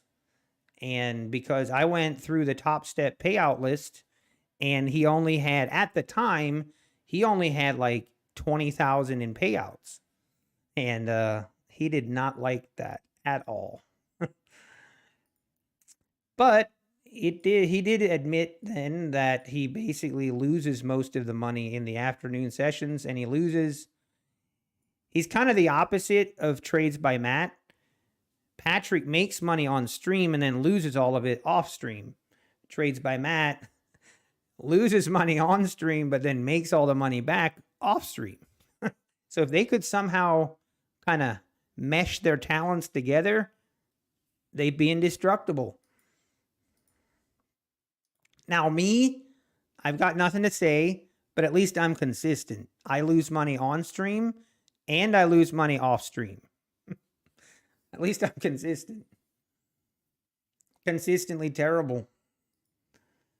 Anyway, to each their own.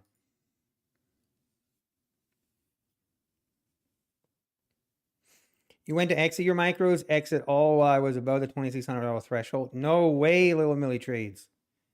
Exit all, and I had no minis, and we pulled back and held. Oh, Little Millie, I'm so sorry, man. Well, I hope it wasn't catastrophic, though. You like my honesty?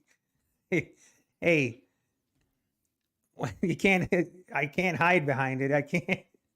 It is what it is, man. I need to make a count, like somewhere on my stream. I need to be current withdrawals. I need to do that, because I actually have, like, I think it's like $2,900 in withdrawals in my prop trading history. And now we can't, you know what? Let's not go down this rabbit hole. So we're only, or let's put it like this. I'm definitely net negative in my trading. That's very fair. Even though I have had withdrawals, it does not come close to covering my current expenses for my trading. Now, thankfully I have a job that I get paid, so it's kind of anyway. Patrick did say he always uses your Apex code for accounts. Yeah, I heard that, Joe. I don't know if it's true or not. I have no idea if that's true or not. I kind of, for some reason, kind of doubt that he does, but maybe. Now, he did share the other week, I think it was the other week, that he's actually been trading with Apex for like close to like 6 months or 9 months, which is interesting. As much crap as he was giving me at one time, and he was giving me so much crap for not taking a withdrawal from Apex, and I've been trading for that long. And here he was trading with Apex for that long too, and he hasn't gotten a payout from Apex either. Oh, man, it's good times.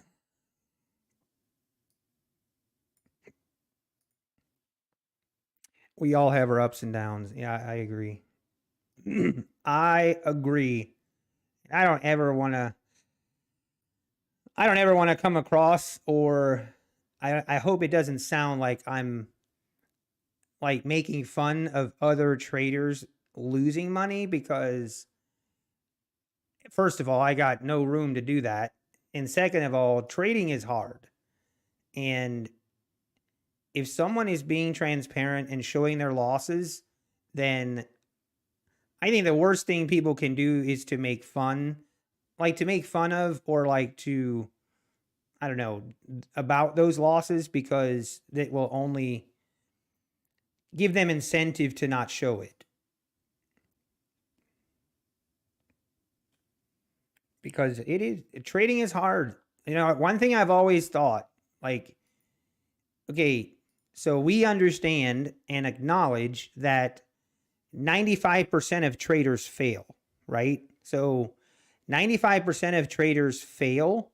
Then how come it is, if you search on YouTube, 90% of the traders are profitable? Have you ever really just scratched your head about that and be like, like, and I know that there's some that are legitimately profitable because they're transparent, like Alpine, for example. Like Alpine, very transparent. It's easy to see he is profitable. I'm talking about channels where they are vague about their profitability, and they don't show you, like, they don't show you everything. It's easy to see. So obviously trading on YouTube isn't the magic trick to being profitable. I think that's pretty fair to say. So that would kind of, makes you think maybe what you see on YouTube isn't always what it's cut out to be, which I think most people understand. But I will say one thing though, like compared to a year ago. Oh, Lawrence, you should. Oh, Lawrence, I beg you. See, the real profitable traders like Lawrence, yeah, you should. You should make a channel and show me how to trade. I would definitely watch. You would definitely have a lot of people's attention. And yeah, poor Patrick he would never survive. But I will say though, like one thing I will say, and maybe this wouldn't affect people, and maybe this isn't the same for everyone, but and I've talked about this before, but trading in front of people and streaming your trading, like, it is different. It is not the same. And it's not always even like it's weird. Like honestly weird because as many times as I have gotten stopped out to the tick, shot in the tick, and just flat up been terrible, I feel like it happens way less trading off stream. But when you trade on stream, it just seems like things just are so easy to go wrong. I don't know why. It's there's just a different and an additional element to it where I mean I there's people that have even had payouts and and then they decide to stream and trade, stream their trading, and that doing that really messed up their trading for them. Not saying that you couldn't do it, Lawrence. I would love if you did it. I would. I think that would be awesome.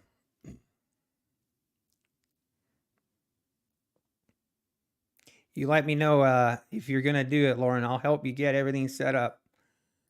I'll you would have a lot of interest. And I always be curious. Okay, this is going down a rabbit hole here, but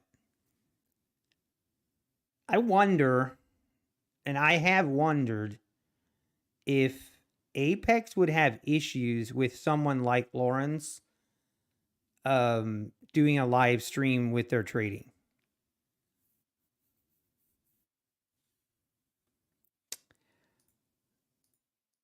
And for those that don't know who Lawrence is, that comment might not make sense. But for those of you that know who he is, that comment makes a lot of sense. It's weird. Yeah. Usually the delay between when I'm trading and what you see is around 12 seconds. Yeah, around 12 seconds. Live mic, but he doesn't even stream. Like he streams on Discord, and that you have to pay like a paid service. But think, okay, and maybe you guys would disagree, but what Live Mic is doing, I feel like isn't okay. I mean, he's essentially trading a sim account. He's trading Apex accounts that look like they're PA accounts, but they're really not. He can't make any withdrawals on those accounts, and it's just a sim account. It doesn't even count, which, like, that to me doesn't, that to me isn't the same as trading an actual PA account, a funded account that you can actually take withdrawals on. There's quite a difference.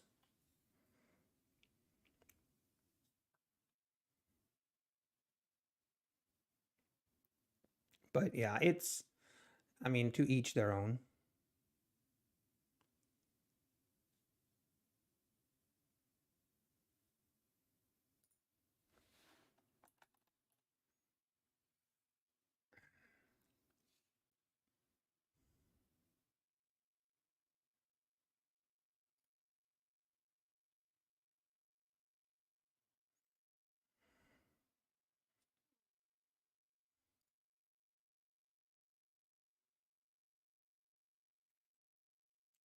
Who are we talking about? Yeah, I have nothing against. I think he's a great trader. I just think it would be hard even. I just think it would be hard to trade the same way. I think it would be hard to trade the same way on a sim account that you would on a funded account. Like I think it would be hard to trade the same way. Is my only point. Yeah, it's the live mic trader guy. Yeah, he withdrew like 1 million. But that's what I mean. Like it would just be difficult to trade the same way on a sim account that doesn't matter versus an actual funded account. I feel like there's a big difference.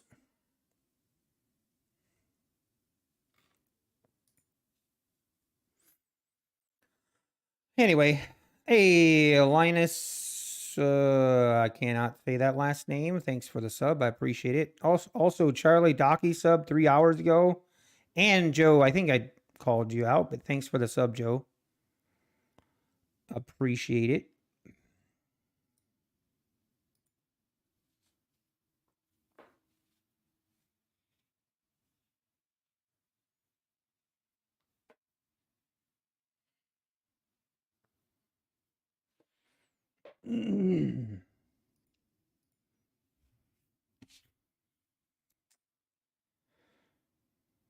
Yeah, the withdrawals, everything was real. Yes, it's just the going forward part where he is currently showing his trades.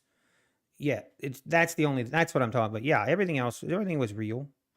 Sorry, that's not what I was talking about.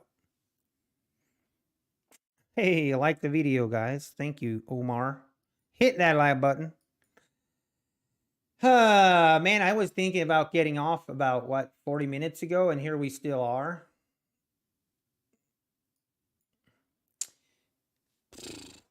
Could take this trade.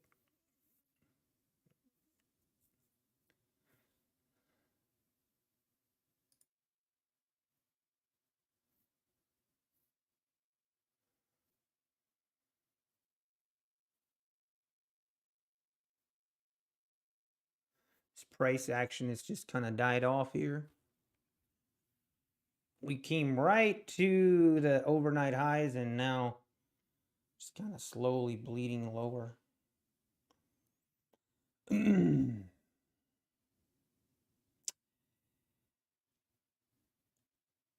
What I think about Take Profit Trader, I think they're a good prop firm. I would rate them higher than Top Step, in my opinion. But, you know, to each his own.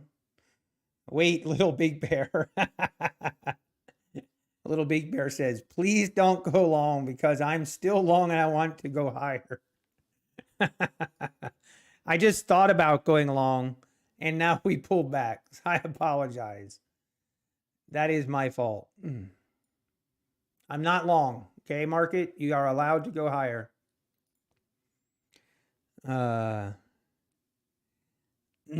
Take profit is cheaper at the moment. Oh, really? I didn't even know that.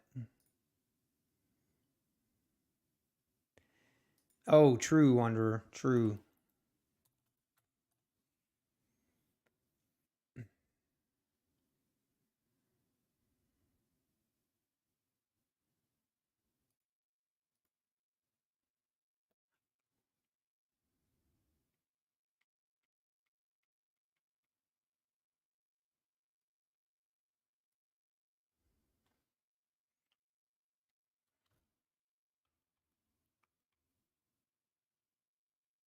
Have you ever heard of the moving average on YouTube? I started watching his videos and got into this last year. I have not, Omar. Maybe I'll check it out. Where's the squeeze when you need one?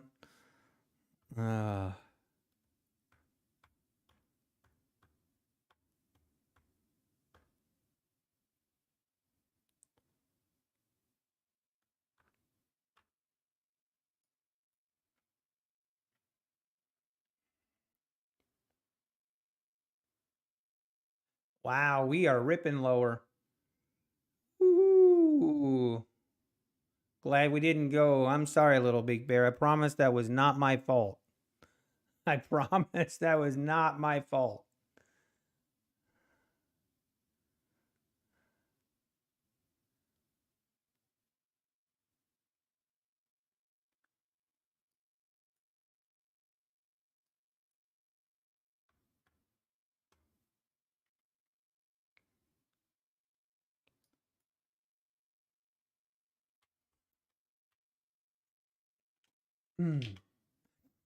Now, are we just going to go right back up?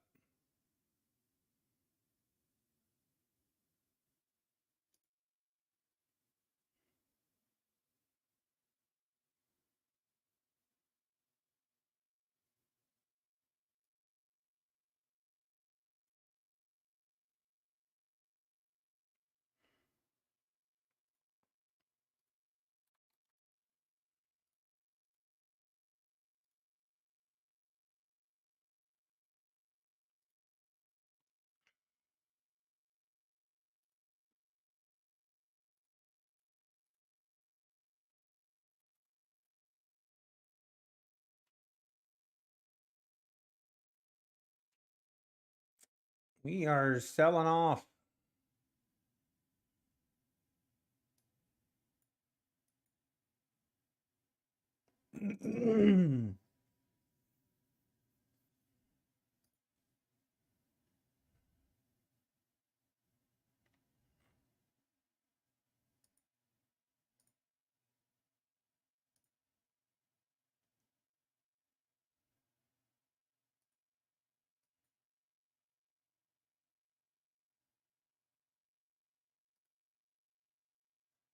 Wow, wow.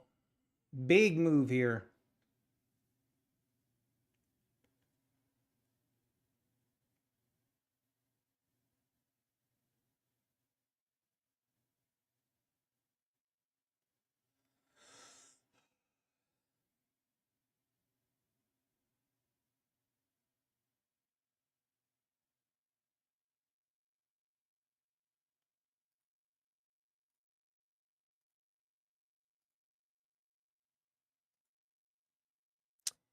Now it gets really hard for me to do something here.